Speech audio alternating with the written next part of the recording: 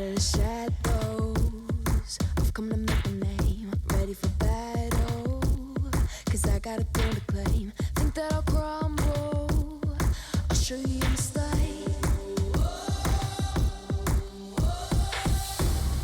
Where you see me coming, better run for cover, cause I'm not slowing down, I'm never going under. I survived the pain, I know it made me stronger.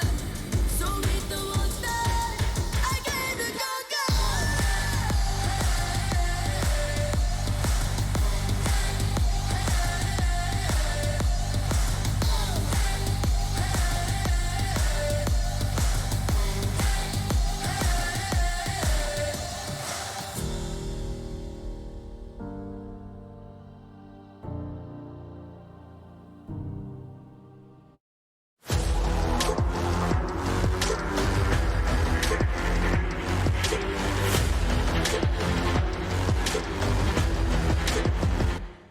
I think we should fight like for all CS region right now, and it will be a hard match because we have really experienced and individually great players, and they have a lot of like firepower.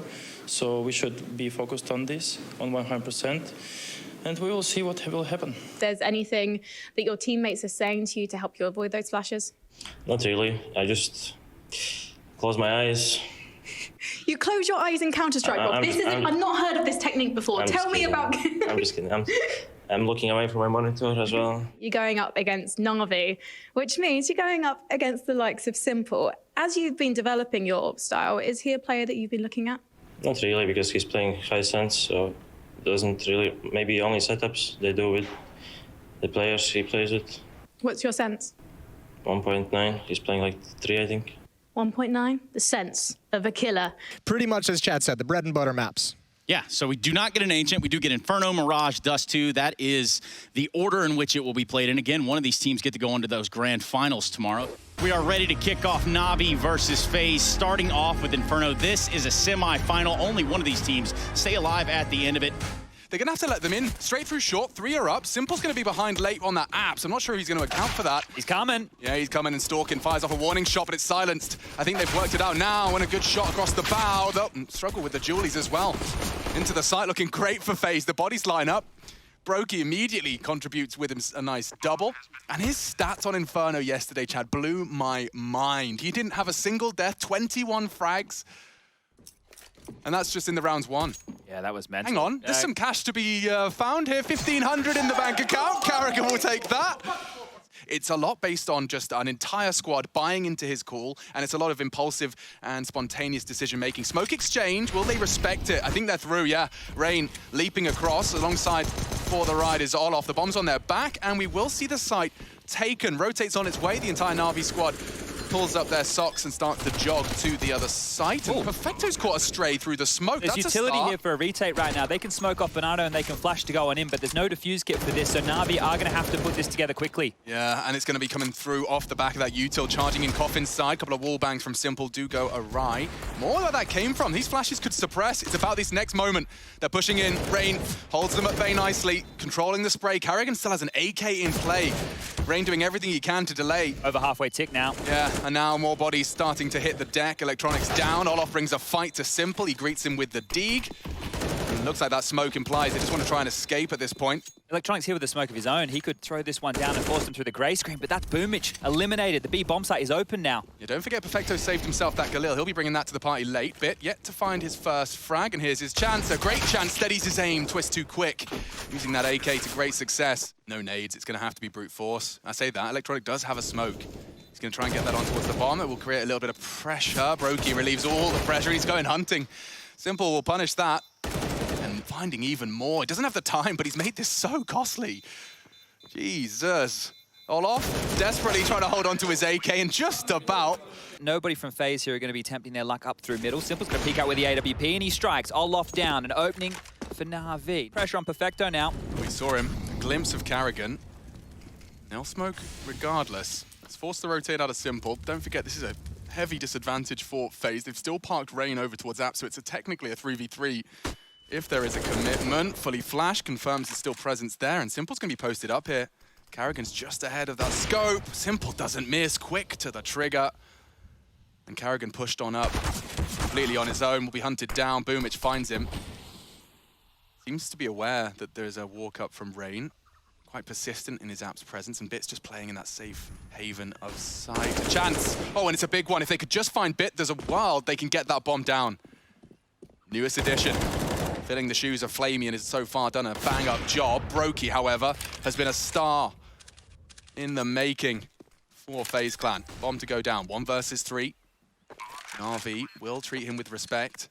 Grouping up, and he's taking some liberties here. Take your time, Simple. Slaps him down, another multi-kill round out of the superstar. And here he is again. Oh, he fires off a warning shot. He runs him down. That is lovely. Oh, they partner up. Brokey does put some bullets down, and Carrigan leading by example. He's managed to bait the shots, pushing pressure now on short. This is a bit of a gamble here if they can force Electronic down. Swinging in. Nice find from Olaf. If they get him as well, FaZe have got the sight. They may not have a chance to get the bomb down. That's a perfect nade. 15 HP combined here. Oh dear.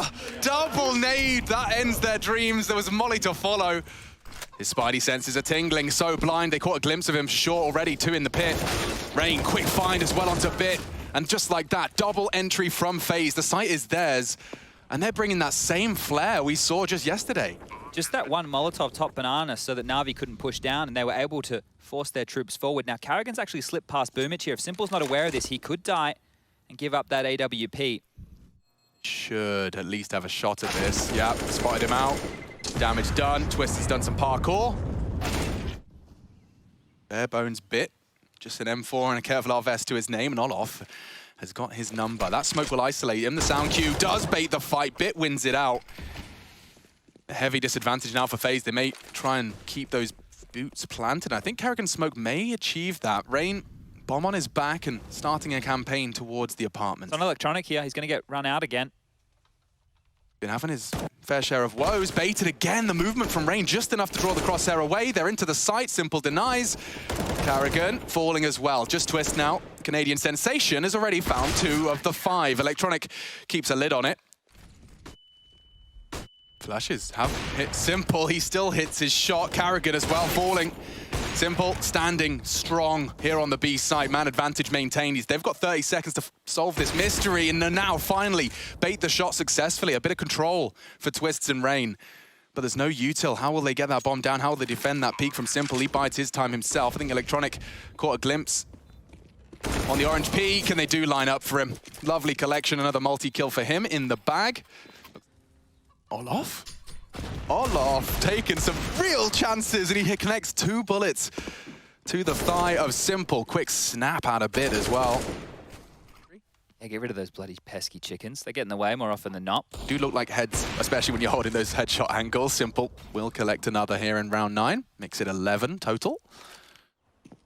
Twist. He's going to be set up for success here. Could have the element of surprise on that re-peak. Did Simple just jump for info? Yeah, tucked down. 2 to find here, and going for jump shots. Not a bad contribution, but it will be 5. Na'Vi will seize the lead. But the guns are back out this time. No T-sided AWP for Brokey, and, well, Twist is going to send himself up banana here. Might get a duel onto Boomich. Bit bait steps. Twist spots out, and Boomich wins the duel. Again, Na'Vi sees a very early 3 versus 5. This is even in those 4v5 disadvantages. Neither of these openers from Boomich and Simple have been responded to. Still looking like they want to go B here. Smokes are in the sky. Good little lurk smoke will nullify Boomich. I say that. He fires off some shots regardless. Fresh magazine required. And here comes the commit. 3 versus 5. FaZe would need a hero to step up, isolate. Looks like Brokey's at least posted 1. They've got another to find. And if they could spray him through the smoke, Brokey has provided the double they needed. Bomb half ticked. Util to be dropped. Electronic to deploy. And that's the shot. That's the duel. Brokey still hitting shots. Finally silenced, but time ticking in favor of FaZe. The 3v5 has taken shape, and all off the back of Brokey. Simple's caught. Oh, and Olaf adjusts into Electronic in the blink of an eye. There's no way. It's the perfect gap. Oh, and a miss from Simple. Carrigan, what are you up to? He's baiting shots left and right. Just dancing with Simple. Finally gets the quick scope, but they will exploit. Double found. Electronic is still in pit. They're going mid to B. They're trying. Perfecto's only got that MP9 as we discussed. They should be able to trade. He's made it count. Great damage from Perfecto. He's delayed them. He's held them at bay. Problem for Olof as well. Na'Vi stabilize. Brokey demanded to clutch again. He's looking the wrong way. Electronic will strike, and Na'Vi will sigh a large sigh of relief. Financial troubles are averted. Or Deagle armor round 1 would be great. And it's definitely not been their strong suit. Carrigan falls early. There's nothing quite like a Boomich, bright yellow, bulldozer MP9. Counting on their individuals with their weapon advantage. Don't forget, no armor really, shouldn't be too much of an issue. And yeah, looks like that's exactly what Na'Vi needed. This time it's from the CTs on the defense. A perfect peek on the flash. Electronic caught a glimpse of more. And he hears the steps. It should just be a brawl. No one's looking. Olof's his next victim. What good find from Bit and Electronic, and they combine for a perfect defense. He's investing into that final round of this T side. Ooh, nice wide strafe. Simple got the trigger discipline to bide his time for that shot. Couple more chances. The nades are going to hurt. Ouch. And if Bit puts his head in the vise first, ooh, Simple. Struggling to hit Carrigan for some reason. Enables Carrigan to at least take Bit down. Trying to get across, he doesn't let it happen. Not easy. And they hold it, lock it down. FaZe did some good work yesterday. Let's see if Carrigan can pull off some similar tricks. He's already here. As Carrigan tries his nutmeg, and it has worked out wonderfully. Good play from Carrigan. Brokey slips the net.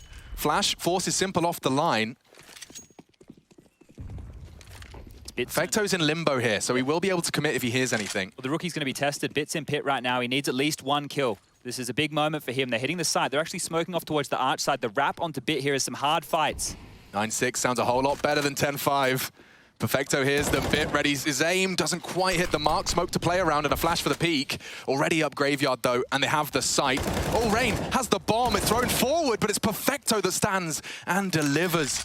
30 seconds, Perfecto taking some chances. Oh, he runs out of options. Nice find. It's Bit that does find and contribute the final frag. 10 for Na'Vi, FaZe's pick. Heading to the defense, let's see if Simple and the boys from Na'Vi. Okay. Alexander Kostilyev, we can do that one. Yeah, and right now he's playing with his keyboard. What is he up to? Is he taking all the keys out? What's going on here? Imagine if we were actually just waiting for Simple to build his keyboard. Like, sorry, I just got new keycaps. Got to change them, yeah. No, Bardolph sent them to me, actually. Gotta... Olaf to bait. Carrigan confirms presence long. They're into the pit. This is the bait and switch. 1 for 1. They won't expect twists. They won't. Oh, but they do. Bit pops off. Triple kill on the Glock. Problems now. Brokey can try and change things. The bomb's still not planted, and that smoke's only going to be a small guise for his bunny hops. They're both getting peppered. P250 will finish the job. Perfecto scavenges it away. Rain, however, kicking and screaming. He knows it's a 1v1. Boomich on the site. Bit did get that bomb down on default. Half health, no armor. It doesn't favor him at all. Norwegian, 8 bullets to ply his trade. They'll secure the round. Looks like 11 is secured, and Rain just being danced with. Oh, it finishes it with pizzazz. He makes it 4. Quite the announcement of his presence into the T side. And these can come into play later in the round here, so not getting away with what they wanted. Retake utility towards top banana. Now everything's called clear. Rain can give that information to his in-game leader. Carrigan gets a move on back towards A, and here comes Na'Vi. Well, that's a good nade. Oh, they evade nicely. Top mid is Na'Vi's, flying that black and yellow flag. Olof, close chance, and throws a nade of his own design. This one, much more successful. Simple swallows it. Bits finished off nicely, kept even as Carrigan's adventure is cut short. Here we go. Twists. He's not only found the frag onto Electronic, he's found a weapon to play as well. They're charging into B, currently smoked. Should be fading shortly. Shortly, yeah. Rain will be at least allowed to tuck into the site. He hears the steps. Brokey's here as well. This is looking good for FaZe. He's in the right place. 30 seconds. It's a question of his next frag. Hard shot. He's found the head. And the rest should be Brokey's. Good find from Simple. He's been brought down even lower, but he's still kicking. Oh, confirms new box, and that's the healthy one. Trying to isolate. Twist walks in. Simple with low HP. You can't get them both. You can! You can! He only needs a Mac 10. Get out of his server. And this is unusual from FaZe. It's something, isn't it? Olof charging down middle as well. You'd think the nade would imply some aggression. Simple. Not caught out. Not having any of it. 25 and counting as he knocks another down. Good catch. Brokey to the toes. But Simple, undeterred. More tags. All have MP9s. If they walk into the B bomb site right now, Na'Vi have won the round, and Perfecto, he's about to get a lot of information. There's one. Oh, he's just seen everything. B's completely open. He's called all that info. What a horrible round for FaZe to go down like this. Na'Vi get to stretch their legs in a huge way. What a risky call by FaZe. Look, I can respect it. You're trying to keep that pressure on. High flash. Keeps them honest. No one slipped the net just yet. Bit, however, catching Brokey. That's great from Twist. He gets away. Long range with the MP9 and Electronics down. 20 seconds, tuck in. And he has managed to get towards the cold Zero box. Olof playing a good despoiler position as well. Bit was last seen in the apps. Big find from Boomich. He'd love to deny. Olof tested, and that's a big frag to find. Rain can't deny. Into the site. Perfecto on the reload. Suddenly a 2v1. They know where you are. They can recover. They need this headshot, and they find it. 3 from Rain on the way in. Over towards top Banana. Ice in this boy's veins, I swear. Hasn't found the shot on that log's peak. It looks like Perfecto wants to have a glance. Nade on his nose. Safe spot found. They may assume it's clear, and they do. Rain finds a freebie. Does deploy it. Simple's already through the CT smoke. Oh dear, I don't know if Brokey caught a glimpse of that. I think he did, yeah. He's acknowledged it's a possibility. If he finds this, that's going to be a 3 versus 4. Boomich into the site. Electronic contributes as well. The site is theirs. Brokey, though, with the AWP would need another, and he's found it. Bit trying to plant. Will he deny? Doesn't opt for the wall bang. Bides his time, plays the numbers advantage. Olof working his way in from Banana. He may not be expecting someone so close. Did he catch a glimpse? Doesn't matter. Electronic confirms Banana's no longer a threat. Mission accomplished in that regard. Brokey knows where they both are, though. He knows he's going to be poolside and Banana. And now it's about timing. Sound cute. Both there, stepping in, Bit delivers the head, Electronic strafes out, and 14 is secured. Yeah, and it doesn't look like Na'Vi are being held at bay by this phase util as much. Playing with fire, quite literally. Nades galore, Carrigan wants more. He's peeking on this. That is brave, he gets nothing. Rain has to do it all, and he has found 2. Is it gonna be enough? The bomb's loose, they may not commit off this. The util exchange, Twist trying to keep them at bay, I think it will work. I say that, Simple straight through. They don't have to bomb, this is very quirky. They'll be holding this for a while. Simple doesn't miss. How is that a headshot? He's aiming at his toes, dude. That's the high sense Brokey was talking about. Well, now he's felt it firsthand. Oh, the bloodlust. Oh, he's looking so high over the smoke. No, get out of here! Get out of here! Simple nonsense in the server tonight. One more kill for 30, easy. Look at him. Jump, no scope, flick around. I don't believe in the devil, but Simple starting to make me believe a little more. He's just here to make you atone. Oh, come on, mate. Give him a break. Give him an absolute break. The smile on the face, I think it says it all. Unless they go arch side, this is all on Brokey. Oh, Carrigan's timing here. If he keeps pushing forward, he might catch them all. Oh, it depends on when they look away. Simple patrolling, confirms they're all there. Brokey readies himself for battle. 5 bullets in the chamber. Needs to make him count. Bit's already called him out. Good shot, combines with Carrigan's for mass. 9 seconds, more shots. Needs to delay. Electronic's the one with the bomb. Simple to bodyguard. He just doesn't miss it. That was his chance, and there goes Phases. Misses his chance as well, so a one-on-one is established. Electronic can finish it right here and now. It's Carrigan to try and step up for his 3rd. Electronic maneuvering around the site. Carrigan on the hunt, just playing with him, and he does extend play. Phase say go again. Well, they keep that one alive there, and it felt like Simple just done enough one more time. That's that bloodlust with Simple, right? The fact that he's just hitting every shot. Util starting to sail. I think they're going to go through this. They are on their way. Brokey opts for the pillar. Rain trying to keep them at bay. The flashes are so good, but he still stands strong. Brokey counting on his teammates. They do fall eventually, but take some with them, and that's a big contribution. Carrigan stepping up. Traded by Perfecto. Perfecto just called Banana clear. They can now focus towards spawn and coffins again. They make it clear as well as the flash goes in. Looking the wrong way. Precise is perfect, and that's Na'Vi. 16. Clinical stuff from the black and yellow Behemoth. 1-0 up in the series and 1 map away from that grand final. His impact is almost impossible to quantify. I mean, if you got to put some numbers, 32 kills, that's ridiculous, 124 ADR. But it's the fact that he's everywhere. If you're FaZe, you cannot avoid him. He's unavoidable. He's like Thanos. Mirage, a place where some of their individuals do their absolute best work, and Olof, his stats on Mirage in this event alone, they're looking good. So turn your eyes to the Swede and see what he can deliver here, because Na'Vi, they're knocking on the door of that grand final. Lots of util. Carrigan's got the incendiary. That's not bad. Not a bad cop. And, ooh, they're in. Needs a headshot. They're just too bouncy. Does actually pluck Bit's head from his shoulders. And now 1 bullet left in the chamber. And he won't have a chance. Jumping into his face. Olof's met Simple as well. And Rain and Twist going to be well disconnected from the pack. Well, Boom just heard this as well. He's coming a lot now. Rain would need the insta headshot Crawls into the crosshair and oof, he's found it. Okay, game on. 3v3. Bomb ticking every second in favor of Na'Vi. Simple to check in on apps and looking for Rain. And oh, it's too easy for him. Just been smurfing in our first map. And okay, couple of taps. Brokey actually aggressing on the reload. Time-sensitive mission for him and just being played with here. They'll be able to run that clock down. It's a good headshot. I'm not sure if Electronic can contest that. Baits the shot, hits it. Lovely stuff. Definitely looks like Brokey's awake tonight. Rain's got nothing to report. He's just been staring at mid after that smoke was deployed, and he's hearing steps now. Every peek he makes is gonna be found. Damn, simple, quick to execute. Easy as you like there. So they've isolated Boomich, but time spent on that, and Simple's been able to push forward. CT spawn removed from the equation right now, and just these upgraded pistols and armor to be held onto. Second round posted, and Na'Vi, though, they are taking their time. They're doing this methodically. Smokes will bloom.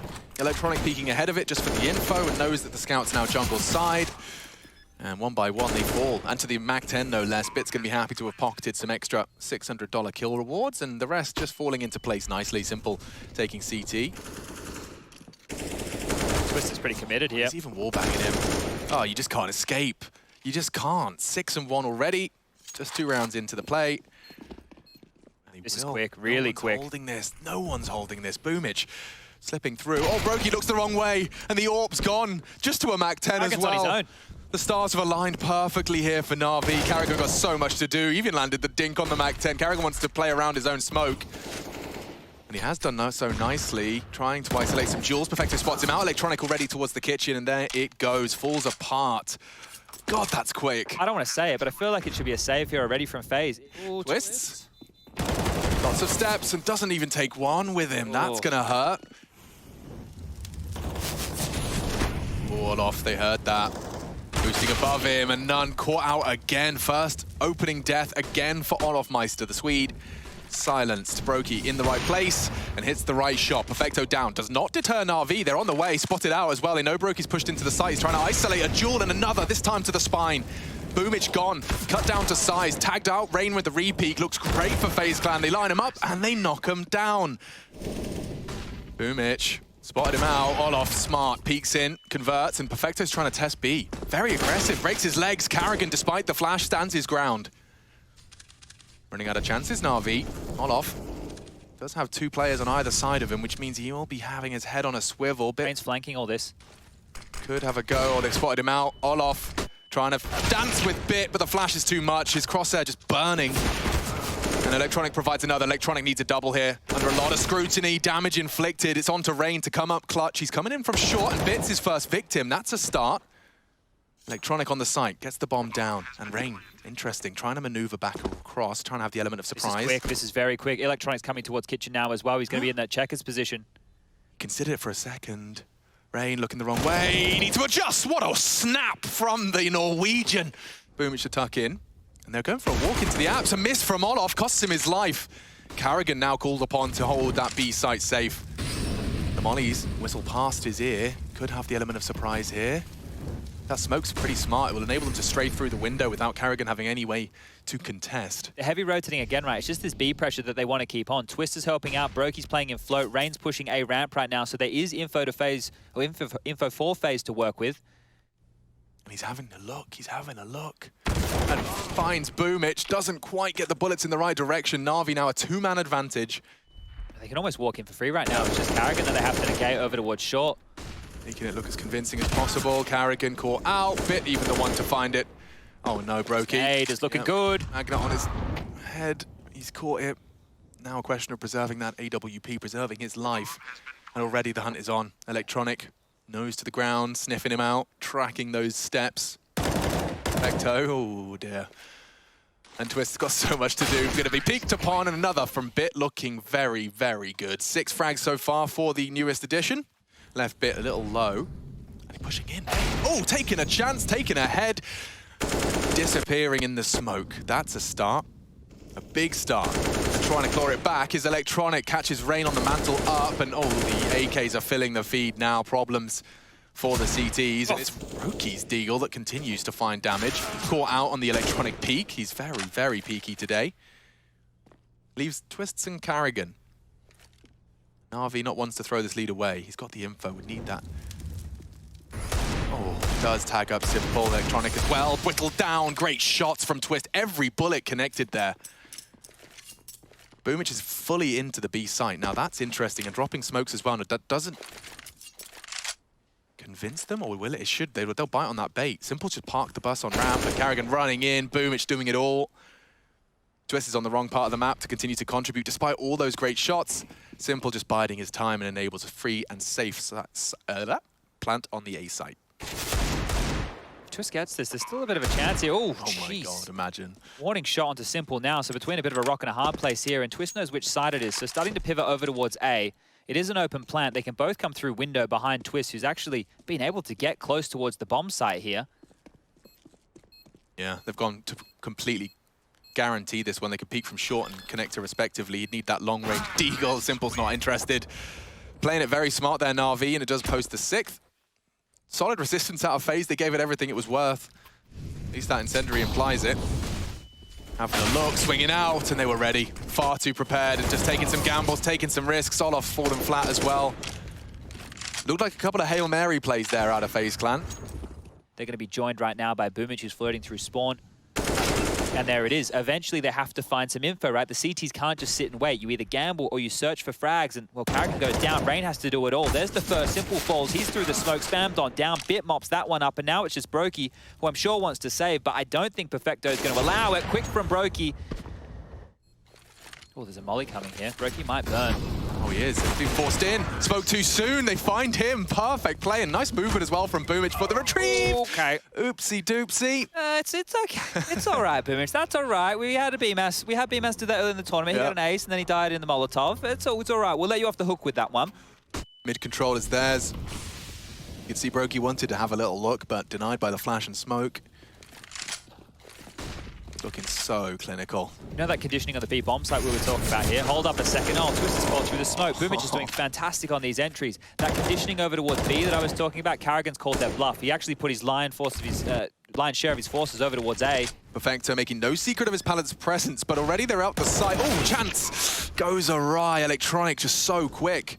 He was second to pull the trigger, but still gets the frag. Rain paid a heavy price for that first, and now on the retreat tagged up. What are they supposed to do, Chad? Desperation stations right now. The thing is, they don't have anything to work with. They wanted to save. That wasn't going to happen again. Bit was already locking down those rotations. He's clears his corners. He's got the angle management of a god, so... Unless he gets baited in. Oh, never mind. Here he comes. Here he come. Simple.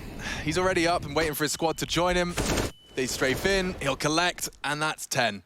Carrigan with it all to do, being cleared out, and it is just so easy for Simple. Let him look for it. Let him look for the ace, right? We spoke about it. One more, he breaks the record. He may as well go hunting now. That's 3 kills to enter the B bomb site. He's even moving through market at this juncture, looking for more heads. 1 magazine as well. That could have reloaded. Yeah, don't reload. Keep those 11 bullets. Get it done in 1.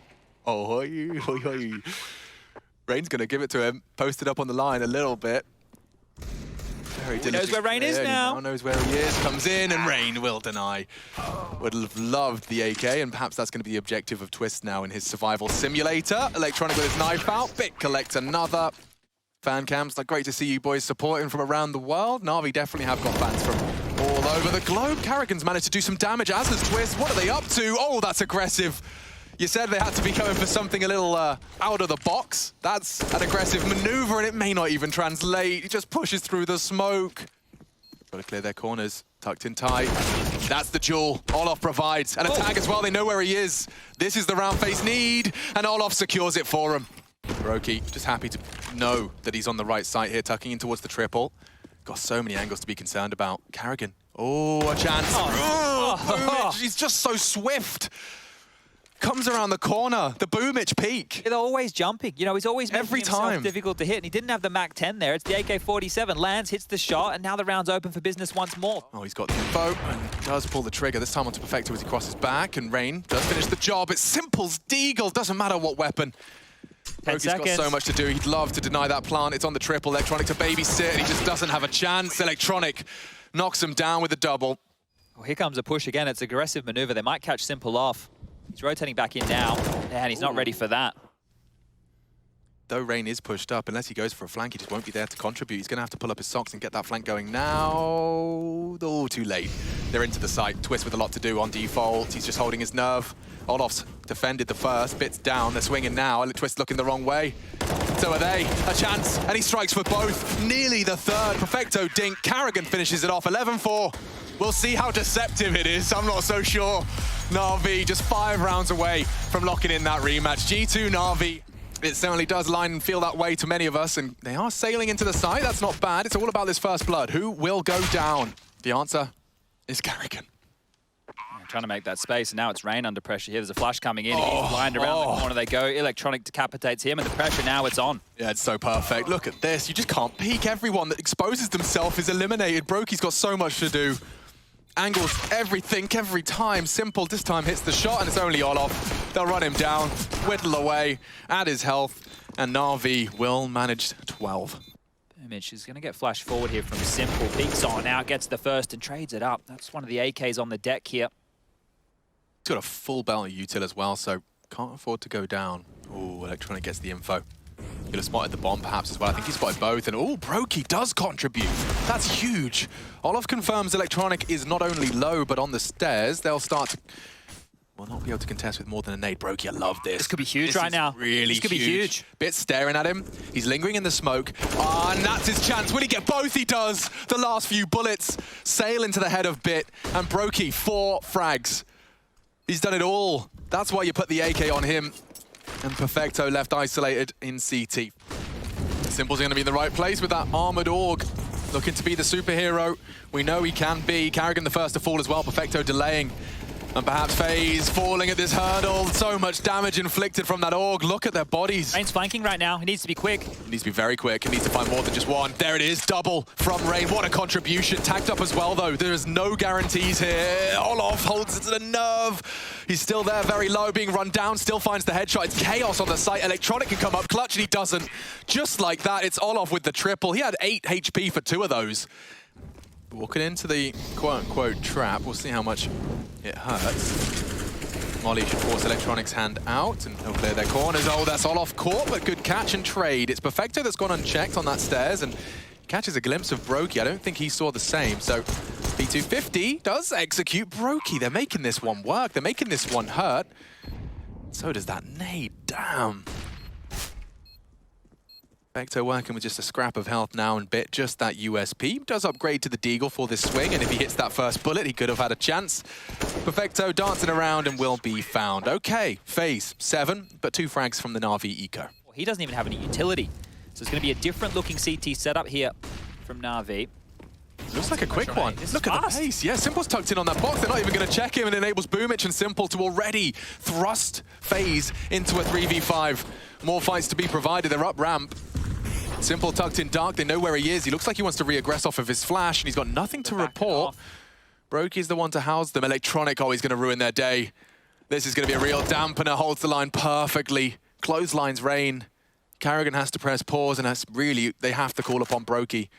If Carrigan keeps going, he's going to lose the bomb as well. He needs to be really careful. Yeah, he has. That's it. That should be it. 13 found by Na'Vi, just like that. Straight back into the control. Twist does drop. Oh, they have to go through. They have to go through. And Perfecto's in such a good position. Only kept honest with one. They know Bit's close. Damage inflicted. Olof will fall. Boomich supporting as best he can. Will be traded. Okay, 3v2. Running out of time here. Brokey and Twist, though, the best candidates, the best aimers on this squad. Brokey caught out, looking for the transfer. Boomich can't. Oh, and Simple tags him up. He knows where you are. Tries to swing out. It's Brave in the 1v1. Simple. Trying to dunk him. It looks perfect. He's calculated, done the maths, and he knocks him down. 1v1, 1 with the HE. Be pistol upgrades and over towards mid quick. Lots of nades towards window. There's Electronic off to. Off the flash, they're lined up. Oh, and it's just a catastrophe for FaZe. Twists, that AK we discussed, does fill the feed for some. And Twist could be caught. Simple doesn't hesitate, pulls the trigger. It's over now. Brokey's Deagle, however, looking to voice concerns. He hit the banger, can't hit the easy close. It's Boomich that secures 15. RV want to finish this one with style. Electronic mantles up, stands, and only delivers the one. They're bleeding, though, as Bit will finish the job. Karrakin just charging through the smoke. They know it's over, and so do we. Finishing it with style, looking for the no-scope. It's finished off, and that's 16. Na'Vi versus G2, the rematch. Looking for the back-to-back in LAN. 500 days separating them. Karrakin, when you came to Cologne, did you expect the phenomenal run you've had here with FaZe? No, obviously not. I mean, I even said it after the first map against Na'Vi here. I told the guys, if you had told me before this tournament that we would be down 0-1 in maps and be in the semifinal playing Na'Vi, anybody would take it at any given moment in this team, right? So today was a tough day, not gonna lie. They played really well, outperformed us as tactical and a video level, and we didn't really have a chance today. And sometimes you just have to take your head off and say well played to the other enemies, because they did a fantastic job today. We still need to fix a lot of mistakes, because sometimes we keep doing the same mistake, but not that often like before.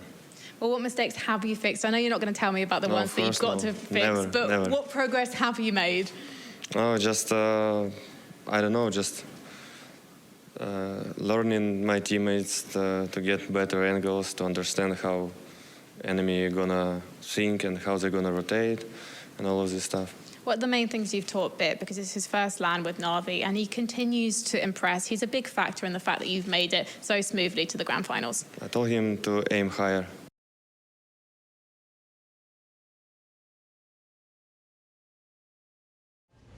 Intel Extreme Masters Cologne is brought to you by Intel, Acer Predator, 1xBet, DHL, Monster Energy, and Coinbase.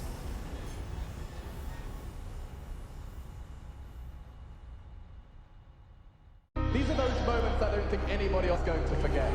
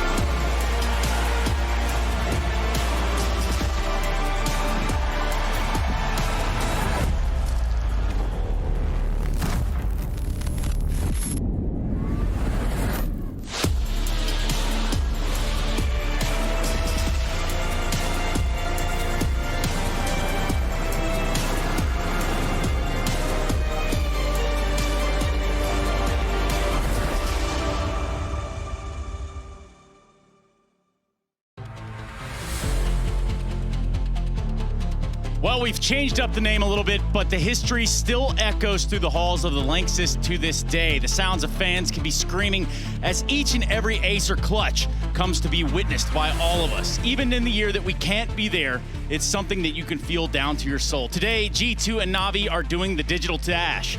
Its winner takes home the prestige, loser regroups with their head high. But let's be real. Winning this event may be one of the most important take-homes either team has had. 500 some days ago, we last saw this matchup on LAN, which fatefully was the last final that we had offline. Welcome back, everybody, for the second installment of G2 versus Na'Vi for the Intel Extreme Masters Cologne 2021. My name is Trace. Welcome back. I'll be your host, as I have been all for the past 2 weeks. And alongside of me will be the gentleman known as Jason and Maniac.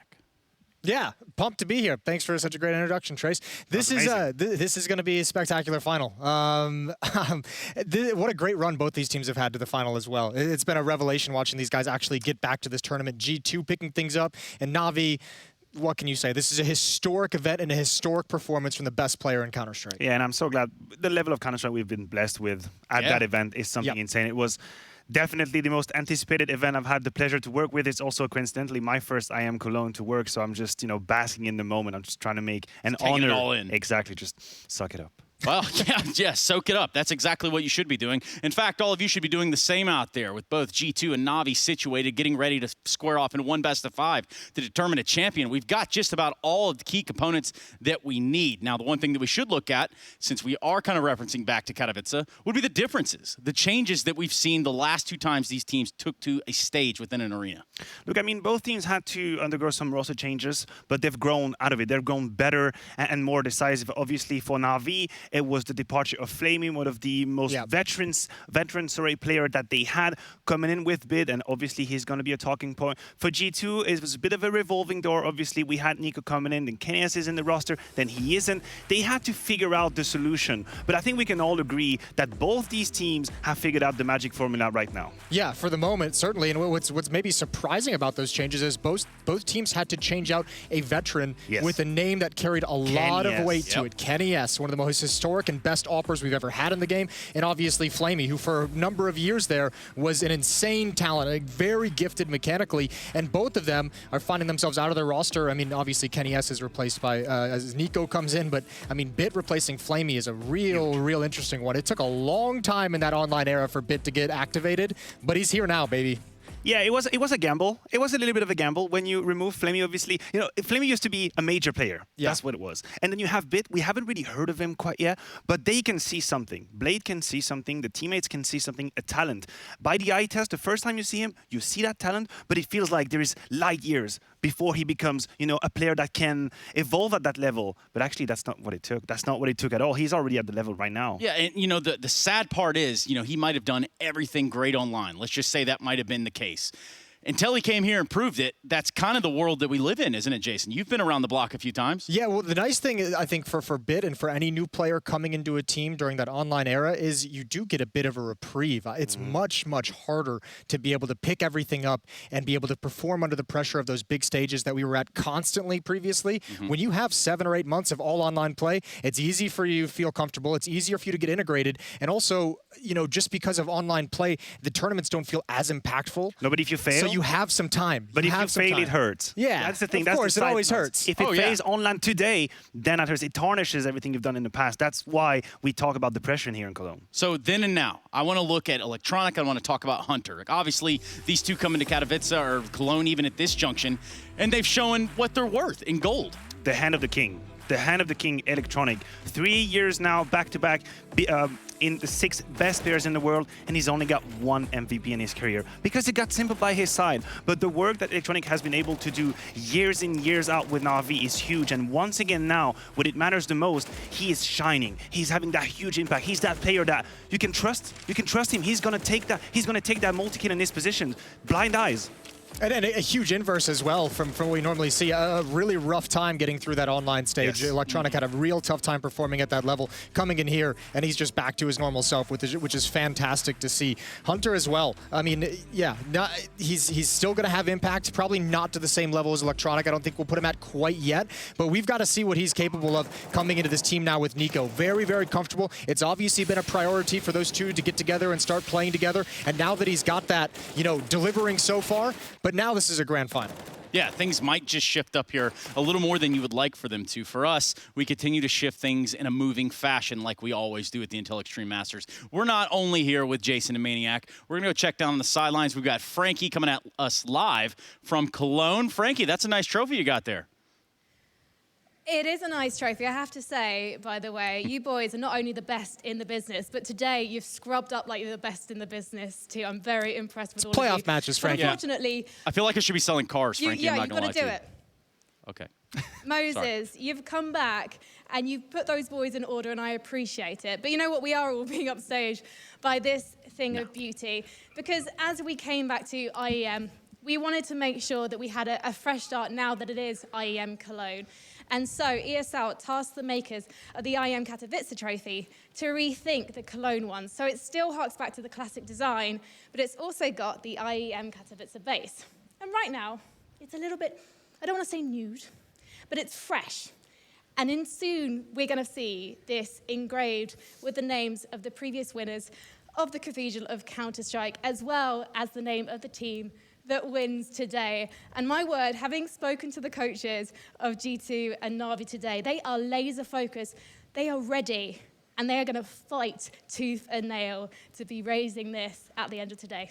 A lot on the line, Frankie. You've absolutely nailed it there. Quite the setup you got to. We've enjoyed talking to players through you all week. We do appreciate you, Frankie. And, of course, we'll be checking with Frankie Ward in between maps. She'll be on the sidelines kind of catching up with everything that's going on within the players there in the very front lines. Of course, Frankie in the trenches. That's probably the best way to put it. Speaking of being in the trenches, let's bring in our commentators for this one. This is a big one to be commentating in the first place. We've got Alex Machine Richardson and Chad Sponge Burchill, as they're formerly known. Yeah, dude. I mean, what an honor it is. I mean, ESL One Cologne was always one I would attend. You know, I was in the stands. I remember getting the goosebumps. I remember just being privileged to have done the. I think initially I casted the group stage games. You did some fun desk segments. Did some desk segments. I had him in a Vox Eminor jersey back in the day. And so, yeah, there's a lot of history for it. But to be not only given the opportunity to cast it as it now stands back to LAN, IEM Cologne, but we've got ourselves another LAN head-to-head that we're not quite familiar with. Yeah, this one here, Trace. I don't know how you and the boys on the desk are feeling about this, but there seems to be a bit of a community sentiment that this is going to be Na'Vi coming in and blowing them out of the water as per that final in Katowice that Alex is talking about. Is that what you guys are feeling over there? I mean, truth be told, we looked at Katowice and that was very one-sided. Yeah, Let's be honest. It was a bit hard. Look, I think, Chad, the way we look at it is that G2 have to buy, they have to buy our trust, and that the fact that it's going to be a grand final, they have to buy it. Too soon? Sorry. Well, he cost a lot, right? And this is the thing. Let's be honest. If we're actually going to frame this one, that is the difference maker. He wasn't there last time around. Sure, Bit wasn't there either. But now that Nico's in the server, he wants to be a star, right? He's a functioning member of this team. But if he's going to step up, this is the time to do it. Yeah, but have you seen the form Na'Vi are in? That's what the community's thinking. I completely understand why the community's sitting here going, expecting another bang-out 3-0. Jason, is there anything you can give me that I can hold in my hand and believe in the G2 project against this Na'Vi? Yeah, you should. I mean, they've grown a lot throughout this event, and they've gotten better as this event's gone on, in my opinion. And obviously, from some of the online performance, they've stepped up. And again, you have to just rely on the fact that if you're G2 and you bring in Nico in this fashion, that's a power play to get you trophies. You have a lot of great pieces. That's the cherry on top of that beautiful ice cream sundae that's going to bring you a trophy. Yeah, and their mental fortitude, Alex, as well. You know, you look at G2, and they've won 16-14 the last maps each time against Gambit and Astralis. To me, that says something, right? That's a group that believe in what they're doing. They deliver in pressure. They deliver in pressure for that you know, that roster. So I believe in an upset. I do. All right. Well, I'll see it manifest in front of us while we're commentating. Yeah, sounds like they got lots to break down. Yeah. Good luck. Have fun, fellas. A lot of things to go over here. Thank you very much, gentlemen. That will be Machine and Sponge who will be commentating this best of 5. So they've got their work cut out for them, especially when it goes to about that 4th map and they hit that screaming stride. For us, we need to start screaming our way through the Epic's GG rush. Yes, indeed, Jason. You and I, we went a little bit head-to-head. We look good. We look happy. Smug. We've had quite similar composition. Just I went with the right one. You obviously went for the wrong one. Can you explain to me why you didn't pick Hunter and why it's wrong? Yeah, because did you see the way Twist is fragging at this whole event? He's gonna spank everyone. Like he's probably gonna beat your Simple on my team. Oh. Listen, this is just not looking good for you right now. I have Robs obviously holding on that A side. It is the Hunter and Electronic duo on B. Please give me your best duo of rifles there to hold my cards, hold my fort. Jason, roll it back a few years and commentate this. Oh no, that's an entry down there. Just an idea. Yeah, but this is a contact play up the stairs as well. It's all good. It's good trades. There's my boy Twist. He's coming in hot. Simple is coming from mine. Simple is coming, and oh my god, he's not going to miss it. Obviously, and now he's just on to Nico. I don't want to say I told you so because he could. I did not even break a sweat. Look at somebody's really messed with the numbers. Come at I think me they fudged the numbers on this one a little bit. No, it looks pretty clear cut. The victor is Maniacs right there on the screen, Jason. We're going to go with an exit interview from you first. What do you, any words? Yeah, all things considered. CT-sided map. Yeah, I agree. Yeah. Epic's GG Rush segment. Thank you so much, gentlemen. Albeit Matthew is the winner, and we're going to keep that in mind, especially when we start to look forward into the game at hand. The Grand Finals of the Intel Extreme Masters Cologne 2021, featuring Na'Vi and G2. We'll be right back after this break, everybody.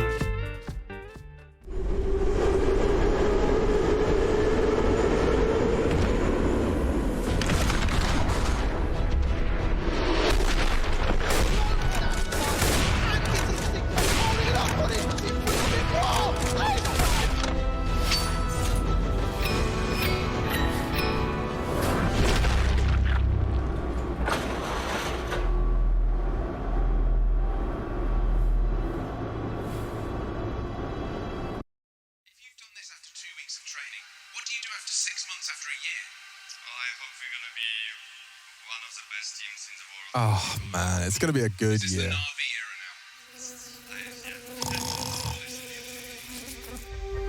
Huh? Where am I?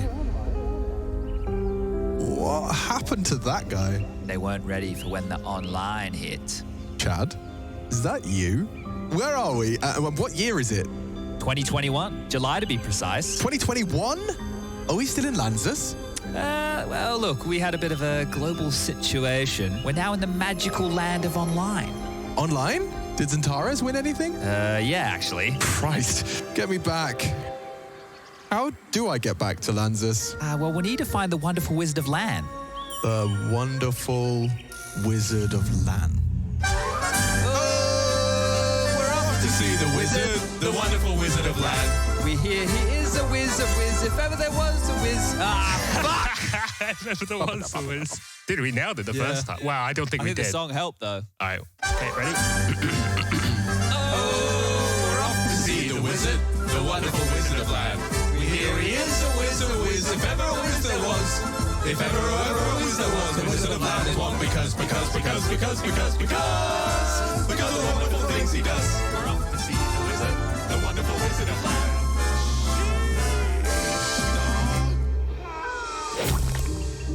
Oh, Christ. There goes the old back again. All right, mate, it's a long journey. Let's see what you remember.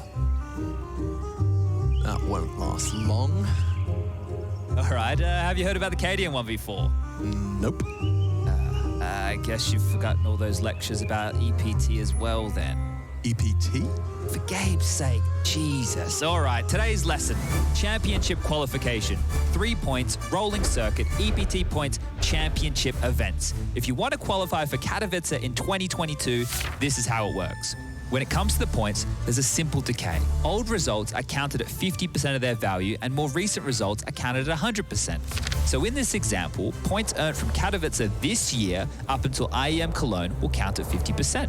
Teams competing at Cologne are off to a great start. Any points they accrue at Cologne and onwards will count at 100% of their value for Katowice next year. Let's take a look at the number one team in the world's path right now. Astralis? Cool. I do hope Device is doing well. Gambit won Katowice. That earned them a shitload of points. Second place at EPO and DreamHack Masters, where they earned a shitload more. Ah, so they didn't play IEM Summer. No, actually, they won the whole thing. But you remember the global situation I was telling you about? Bit of a snafu. But don't worry about that. Their hard work from IEM Summer will be recognized at its full value for the next championship event. Oh, we're almost here. Is this where the Wizard of Lan lives? Hello? Hello, Mr. Wizard? I was told you can take me home. Back to Lanzus. Have you tried turning it off and back on again? Yes, a few times, mate. I'm not a complete noob. Okay, my bad. Well, hold the power button and repeat after me. There's no place like LAN. There's no place like LAN. There's no place like LAN. There's no place like LAN.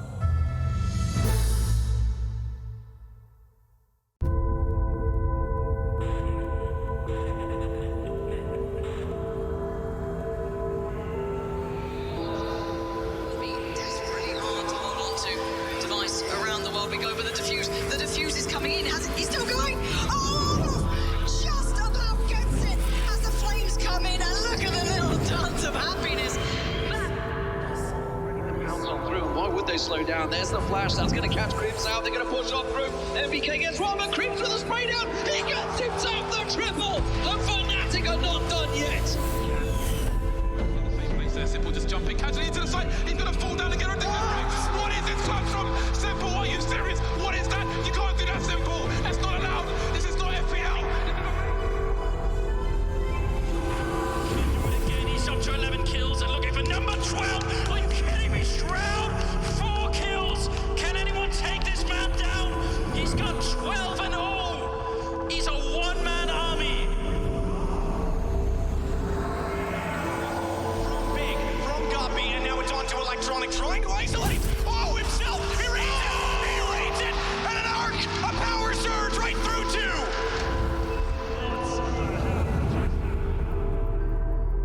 He's going to get that shot, and it has to feel a little bit good out middle of the air to take down Alex, and now they're pushing. Oh, you are me kidding me? He takes every single one from nothing to the AWPs.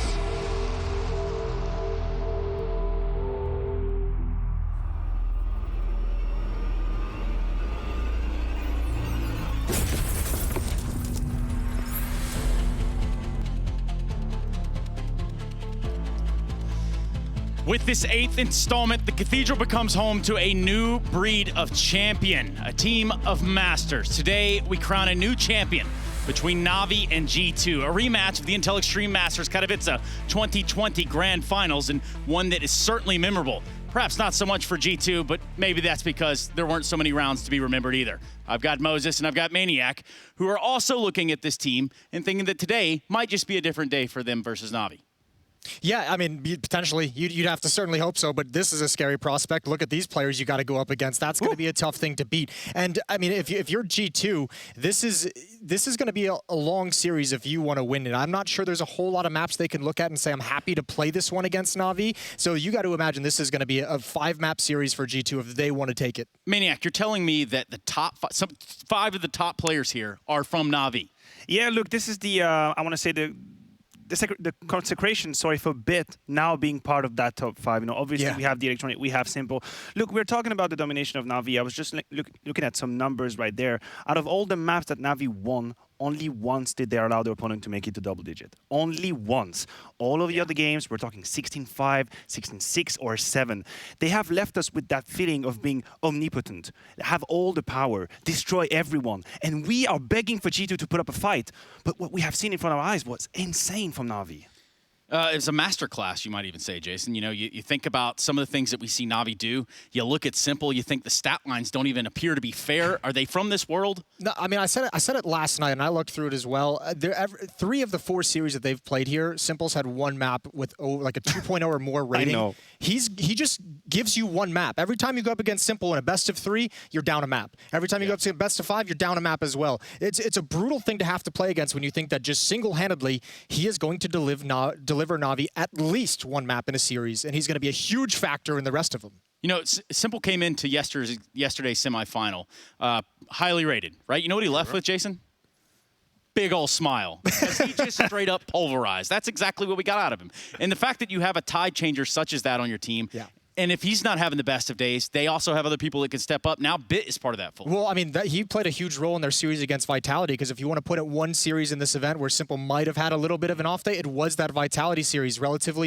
I say relatively quiet. He still had incredible ratings on a couple maps. He didn't hit that 2.0 in any of the series and had a pretty lackluster first map, but that was where Bit actually carried them. When he was having a tough game on that initial overpass, Bit actually took that map. So now he's got people behind him that can support him on the off chance that he's having a rough game. Yeah, and, you know, rough games, that's not really what we're looking for. We're looking for the best of the best to be, displayed right here and right now, which is exactly why we've picked these players for our Epic's GG players to watch. Today, we'll witness a head-to-head between 2 of the greats in this global offensive era. In the past couple of years, since the emergence of a young Frenchman called ZywOo, NiKo's quest for the title of best player in the world has somewhat faded into the background. But it's not for lack of trying. The past couple of years has seen NiKo take on in-game leadership in FaZe and try out the AWP more recently in G2.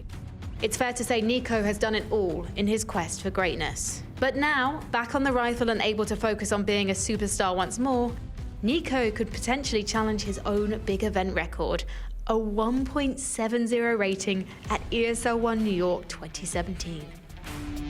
Despite being ranked in the runner-up position to the Frenchman who must not be named for the past 2 years running, Simple has proved countless times this year that his skill ceiling knows no bounds. In fact, his IEM Cologne rating increased to 1.56 yesterday after his match against FaZe, and his performance trajectory, along with his flick shots, show no signs of slowing down.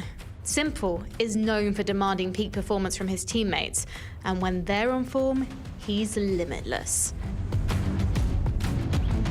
Prepare to be brought to the edge of your seats as these 2 legends set the bar higher than ever before. Malik, tell me what you think of Na'Vi's tournament run.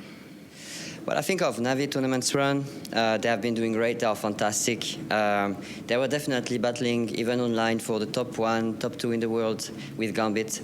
They are actually one of the only teams that were able to do it online. And now they came into LAN and they did where they left off with Katowice, which is like super nice run from them. Flawless semi-final yesterday. They did the same against Astralis in Katowice on semi. So yeah, basically it's the same beast. Okay, nothing different from final in Katowice, and we are just hoping to us ourselves be a different beast this time. You have so much more experience now. Is that what's going to give you the edge over Navi? What do you think is going to win you IEM Cologne? I think what will give us the win in Cologne is that everything is reset when you reach the final. I think we have the revenge in our minds since a long time as individuals and as a team, and we are really fired up for this. And if we can catch any momentum we have here and there, it can definitely get us to the line for sure. Blade, tell me what you think of G2's tournament run so far. Great tournament for them. They're doing showing good CS, and they're climbing to the #1 spot. A tough opponent. What do you think they are like form-wise in comparison to Navi? I think if we will show our best CS, we will win. We just need to find this momentum, find this mood, atmosphere, one synergy for the whole team. Obviously, you have some extremely experienced players on your team, but what ultimately is going to win you IEM Cologne today? Confidence. I think our confidence will matter a lot. Nothing to do with Simple. Simple is also a huge factor, of course, but he is part of our team, part of our system. Udachi, thank you so much. Thank you. I'm working on my... Simple v Nico. Now, of course, this is a battle of superstars. We have them squaring off in a grand final, which is amazing. All things considered, the numbers are going to speak for themselves, but speaking for himself today would be the #1 Nico fan in the world. It's Janko Paunovic, everybody. Bring him in, round of applause. No? Yeah, there you go, guys. Oh, wow, guys. Yeah, wow. There you go. There you have it. The mic's not picking up the crowd, Janko. Yeah, it's the crowd's We are the crowd. Janko, talk to me about the this. biggest crowd that we have. Yeah, I think I first have to say you guys are all looking very sharp today. I don't know how you managed to get Trace to wear a tie, but congrats on that. Shout out Maniac. It took a lot of convincing. Maniac. Yeah, that's Maniac. But yeah, obviously very excited for this one. Simple versus Nico, as well as the two superstars of the team. Interestingly enough, they have the same number of titles, right? Simple is, of course, leading in a number of pretty much all the individual accolades, MVP trophies, best player in the world, and so on and so on. But I think these two players are very similar in a way that that's not something they really look at all or care about that much. They're both just willing to do whatever it takes for their team, and they're both just thinking about getting those titles and winning as a team. Now, you know, I look at this overall, and I'm thinking how cool it's got to be just as a feeling. Look, I love these two players going head-to-head because they have such similarities in their career. As Janko said, they have a lot of accolades. They've won a lot of trophies. They've won a lot of individual awards. But when you look at the path they've both taken, Simple joining Navi, that has been an experiment of trying to find the right people and players around him in the team to enable him to have the success he deserves in the hunt for a major. When you look at Nico, he's been doing the same thing ever since Mousesports, right? It's like joining that super team of FaZe, getting all the all-stars on the roster, and then trying to realize, oh, maybe we can't win with all rosters. Let's find some more pieces that work and fit around me. And both of them have been experimenting and trying to bring in different people. Nico's op, Nico's in-game lead. He's tried everything to find success. So their careers have both been, we are some of the best players, and we need to find that supporting cast. And somehow the success does not match the skill yet. That's what's insane when you talk about Simple and Nico. You look at them on an individual perspective, and obviously you can see that they are beyond gifted. And the impact they will bring on a server is something that no one else can match, whether it be with the rifle or the AWP. But then they've actually not, racked up 1 million trophies. Janko touched on it, 11 trophies each on a span of like a 5-6 years career. Both these players were 5 years in a run in the top 20 of HLTV. That is how much history we have. Only once did Nico outclass Simple, only once out of these 5 years. But we're going to have to see on what maps they fight, but it's going to be electric nevertheless. So what it comes down to here, right, is not necessarily who's got the permabans, but what order the maps come into. Janko, are you still with us? Yeah, I'm here, Trace. I agree with that 100%. I think it's going to be very difficult for G2, no matter the maps or the order of maps. We're probably going to see a nuke for Navi very early on. They decide to go for Dust. And I think for G2, they have to be on their A game today. Anything besides the best that they can offer, I think we will see a repeat of that Katowice Grand Final. Yeah, I have to agree. The only question I had with G2 was were they going to throw Ancient in the mix, but they Ancient don't. Decider? They don't. I mean, Ancient could be the last one. They stick with Mirage, and we're going to have it. If we go to map number 5, this is going to be Ancient. But, you know, the 3 first map, 2 teams, both teams extremely good on these maps. This bodes very well for the show. Yeah, and that's exactly what we are looking for right now. It has all come down to this. Just one day featuring the best of the best. The days of sipping soda in your room without any pressure are over for these 10 players. Now it's time to shine. First LAN back, baby. Listen, massive kudos to everyone who managed to get this on. Gutted I'm not there, although I feel like I'm with you in spirit. And with that in mind, how about one of these, just to get the action underway? And yes, I have just done my hair and shaved for this. Let me summon some power. Ah! You!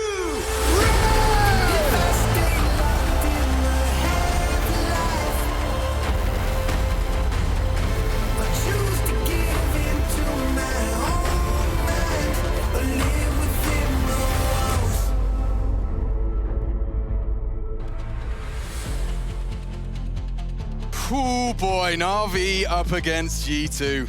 It's a treat, and the fact that it's the first LAN back after seeing them go head-to-head, G2 definitely going to be looking to do a little better than the 3-0 we saw previously. Yeah, they have to be fed up with being a meme at this point, sure. There's one thing, you know, making fun of yourself, having the jokes about it, but getting into this position again, right? Last LAN, all right, cool. This time, you've just had a year and a half for the majority of this team to think about it, and you've brought this man right here, the star, Nico, into the mix. Going to be excited to see how we go toe-to-toe here today, and I'm hoping for something better than a 3-0. Because everyone's put like pre-game rituals, you know, it's like wipe the sweat off your chest, take a deep breath, fist bump your cousin, fist bump your teammate, and just get back into that game state, that flow state you want to be in. You can't let a round slip away just from your mind wandering, starting to think about the ramifications of your actions. You just got to be in that moment, live in the present, and put your best foot forward. Oh, Jesus Christ, it's happening. Grand Finals, best of 5, and it starts on Dust 2, G2 up against Na'Vi. Interesting setup already here from G2. Nobody over towards A. They're playing 3 towards mid doors, 2 towards B. 1x bet odds favoring Na'Vi. The CIS squad, quite heavy favorites, actually, all things considered. And already we have an information play coming through the upper tunnels. Perfecto might get clamped in on here from mid and upper dark. Yeah, but it's about the information he gets off the back of that. So he spots a lot, knows their doors, knows their tons. Na'Vi would say, surely surge forward on long. And naturally, Perfecto takes one with him. They're on the hunt, and it's cost Hunter his life. He could even take more. Bits already neutralized Nico. They have the sight. They surely have the round, just like that. And Perfecto with some high impact in these tons. And he's keeping him so busy. The whole rotate's being kept busy. Look at this man survive. Finally, they put a bullet into his head. That's all the info as well. Perfecto stayed calm there, and he's given them everything they need to win this pistol round. The bomb's down. It's ticked by about 10 seconds so far. The retake 3 on 4, not going to be easy, but there is a kit in play on Nexa. Yeah, and a single flash. Simple P250 finds his first frag of the final.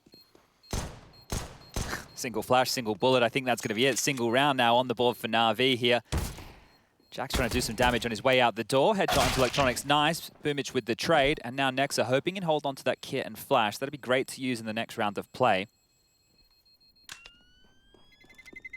Interestingly enough, Na'Vi is 0-2, converting their second rounds after winning pistol on Dust 2. So just keep your eyes on that. We'll see if they can buck that trend early. It was a lot of Perfecto's hard work here. Not only just keeping them busy and getting that info, but surviving so long, maintaining that information, the rest of his squad able to just crawl up long and convert a must-win pistol. Okay, well, look, I want to put all the praise on Perfecto early there. Sure, he was in the final with this Na'Vi roster last time round, but he's still one of these newer players. He's been playing Tier 1 Counter-Strike online for the last year and a half, had a little bit of LAN experience before that. Maybe you'll remember Simon Gaming. But still, for Perfecto, in a moment like that, to stay calm, that's what you want from a player like him. Now, we just have this default spread. The biggest problem here to get past is Jax on that scout. And, well, he's actually over towards the B bomb site. Looks like Na'Vi are gearing up to go out mid to B.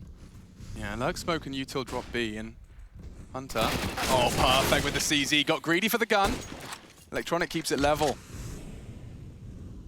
Oh, they lost the AKs It looks like they've just juggled it towards Simple, now to Electronic. Oh, straight through the smoke? There's nothing that Simple could have worked with there other than his intuition. Oh, he's had a lot of that, hasn't he? Yeah.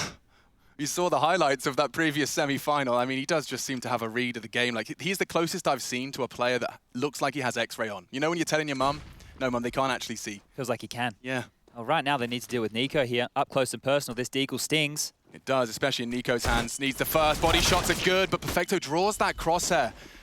And as this round does peter out, Chad, I think that's a conversation I'd like to have, because we're going to see a lot of it. But from your professional player standpoint, when you were playing, you weren't jumping around corners in the same capacity we see from Na'Vi. No, even just weapons weren't used to the same potential as they are now, right? Yeah, sure, we'd buy SMGs on the anti-eco rounds, but it wasn't actually, the nuance wasn't there to the same level. And Boomich and Perfecto, they play those supportive elements, opening up sights with their presence alone. Those jumps, they force that crosshair wider into more awkward angles, and you saw that just there. Because Nico, traditionally, right, you get him with a deagle in hand, we're always thinking, yeah, he's pretty good for one. Well, they've just made that one of the hardest kills to make. If he doesn't land that shot immediately, he has to adjust back, and he gets taken on down. So 2-0. And this is what you're looking for Na'Vi. Sure, there's a casualty, bit goes down, but it is still considered a clean round, because you have to go for some information somewhere. So good trading. 2-0 now, and Simple on the hunt. He is going to find Nexa. That's nothing carried through to the next round here, and this is where we will be looking at G2, keeping it very, very honest with their purchases. Lots of paper on the desk of all the players here, right? During the timeout, if you forget a strat, maybe you need to reference it. It's great to see the books, everything. I mean, you talk about books. Bit's young enough to still be having his school books on the table. I mean, he's 18 years of age, stepping into a LAN Grand Final. This is what we were talking about. You can see it basically guarantees, like, if he ignores Perfecto, he's dead. If he doesn't ignore Perfecto, he's dead. And that's crossing your T's, dotting your I's, and the embodiment of it. Well, here it is. It's going to be the 5 USPs. They have Hunter over towards that B bomb site. Now, he's going to see a lot of that once he gets onto the T side. We've noted throughout this tournament his flanks through the B bomb site when they are on the attacking side can be a bit of a nuisance. Now, look at Electronic. He's going to catch a glimpse of an awful lot. Hello, everybody. And that'll be the cue for G2 to remove this stack of stinging USPs. Still a bit of a blender to deal with right now. You've got Perfecto in lower. Bit still over towards spawn. Boomich was back of Palm Tree Catwalk there as well. G2 are in the right place. The problem is here, it's the weaponry. Really not a whole lot they can do here if they're hitting a couple of things. That's looking great, but Electronic starts to rip off some heads. Simple will chime in as well, and Jax, he grabs one short, but that one's mopped up. 3-0 for Na'Vi, and oh dear, they didn't get that across, or did they? No, Simple's got nothing in his hands, unless he threw it. He died. So I think Bit did get there in time. Okay, he used those go-go gadget arms, was able to pick that one up. It did look far away. All right, well, now we can actually get into the nitty-gritty, and eyes on Amanek here. He brings up the AWP, so does Simple. Now, Amanek, he's been very, very handy. He's been looking fantastic, filling that void and actually making it work. We need to see a good performance here. A lot of CT utility deployed to contest for this, and Simple will be locked out, and so will his teammate. It's Perfecto that's on the blue bin, trying to dart back into safety. Oh, they're going to molly him out. What's he supposed to do? He's completely locked in. He can just live here. All this info is great. The team can take territory off of this. There's 3 players trying to deal with Perfecto right now. Amanek's cheating back over towards Cat to deal with that. Hunter towards Spawn, and Jax isolated on that B bomb site. But Perfecto is still alive, and he's being pushed by 2. Oh, he takes one with him again. Flashbacks to the pistol. Again, just forcing the CT's hand. A 2-2 split of what remains of G2. We do see the Vanguard smokes deployed. It's all smoke and mirrors. Hunter's on the rotate. Jack's pushing aggressive. Electronic a chance, and that's the B defender gone on his aggress. Oh, and they're just coming too thick and fast. Fights on mid, one out. Smokes are perfect. Look at that. You can see it from the CT's perspective. You don't even want to push the CT smoke. Yeah, right there. They play with the rotations fantastically. Once again, Perfecto staying calm, and I'm very impressed by this in the early stages. He was under a lot of pressure there. The fact he takes one with him is great. It's information again. And then that kill onto Jax from Electronic, just biding his time. They had to go for an info push. Now, how much do Na'Vi want to hunt here? They've got the bomb down. Perfecto's over towards CT spawn. Electronic, Boomich, and Simple are all now combing through T spawn. And when you look at the clock, the bomb is now just halfway ticked. So they have over 20 seconds to try and find Nico and Amanek. If they can rip these guns away, that's perfect. Max loss bonus, sure. But we know that CT-sided economy, things cost just that little bit more. It'd be really good to hold on to both of these. Nico's held onto his Molotov for long enough, I think. Extinguish. Electronic if he wants to. Yeah, I might go for a last second extinguish. Nico's going to be tucked in on that blue bin. And they'll let them have it. Okay. Well, we've seen what happened when you let Nico hold on to a saved AK before. We've already seen that in the tournament. Now, if he's going to pull off another massive round like that, yeah, props to him here.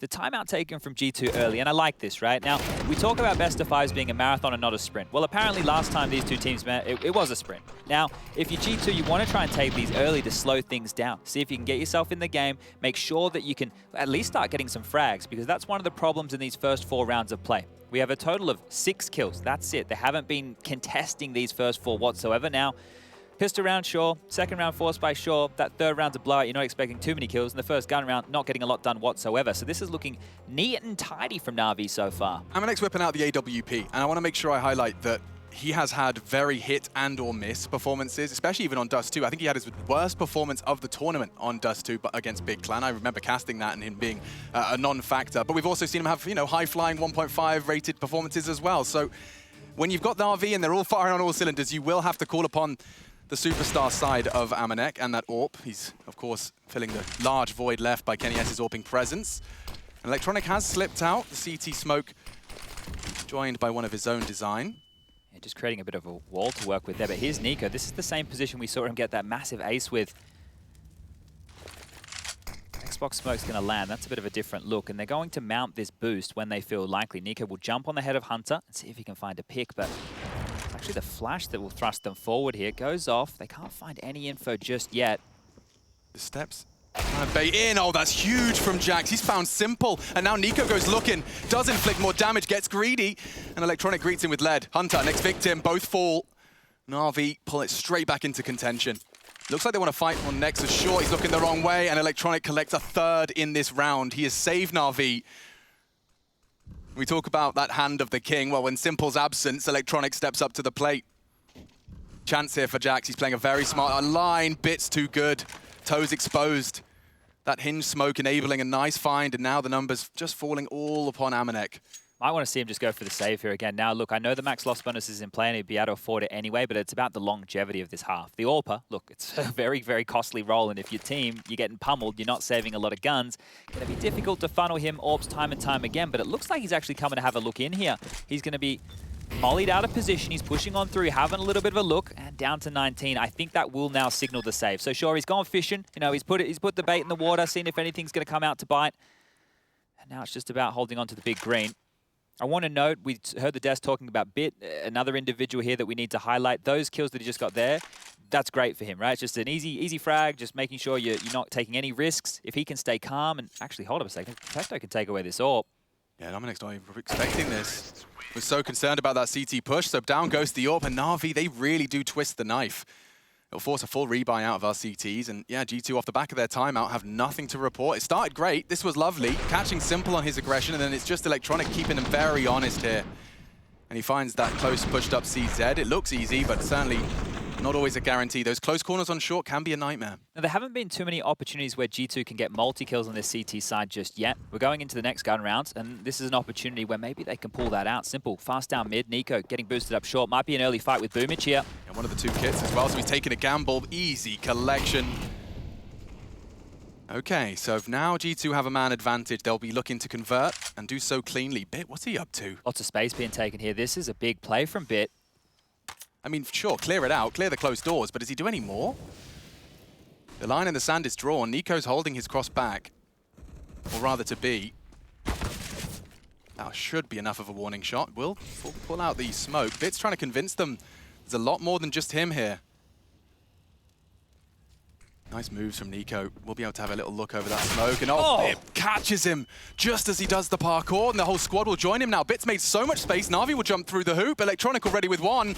Hunter would need more than 1. A 3v3, sure, but they're knocking on the door from tunnels as well.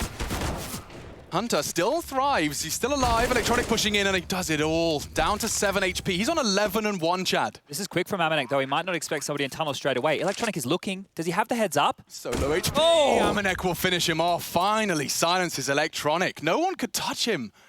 11, another triple kill. Back-to-back triples from Electronic, and still G2 will convert. Felt like a must there, right? They got that opening and Nico got away, and that gave him a chance to do some damage. But great heads-up play from Bit there. The fact that he's caught Nico jumping through that smoke, you're not going to see a lot of him. And that is just as the T-smoke was coming into land to block off that exact position. That was the opener. This is the shot. Okay, so he did catch a little bit of the cap just there. Good stuff from Hunter. You know, he really, on his own, was trying to do his best to hold down that B-bomb site. Still problems here. They do get the round, but dropping guns across, G2 have to make this buy work. A bit of a pot on the head over there. Damn potheads. They're everywhere. Oh, the silent stem 4 is definitely coming in a treat here. Have allowed Nexa and Hunter to get some buys through. The warning shot of the AWP towards lower dark. Bit's going to call that one out. And quickly they trundle up towards catwalks. They're going to apply pressure onto Amanek here. Yeah, their fundamentals are so rigid. You can see everything's just ironed out. Flashes for the mantle, everything's covered. The run boost over the molly for an element of surprise. I like it. Nico's kind of solo. The run boost doesn't quite come through. This is a very common line in a battle between Amanek and Simple. This will be very telling of how Amanek's time here on the CT side will go. Yeah, maybe those sound cues might have baited him into a wider line, and actually it does. He just steps straight into Simple. The patience, it's perfect. Gorgeous. And now Nico, oh, he's actually going forward on this, trying to catch a round. Great Boomich trades. keeps it level.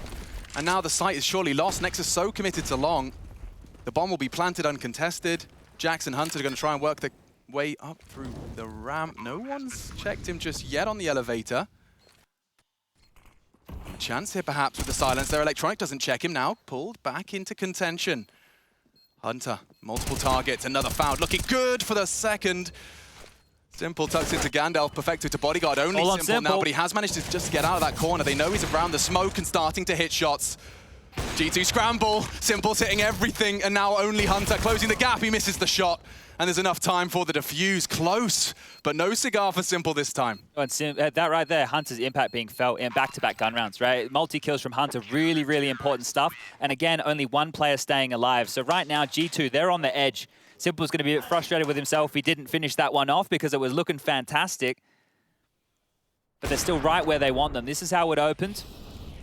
The smoke Simple was playing around as well. We see more and more teams dropping that in this kind of late mid-round as the bomb's going down. It really does create a whole playground for you to work with. Yeah, I think we first started to see it really come into fashion when teams were doing the Na'Vi long, as we call it. The CTs would use that to give them multiple angles to pivot and pick around as they try and cross up that ramp. Now, a bit of aggression towards upper tunnels here. Jax and Hunter both close. The bomb is just outside upper B, so keep that in mind. It is looking like they do have intentions to head over there. It's a passive mid to B setup with Bit and Boomich working on cat control again, the big Bs, and Electronic holding off that long push. Now that's the lurk smoke that Jax can play around and call clear from that elevated position. This is risky, Nico. Very risky. He's managed to close the gap to the point where the MP9 will sing.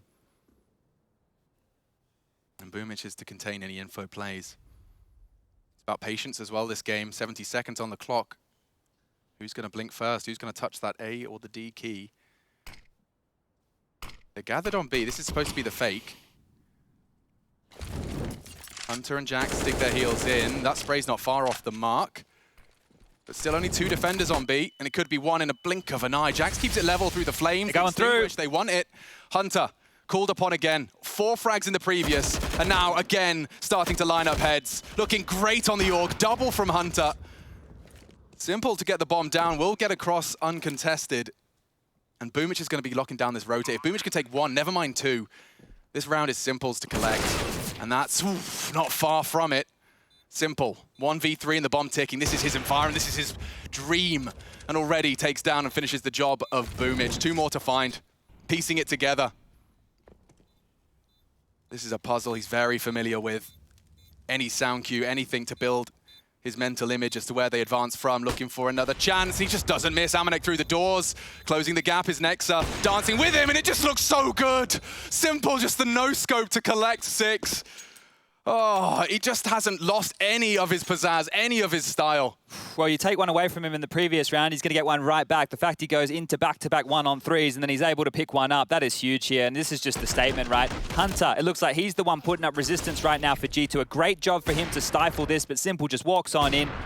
4 kills for him and under pressure. Flash over. He just makes it look simple. The namesake, it's beautiful. Yeah, he chose the perfect name. He really did. And he's pulled G2 right back into this brutal CZ and Deagle aggress. They are walking up that cat. They might have a slight element of surprise. I'm not so sold on that. Oh, Boomich has just gone through the long doors here, so there's a gap. Simple has the bomb. He needs to be very careful about this. Look, he's aware, but is he this aware? Nico and Hunter are both close. He's positioned to at least acknowledge it. Nico and Hunter. They've really slipped the net here, Alex. Yeah, they could do damage, and I don't think Simple's going to be ready for the flank. If Nexa could just keep him busy. Gonna be the bomb and an orb, stranded Death Alley. He's going to do so much damage. He's already behind Boomich as well. This is a round for G2. They can't let it slip. Oh, no. They're letting it slip. Okay, Hunter and Nico will collect. The element of surprise, bit quick to claw it back. This is a kooky round. It's not done yet either. 60 seconds left on the clock, so plenty of time for Bit and Perfecto to work with here. But this is the type of round where Bit, he can really sink in his teeth. We've seen great things out of him as an individual. Now, if he can pull this one together with Perfecto... Oh, Nico's going to be kicking himself. He couldn't do more with the AWP. Look, this round here, the way it's set up, they have picked up an AK-47 on Hunter, the pistols on Jax and Nexa, sure. There's about to be a fight on short. Okay, Nexa. Straight out. Perfecto pulls it right back to 2v2. Now, at 30 seconds left, they can go either site, and that leaves the CTs divided. If they opt for B, it's a 9 HP Jax. They have two smokes, definitely mid to B here. That could be the big play. Hunter will be out of the equation. Are they going dry? Oh, it's his chance, and he does control the spray, nearly finishes the job. Bit, the hero for Na'Vi, it seems. 18 years of age. He's running in, and just the one bullet will count. Jax pulls it across, but what a team effort that was from G2. Just pistols, Chad, and they respond to Simple's clutch with a magnificent third round. Yeah, 3 kills coming in immediately from the Cousins, right? The fact that they're able to find that gap, and that gap, you have to say, is it on Simple, is it on Boomage? It doesn't really matter either way, and the CZ ended up being the perfect weapon for the job. Imagine if they were further up long. Hunter's going to have to tap that at range. They almost claw this back. You can see here, Bit having no idea where Jax is. Jax was already low, so not necessarily an easy kill to convert, but G2, they're looking back in things now, and they've actually forced Na'Vi's money down towards these pistols. So there's a chance to grab some of that momentum Malik was talking about and convert back-to-back CT rounds. It's just against hanging out in the Molotov. He will be finished off. Fair play for trying to catch G2 off guard. And this is the momentum you took that I heard Malik talking about, right? You've just won the eco. Pick this one up cleanly, start building a bit of cash for yourselves, and start getting those stars online. Simple, no doubt about it, online. Electronic, he's made that clear already. Bit, saved them at times. But from G2, we're still waiting to see those stars truly align. Hunter's magnificent CZ double on the flank. Good sign of things to come, and he has collected one here as well. Yeah, don't want to say it's all Hunter, but it's definitely a huge contribution of Hunter in the gun rounds, or the rounds they have so far. Yeah. He's had multi-kills in every single one of those. Currently 133 ADR, 13 kills to his name. He's keeping it level with Simple as far as frag distribution goes. But this one here, these are the type of rounds with the old Na'Vi, right? The narrative of old, that they would tilt when they'd lose those eco rounds, right? That it would be the more mental warfare that would start to unravel this team. Let's see if the dregs of that still exist. It's obviously a completely different roster to the ones that won ESO won Cologne back in 2018. No Zeus, no Edward, no Flamey. Zeus, Edward, Flamey. I mean, yeah, it's a completely different Na'Vi, and yet it's funny that some of that namesake has carried over. You know, we have some similar expectations of bad habits. I think it's just the expression on the faces at certain times, right? That's what can be quite telling. It doesn't look like we have the same arguments that we used to get that look like they were going to end up in some kind of a brawl. But there's definitely, I want to say, whispers. Yeah. Here we go again. The gun round is out for Na'Vi, but it's not great. Electronic only has that Tech 9, a Galil for Perfecto. So it's a bit of a broken buy, all things considered. This would be a great one for the confidence for G2 to pick up here. It's a great nade to start things off, really softening up the fully armored Bit and Electronic. I think Bit actually caught Jax's nade all the way from the tons. Could have been a stray bullet as well. Boomich with his very own lineup to force Amanek off this line. Oh, he's pulled the trigger regardless, and holding his nerve is Nexa. Na'Vi, alarm bells ring on round 11. What are you supposed to do? You're going to have to regroup. The timing is everything. Just as Perfecto descends the stairs, Jax advances. This is huge, though. Hunter can turn his attention mid to B and may even get some cavalry arriving from this A site.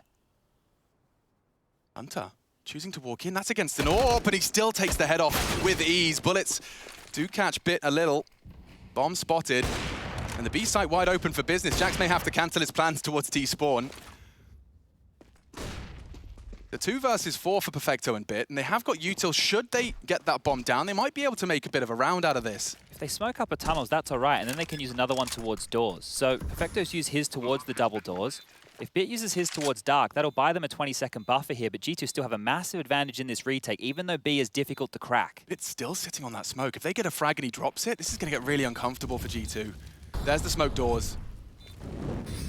Molly as well, Soundcue. Bit knows he's got company. Nico's his first victim, and that was the healthy one. Jax from Tons, G2, counting on Nexa, Perfecto only the one. All right, G2 having to wipe the sweat from their brow after that one. It will be the gap closer, though. That's going to be 5 now for G2. We've got a half on our hands. If that Molotov was a little bit deeper there, that would have actually forced those window players to either drop back and not be able to contest, or actually force them through the window there. So you could see it netted them 1 kill. If it got them the double, Na'Vi maybe strangled control of that round back immediately. Great stuff from Hunter again. It's a big man to take down. Simple, the star on the other side, eliminated.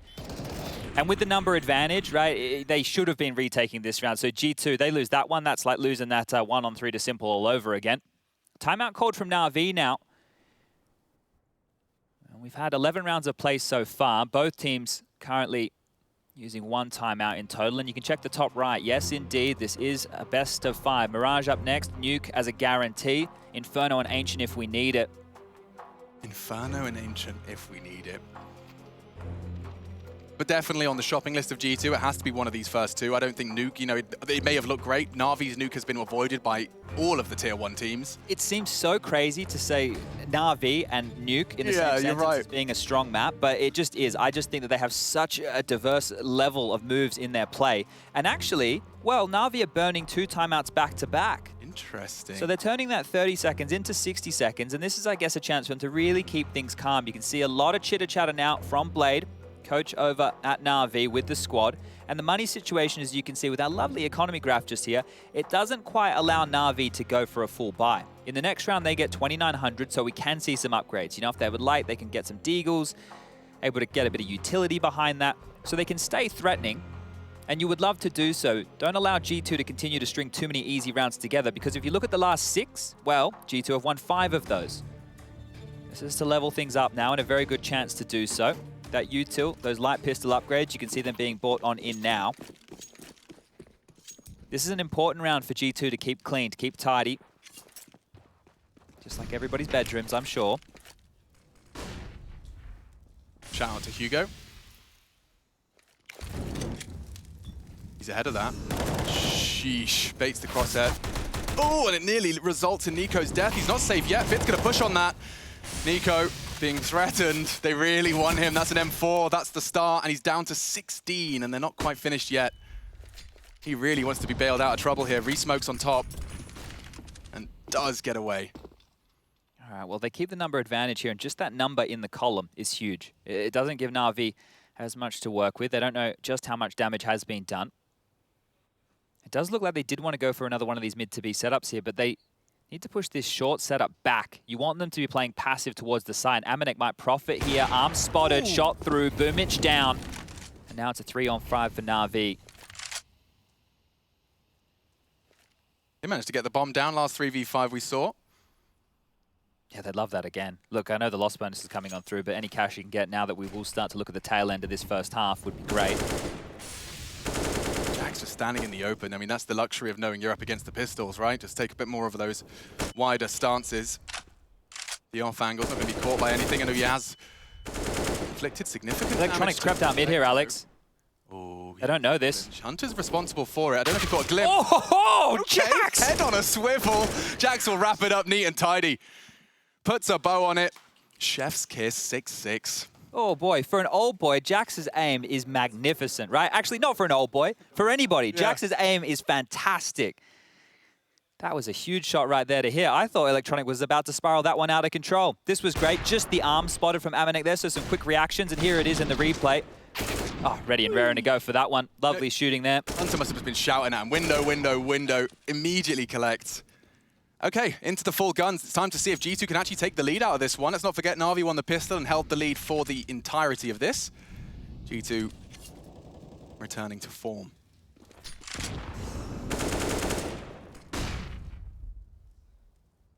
Oh, they're up cat again. Able to get this control more often than not. A little bit of a different look in the setup here. Amanek is actually playing over towards B Hill. So Hill won't be able to contribute if it is an A set piece. The action will be on Hunter and Nico. Hunter does have that AUG, which is great. He can use the scope to his advantage here. Nico with an M4 in hand. And it does look, they're starting to corral the troops here all along Catwalk. All 5 members of Na'Vi grouping on up. Utility, they've got plenty. Everything they need. 4 smokes, Bunch of mollies, flashes are good too. Pressure about to be applied on towards this A bomb site. Yeah. Smokes will land. It looks like a counter smoke has been deployed. That's not bad, actually. Enables Nico to tuck in and actually start throwing some bullets towards the Na'Vi squad. There's a lot of them there, congregated on short. And the second wave of util is prepared at the 40-second mark. Jax confirms no action tons. Electronics about to be pushed here. There's going to be a lot of action any second. Through. That's Electronic with a smoke in his hand. It's going to have to force them into A. They've doubled up on Goose, both of them. The cousins partner up and already lose one. They're ready for the second, but no, Hunter strikes. Double, bomb loose. Na'Vi will equalize, and now the bomb can go down. A man advantage for G2, but with that bomb now planted courtesy of Simple, it'll be Nexa and Jax longside. Simple has the AWP. That's going to be his responsibility. Amanek to crawl in, Flash perhaps to draw attention. Simple wants to peek on that Flash. Clears as close as he can, posted up, and that's the chance. It's only the tag. Nexa, very precise. Perfecto all on his shoulders, and just too many men. He's the first cleanly has. Nexus is next victim, and oh dear. Perfecto stepping well above the expectations. Amanek loud about this, stampeding in, and the spray is there. 1 versus 3, 4 in total. Perfecto pulls Na'Vi straight back into the 7th. And that's what he needs. That's what he needs from the players around him there. Perfecto stepping up in a big way. Ooh. That's 2 1v3s that have been taken away from G2 here in this first half already. The punishment is definitely felt right now. Simple doesn't look hugely impressed with the situation, but I'd be giving that one a cheer and a half. Check this one out again. Second one's great. Just the patience here, doesn't overextend, knows it's the AWP. And he's not overthinking it. He's not overcooking it. Lovely stuff from Perfecto. And that's going to do a world of good for his confidence, Chad. Coming into the first map of the Grand Final, and you're the one whipping out the 1v3 upon Simple's death. Oh, the clutches have been coming in thick and fast, and we're only in the first half. Yeah, what are we looking at here? 5 clutches already in this, 2 1v3s for Na'Vi, and G2 have won 3 1v1s, right? So we've definitely got a competitive affair. If there was any question, this was going to be that blowout. This first half is telling a completely different story. This is the type of Counter-Strike everybody signed up today. Championship Sunday. G2 though, you said 2 1v3s? They've lost 2 1v3s, Simple with 1, Perfecto with another. And still it stands level. Let's see what happens into our 14th. Again, the buy not great here for Na'Vi. It's 3 Galils instead. That cheaper price point has made us be in reach of more gun rounds time and time again. Still have enough utility to make this one work, but more of an aggressive cat setup this time. G2's discussion is let's not give them short control. There's actually another timeout used from Na'Vi, even though they won that round, so just calming the troops down here. Now G2 have expended a lot of utility to just hold them back and try and wound them, right? You want to get them a little bit lower on HP, so if they do team out Catwalk, it's easier pickings. But they're actually heading back towards long, and so are G2. Smoke towards the door, that will deny another avenue towards this A site. So G2 are moving their chess pieces around this board very, very precisely here. This is great to see. Oh. It's lingering in the smoke. We've already seen the tons lurk found, and another connection. Amanek, just before it fades, does spot out Boomich. Bit's been great through the doors. Nico. Oh, tickles him down to 27 on his spray. He's got 11 left in the mag. But that might be enough to deter them, or they just send Simple in to try and finish the job. Simple versus Nico. I feel like it should be a save here, Alex. I don't want to be a bit of a party pooper here, but if they commit this, they're not going to have a lot for the late game. Oh, and Amanek catching another through the smoke. 2 for 2 on his smoke shot so far, and Jax not done. Simple loses it all. And there you have it. G2 with 4 hearts still beating for the final round of play, and the save you were discussing, I can understand now. Yeah. It's looking likely that G2 will win the half. It's looking likely that they will take the lead in this. Now, that one right there from Jax, I'm glad we called that on the replay. We know that there's always a lurker upper tunnels. I thought that maybe the smoke that was dropped there had a bit of a one-way element to it. The fact there didn't really look that way. So, fantastic start into round number 14, and round number 15 is starting here. The only AKM play for the T side will be on Simple, the rest with those pistols, and they're throwing a lot of utility towards long. Oh, that's a... I was about to say perfectly placed incendiary. It could have really stopped the catwalk rush. They hear a lot of that. They hit walk at the right moment. But Na'Vi, they can just use their numbers here. If Amanek gets overwhelmed, if this first shot doesn't connect, there's a good bit of space to be taken. Nico's even evacuated off. Ooh, if they just go... They're going. Nexa, Nico gonna have to back Amanek up. He's going forward against Tech9s with an AWP. It's gonna cost him, and that's retrievable now as well. Na'Vi shaping up nicely. Great flash, another frag. They've managed to make an awful lot out of a little here. Hunter trying to tame the spray, and it's made a bit of a meal of it. So many weapons now lie idle, and G2 only with 2 bodies left. Na'Vi with the bomb ticking. It doesn't matter, Chad. It doesn't matter what weapons they bring in because they've managed to steal G2s. Oh, Boomish has sealed this here, surely. Check this out. One in the back. It's just Jax now. Isolated. 1v5. That's too good. Too good. Na'Vi, they will take the half, albeit by the smallest of margins, an 8-7 to get this grand final started. Na'Vi and G2 definitely look to be locking horns in a competitive affair. Stay tuned and tell your friends. We'll be right back.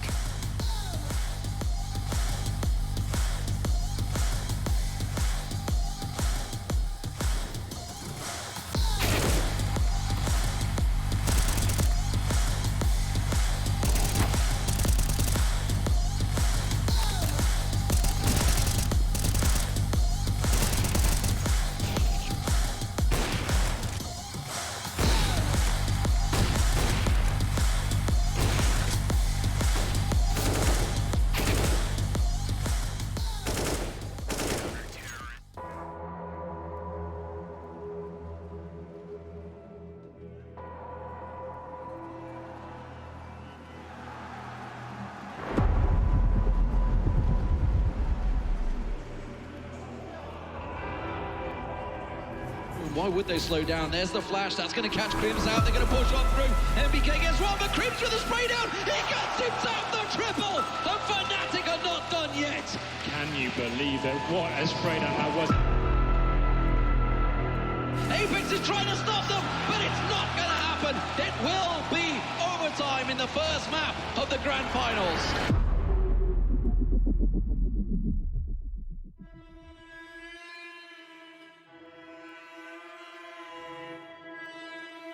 Sheer confidence from Fnatic, sheer aggression being unanswered by Envious.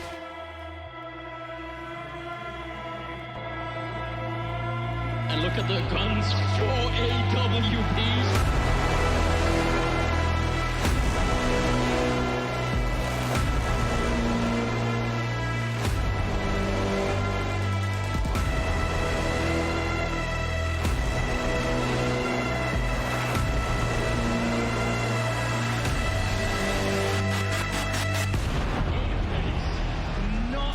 Lifetime. He is destroyed.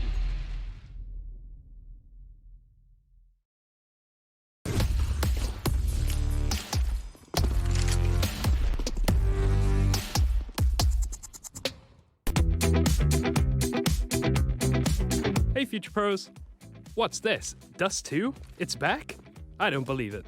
Well anyway, here is a T-sided smoke for long corner.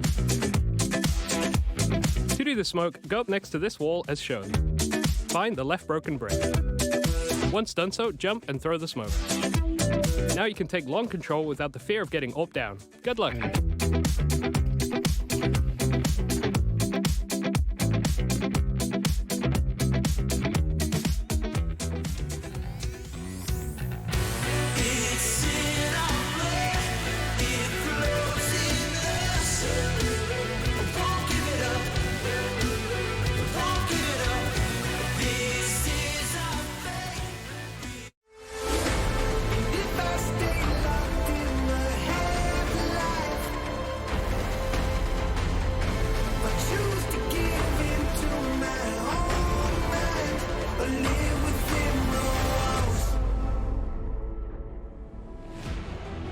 Nartus Vincere posted 8 on their attack. G2 now to respond with their attack of their own. Single round separating them. The pistol certainly could be a fantastic way to get the right foot in the right direction. And Dust 2 is our first battleground in our best of 5. Mirage up next. You can see there in the top right the pool. Let's see how this one starts.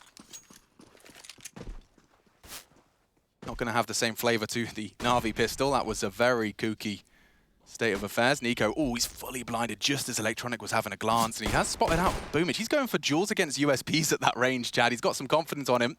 Needs to be careful now. This is not going to be an easy fight against Electronic. Now that sound cue will be called, and the rest of his team, meanwhile, are working on mid doors.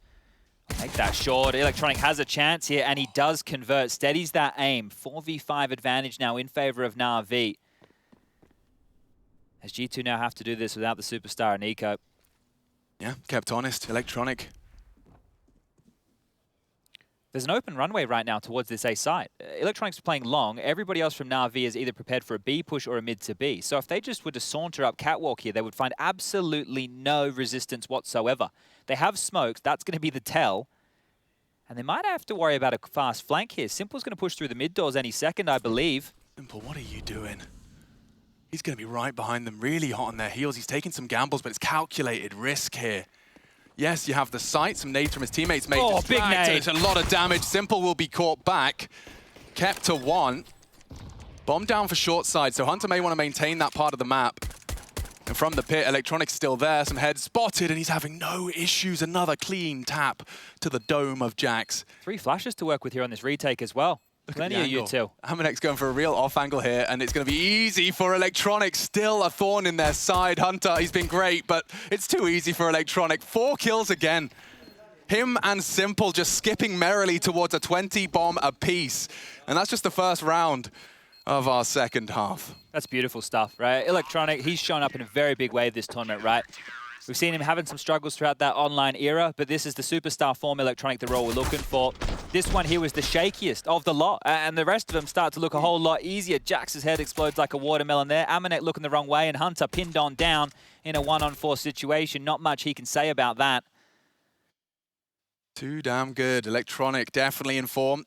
Done his stretches, done his jumping jacks. It does look like G2 will put all their chips to the center of the table. That's a great contribution from Amanek. Bit hamstrung now onto the B site, tagged down to 53.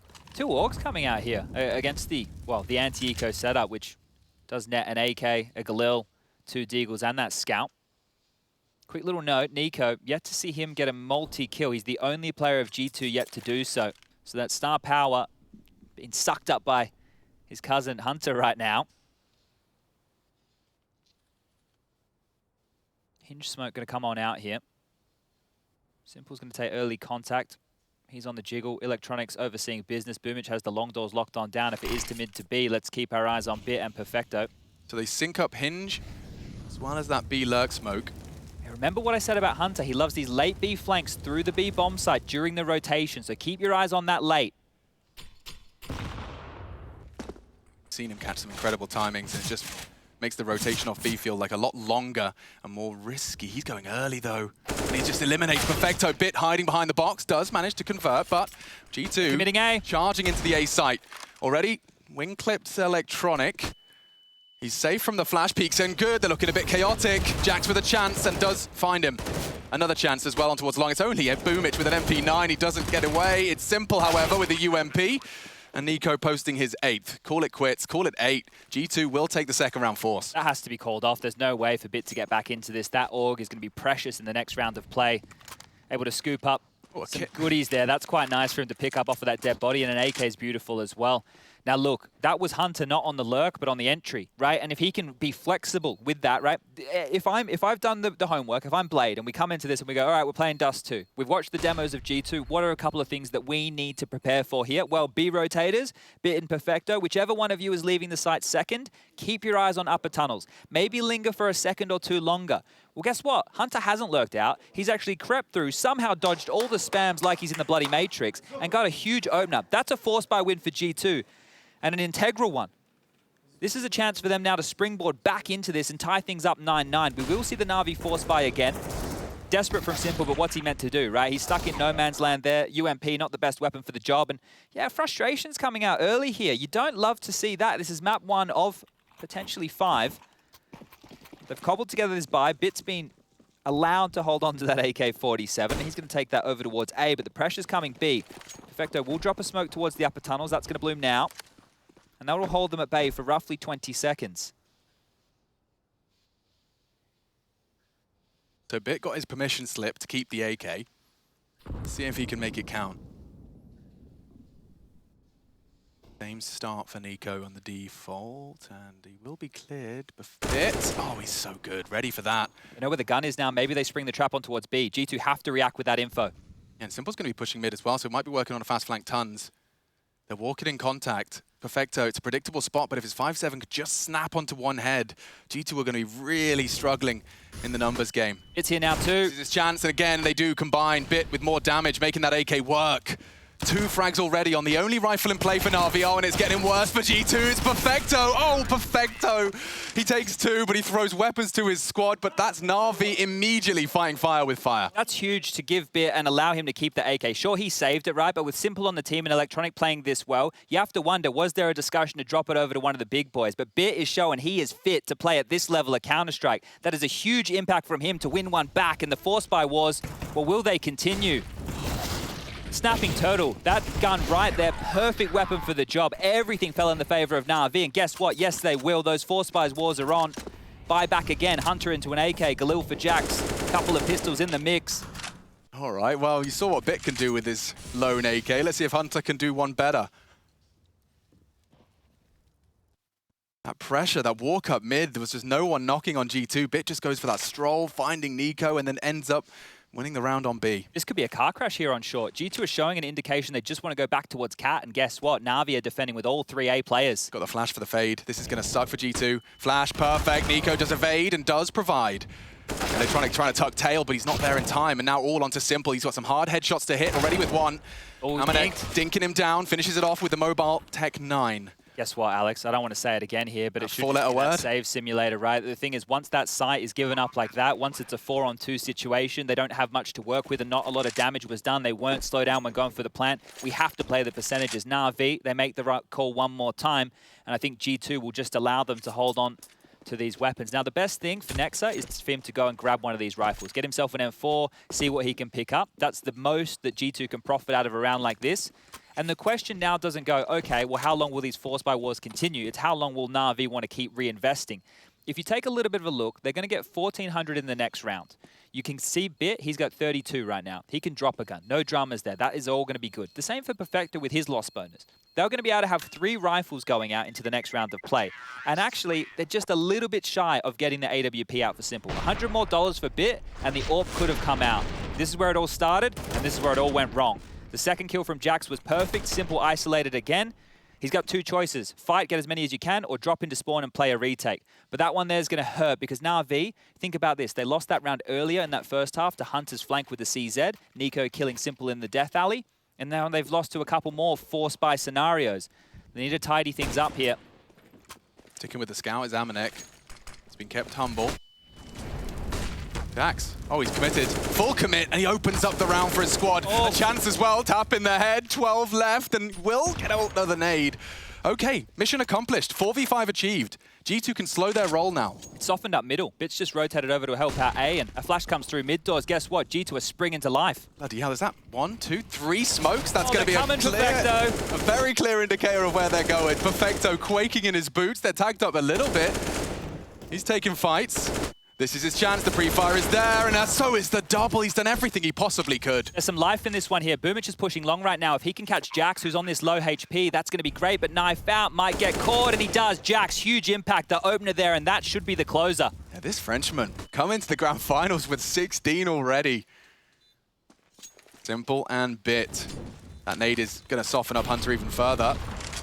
Counter util there. They're going to go for this. That's Hunter dead. 2v2. Great dunk. It's in play. Nico up against Simple, needs to stabilize. The taps aren't there. Problems now, and they go down. Bit and Simple with the retake. What a turnaround. That felt it should have been done. As soon as Boomich was gone, that should have been done. How did they battle back into that? Retakes into the B bomb site are never easy. And Na'Vi, they just stroll on in. Pedestrian as you like. There's just so much power on that right side of the Na'Vi desk. You've got Bit, Electronic, and Simple, and you can call upon them whenever you need. Like, this was the way in. Don't forget Perfecto took 2. All of this hard work from Jax. And nullified. The double nade onto box position. Simple winning his duel with Nico, Bit quick to flick, and there you have it. That's a timeout, if ever I saw one. Time for Malik to try and get his troops head back in the game. That one's going to really leave a mark. That's going to sting. That one right there is just facilitated by the utility, right? And the plant, that's going to facilitate it by. So the Force Buy Wars, it feels like they're over because both teams are going to have pretty comparable buys, actually. We're actually just had gun round after gun round and simmered into what should be normal play. So back and forth we've gone. Who's going to be the first team to get 2 consecutive rounds in a row? I'm sure Na'Vi would love it. G2 don't want to give up just yet. Amanek having to operate with the scout here. The only scoped rifle in the server right now. See if he can be a difference maker with that, because tunneling straight down middle, Nico and Nex are taking some huge liberties. Nico's going to run straight out for the mid to be here. He is so fast, Alex. Oh my god, and just as it blooms, he does get tagged up. It's Simple with a very well-managed spray, long range. From all the way downtown, Electronic always maneuvering around that. Nex is aware. That movement. Graceful. Yeah, so graceful. And here comes the whole squad. Electronic's got nothing to report. G2. Unscouted. Rinse and repeat? Yeah, it might have to be. I mean, what have you got? A smoke, a flash, and a molly. It's not even an exec. Well, they've caught them out of position a couple of times on this type of A play. They'd have to do it again. Against Electronic, Simple, both posted up. Fires off a warning shot, and Simple as well does one better. And they're just walking in. Oh my goodness. One more for the ace, Alex. That record-breaking ace. He has got the opportunity, and he's going hunting for it appropriately. It's Hunter that could give it to him. Simple to break the record. No one has found 4 aces at a tournament like this, and here it comes, a record breaker from Simple. He takes all 5. There's only so many words I can use to describe the brilliance on display here tonight. Simple. I mean, he makes any superlative feel insufficient at times. I can call it majestic, I can call him brilliant, I can call him a magician, an animal, a beast, a monster. They're all there, but sometimes they don't even feel like they're doing it justice. Sometimes just the gameplay does the talking. God damn, Simple's back in the server with 24. We've come to expect it. That's the thing with Simple. It's just brilliant. It's just absolutely brilliant. The god of the game, there's no question, there's no doubt about it. Have your debates, but this man is something else. Locks down a huge round, forces the pistols now out of G2, and I was talking about those consecutive rounds. Imagine doing it with the big man himself, grabbing 5. Now Boomich, he's mantled up top, the blue bin, ready to rain down fire. But I mean, look what that's done. Yeah. Look. A backbreaker right there. It is, and it just came so easy to him. You watch it from his POV, it just looks like he's shooting fish in a barrel. Crosshair placement, his movement, his read, everything combined. And it's put G2 right on their bottom. Time to recover. Perfect angle for Boomich to contend with this. And he is going to have that smoke disrespected, but he's the one laying down the disrespect. Bullets onto Jax. But that's good stuff, right? Boomich gets those kills. The cavalry comes over. Electronic was ready to support him, and he drops back. And he drops back. That's what you want to see, right? This is Na'Vi playing the Counter-Strike we all know and love. And G2 are just going looking, right? They're basically going op shopping right now, hoping they can find a bargain, hoping they can knock on a door and get to a bomb site for free. A plant would be lovely. It's not looking likely. 2 Glocks and a P250. There's a flashbang, but this wombo combo setup, Perfecto stayed tucked in. Bit is baiting his nade to be dropped perfectly. Boom goes the dynamite. The frags come on in. 13-9. Looking good. Na'Vi, they're stretching their legs here. 3 more rounds required to take map number 1. And another timeout taken now from G2. So to give you guys the count right now, both teams have used 3 timeouts up until this point. Both teams, after this, have 1 remaining. The coaches, Blade and Malik, the latter on your screen right here, chipping on in. Not too many more gun round attempts. And if you take a look at the money situation on G2's side of the screen, no money for an AWP for Amanek. There's not one in play on the other side, so that's not actually going to be a huge drama. It's not like Amanek's going to have to force Simple out of certain lines with the big green. The conversation now is more about what T-sided approach are they looking for. Fist bumps are in. G2 would love one here.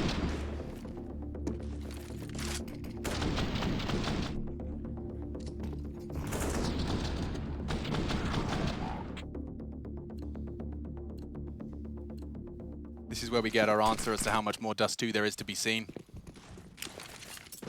Your Xbox smoke deployed, long corner smoke deployed. They are going to start with the standard spread, and I say standard.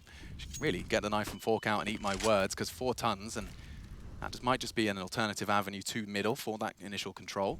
Yeah, they do like their lower dark default play here. Hinge smoke, door molly, and lurk smoke as well in play. They're really pushing the issue out mid to B here. Yeah, Simple caught them last time with that spray, right? They'll do the same. This time they've jumped over it and into bit. You can't avoid them both. This is a chance. Back turn, good spray. Amanek provides. If they can find Perfecto, they've got a good shot at the 10th.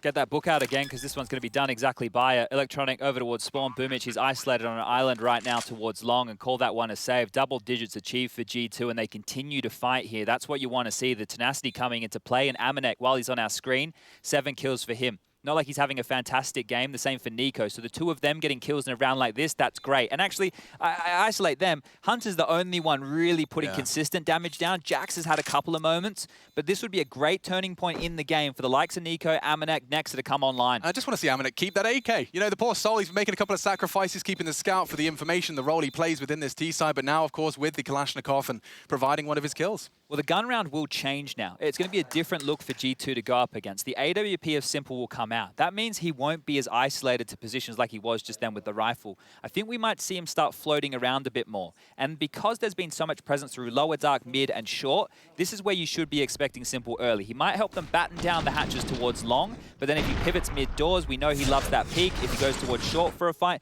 those are the type of angles where he can make this jarring for G2 and their default. Last time out called. So Malik, this is the last-ditch attempt. You go looking down the straight here. He's giving the comms out. Whatever the calls are, whatever the game plan is, this is the last chance he has to chime on in. Better make this 30 seconds count. He's talking to Hunter specifically. You've already discussed how much impact the man's had.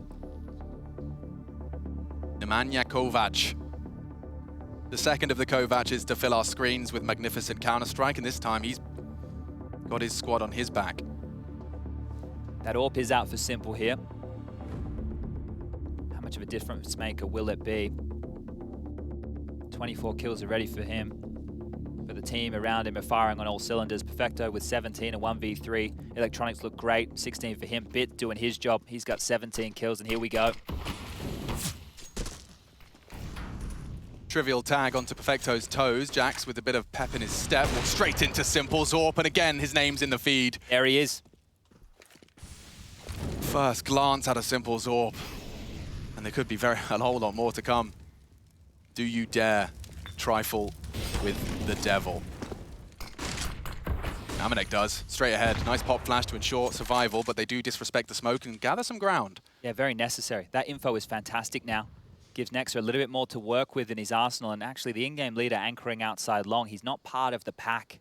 But they've got this short control one more time, and we've already seen them in the Force by Wars have success here. Looks like they're gearing up for the same type of play. Now, it will all be on Simple if they just execute through Cat. Boomich and Electronic are completely committed to this long play. Simple is the only one on the side. There's absolutely no help available here. Simple to do it all again here in the Cathedral. Oh, it's a ruse. And that's Perfecto. Just on the jiggle, he's eliminated. It's Hunter again. Boomich got nothing to report on his long flank, but it's Bit that's still standing. He needs another. And he puts another in the feed. If he could get 3, Nexa's got to clear him. Does provide good trade from Electronic, and Amanek unable to do much more. Na'Vi given a gift, and it's Bit with the defense again. He loses Perfecto instantaneously. He still has the balls to stand and find that double peak. That's huge. That is huge impact right there. It's under pressure, right? I was saying, okay, Simple's on his own, but as soon as Perfecto dies, Bit's on his own. This was the opening we're talking about. Just see how jarring that AWP is. You lose a man immediately. There's no trade potential, but this is it. That is the round-willing kill from Bit. It slows it down. Boomich gets in position. Him and Electronic are able to spray them. And here it is. Bit of a last-ditch attempt. The AWP's out for Amanek. Khalil's, AKs, Deagles, Util there. More pressure towards Cap. Simple's waiting one more time around that bend. Nico through that B smoke. See how they react. Tagged up now. Back into Simple's domain. He's forward. Straight forward again. Simple with the opening frag. Jax wants the punish. And it's a small glimmer of hope. Jax has found it. Wow. Quick on the Galil. That's a chance now. G2 need this round. It's a compulsory one. Hunter catching the rotate on Bit. He can stay and manage that rotate as long as he wants. It is going to be Perfecto locked out. The rest are already through. And to say the rest, they're starting to fall apart. Perfecto locked on the doors. Electronic up on the blue bin long. G2 set for an 11th here. Hunter would do good here to take away Perfecto's upgraded rifle. Money's not great over there on Na'Vi, and it might force them to have a timeout and a discussion. Warning shots fired. Perfecto found. How much do they want to dedicate to taking this away? They're not in a dreamy spot. Jax going looking. He could lose the AWP here, and he will with the knife out. Oh, Amanek has one as well. This would be great. If Electronic can get this, he can pick up an AWP. Great flash. Amanek loses it. Electronic's making it hurt even in loss. and he'll scoop one up for his teammate. Next is coming. Oh, he's going to be away in pit there. That is huge from Electronic. That AWP carried across could be everything right now. Magnificent scenes there on the save. Look, Alex, I don't want to harp on this, right? The game is still very, very close, but it's a stat line, and I want to draw it to everybody's attention right now. Nico is the only player in the server not to have a multi-kill. Yeah. Right? This isn't like saying he's not doing his job, but if he shows up, that is the difference maker. He was brought into this roster to show up in those finals, and I'm sure with a best-of-5 final, he has the same expectation that we do of himself. Okay, Jax, you're not just surely going to push on through that. It feels like he does want it. Nade a little late. They are through. And full on control, so a different look now to G2. We've seen Na'Vi ply their trade in this particular way. Amanek still downgraded on that scout up against Simple's AWP. Good luck, have fun, mate. One whistles past the ear of the Ukrainian. Enough. Probably don't give that one another peek just yet. Oh, he will. Of course he will. Who am I talking about here? He's going to drop that smoke defensively whenever he feels the threat.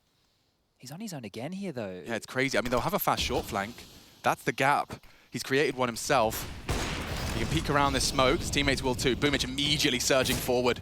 50 seconds. You two don't need to rush this, but any tiny inch you give him, and he'll take the full mile. Simple onto Hunter already.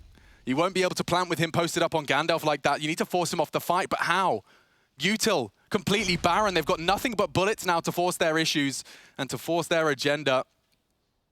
Nico's got the bomb across. Bit's going looking, actually. You'd think Nico's push is held by the long side, but that's the flash. They'll have to turn. Bit on the aggress.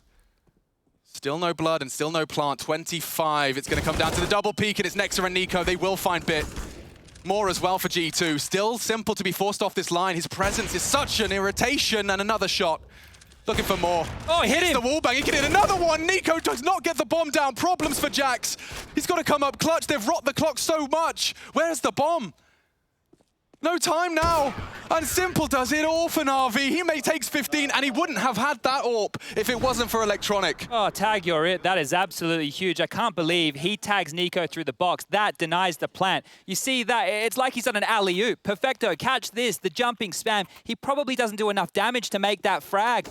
And this is great as well. The constant flashing, they're keeping it jarring. You've got G2 who are just holding back, and there it is. You can see it's just a stray bullet, right? That's not possible without Simple's tag. That wall bang, he goes for it. Not only goes for it, connects it.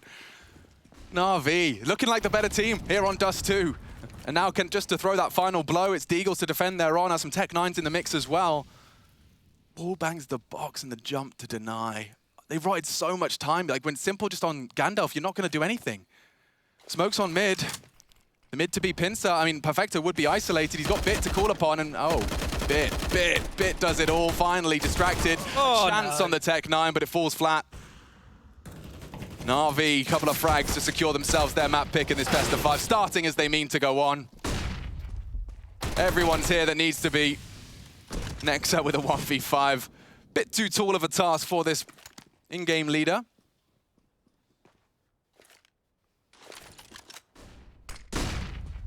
Lovely pop flash does force Perfecto off the line. But what's he supposed to do?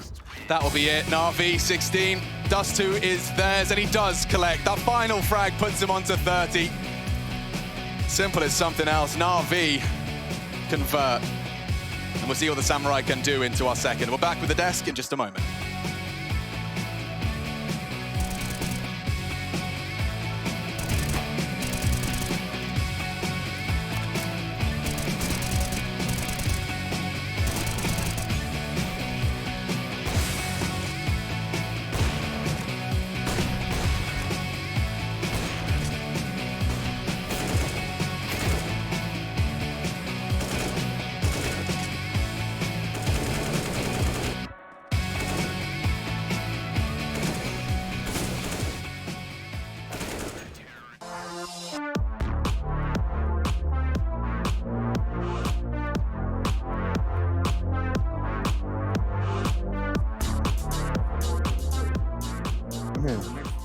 Это был наш первый турнир новым составом, поэтому, мне кажется, ну так, мы на каком-то были крутом заряде. То есть мы только собрались, потренились, может быть, 3 недели и были, ну, очень заряжены выиграть его. И с каждой игрой мы играли лучше и лучше. И, не знаю, под конец мы уже были в крутой форме, все индивидуально и командно. Поэтому мы и выиграли. Ну да, мы на каждом турнире нацелены быть в финале. И так же, как и готовиться, думаю, с каждой игрой мы больше уверены в своих силах. Поэтому, я уверен, что мы можем дойти до финала и выиграть его.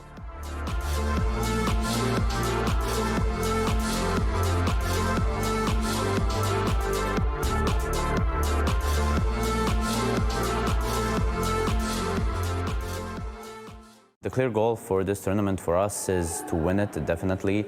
I think we have the chances to do it, absolutely, and I would really love to square off against Navi or Gambit, semifinals, grand finals, if we make it that far.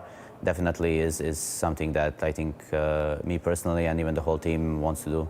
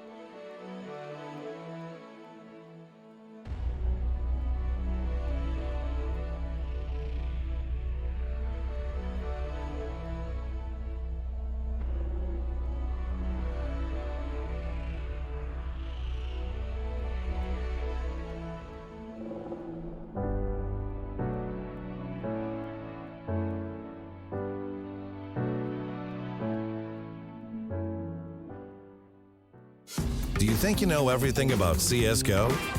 Then stay alert and look out for the DHL Drop Quiz on the ESL CSGO Twitch channel.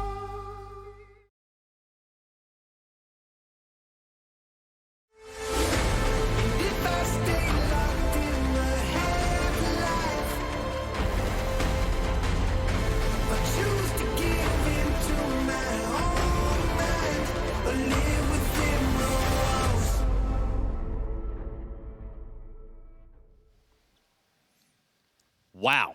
And history just like that is made. We'll get into that, though. Don't you worry. We need to take a look at our DHL drop. Now is the time to get your answers in. Of course, the question now on your screen. Who won the most clutches during the last LAN in Cologne? ESL won Cologne 2019. Was it Zywoo? Was it Simple? Was it Nitro? Apex? I don't know. Go ahead and select your best choice and put it in the Twitch chat.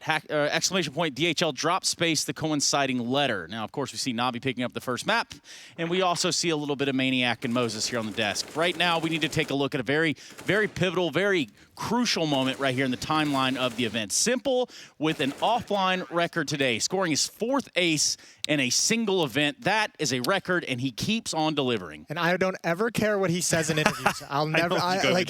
You already kind of know it's a little bit bogus. I know. But when he says, I don't care about the ace record, and you see that kind of a reaction, he cared. Homeboy knew he was getting that record. Frankie asked him yesterday to Yeah. kind of, oh, no, just aim higher a bit. That's basically what we got out of that. And, well, a Simple aimed higher, and he achieved his dreams. Look, Simple continues to be an absolute magician, a wonder of Counter-Strike. He started off pedal to the metal, and we actually have a couple of clips, a couple of clutches from Simple that we want to show you guys to showcase not only the talent that he has, his vista for the game sense, but also the impact on G2 during that situation. Here is the first attempt at a 1v3 from Simple. You can see the way he maneuvers around that smoke, obviously beautiful. Hunter's going to be able to find him at the end, and he's going to have time. But here is the thing. He cost so much money to G2 that suddenly the next round he finds himself in a different situation. But here, by the way, this is a jumping jiggle peak that Simple actually puts. There is no margin for error for G2. And as soon as you feel like he's got it, the clutch is on the way, and he will do so magically again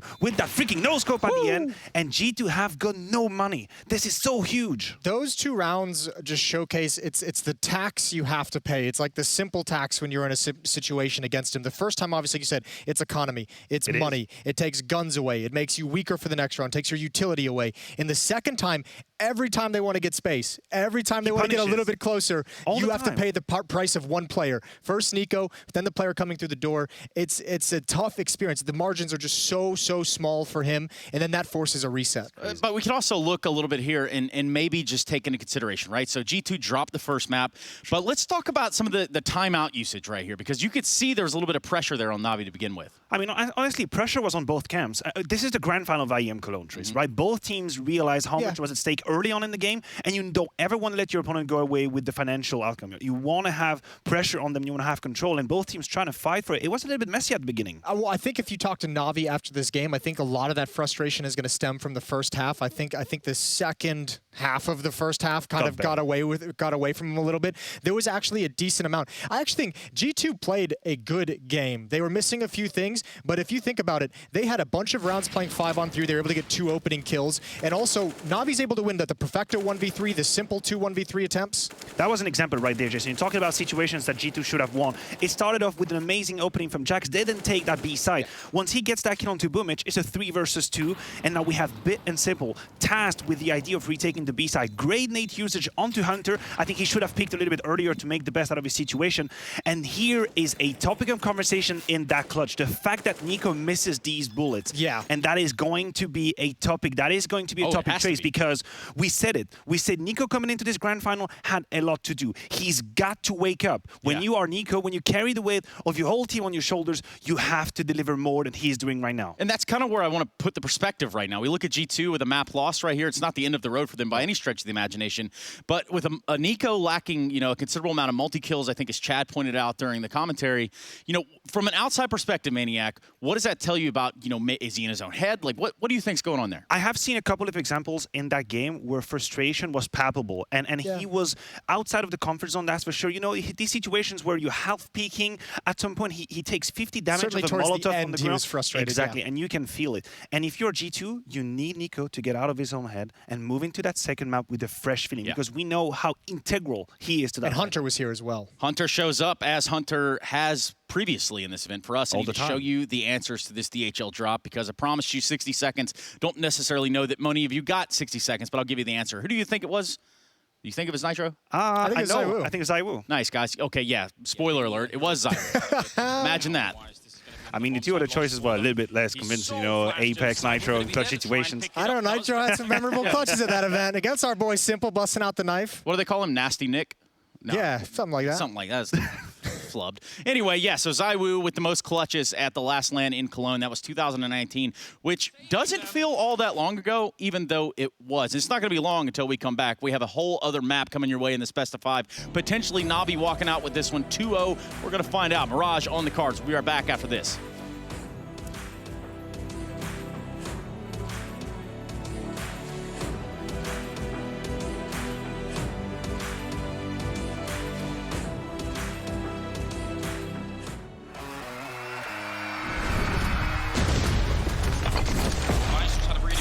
He's going to get that shot, and it has to feel a little bit going out middle of the air.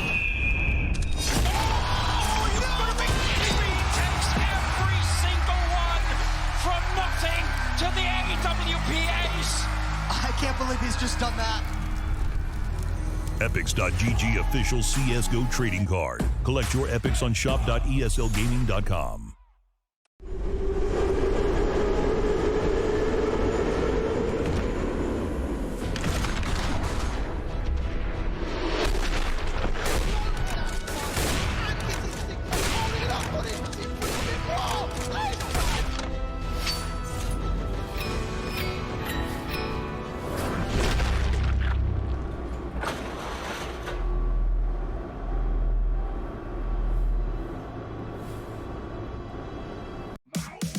This is the Best Friends Challenge. Okay. So this is a test of how well you know each other. And as your A, Nexa, Hunter will be answering questions about you, but you'll also be writing your answers as well. Okay. So it's how well do you know each other? So the first question is, which role should Nexa never play? You seem really happy with yourself. Why are you so happy? I'm suspicious. Well, Nexa's going to show his first, and he's, again, looks really pleased with it. So turn your board around. Oh.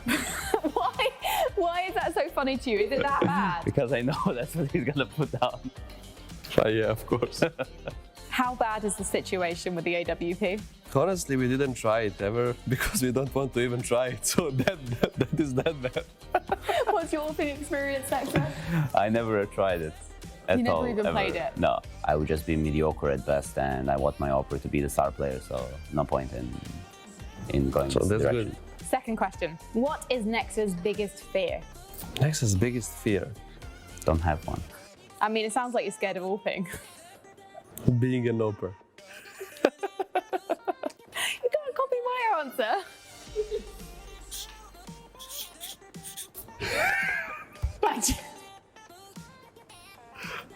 It's a scary job. Or ideally. Amazing. I mean, you know each other incredibly well. Yeah. Ideally.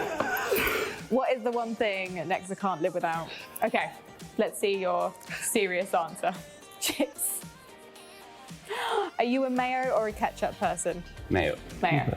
Very Belgian. Okay, I put without me. Me. That's a serious answer, clearly. Is it still okay? I remember having a conversation with you guys about the fact that you would never be on a team apart. Is that still the case? Yes, You'll of never course. be broken up? Yes, of course. And you won't play away from Nico now. So basically, the three of you are a trio. That was my goal since the beginning. When I started to play CSGO, I started with Nexa, then he moved to Renegades after, then he went back to the Europe, he played with Imperial, then after I just wanted to play with him, and then after we joined each other, we wanted to play with Nico, and this was our goal, and now like we are happy. And now we need two more, and we can party all night. Kasad and Yanko, they're a little bit too long and too sad. They're too old. They're too old. They're too old. They're not part of the gang. Combined 70 years old together.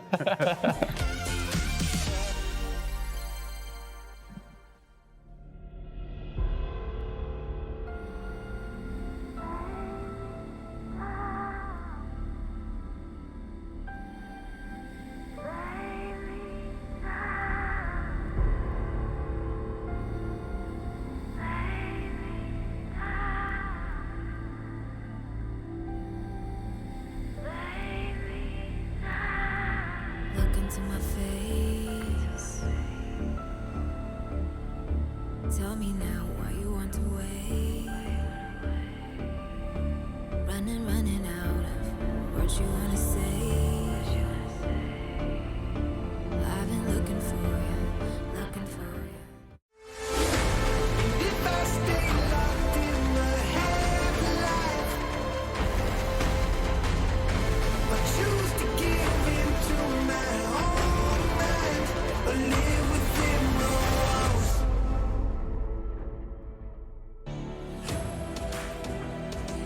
So G2 may have not lifted a trophy since 2019, and they've definitely got to a final last year of 2020, but they're here now in 2021, and they're up against the final boss. And I'm talking about Na'Vi. Yes, Simple is a large component of it, but it has been a mirage à trois. Is that how they say it? Trois? I don't know. Either way, there's three fellas that I'm looking out for on that Na'Vi roster, and all of them have woken up today. All of them have woken up and looked in the mirror and said, I fancy lifting a trophy. I fancy being a LAN champion. 500 days we waited to return to LAN, and now Na'Vi right back where they started. We waved goodbye to LAN in Katowice 2020. These boys lifting the trophy. And now G2 stand against them again. Will it just be a repeat? It's definitely in the back of their minds, that seed planted by every analyst and community member standing. I'm sure Na'Vi aware of it as well. They've done it before, they've lifted the trophy before. And now here at IEM Cologne, they look to take another leap in that direction. 1-0 up in the series, let's get it started. G2 on the attack, one expert leaning Na'Vi's way heavily, and I can understand that. Perfecto, oh, damn Perfecto, and just bit as well. The clicks are too good. Get him out of here. The clicks are too good.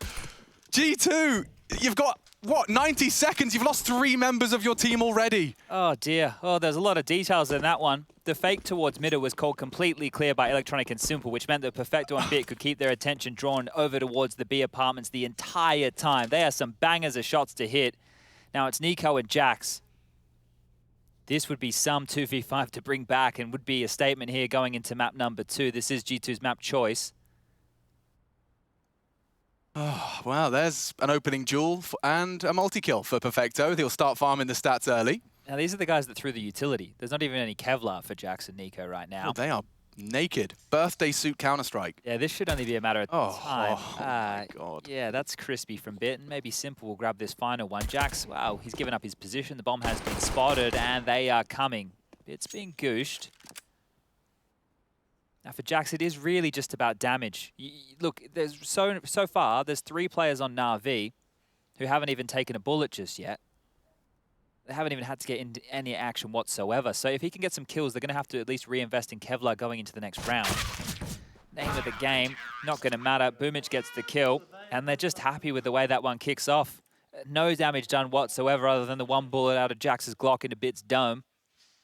But not the way you want to start. Perfecto and Bit, both with their crosshairs in such a good place. All they had to do was click, bang, and a second as well. Magnificent shots out of Perfecto and Bit. Crispy, crispy. Okay, well, G2 immediately start on the back foot.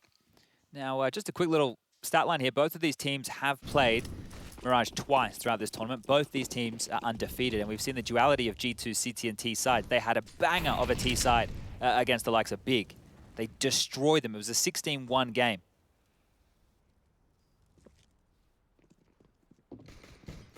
Oh, taunting them now.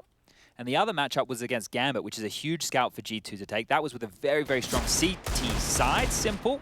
Wow, he gets a little bit more than he bargains for and is able to drop out in time. Back up there, Bit mowing down from range. Oh, it's a shooting gallery. You love the eco bash. You do, and he'll even happily grab in a couple of extra SMG frags for good measure. Nico last to depart.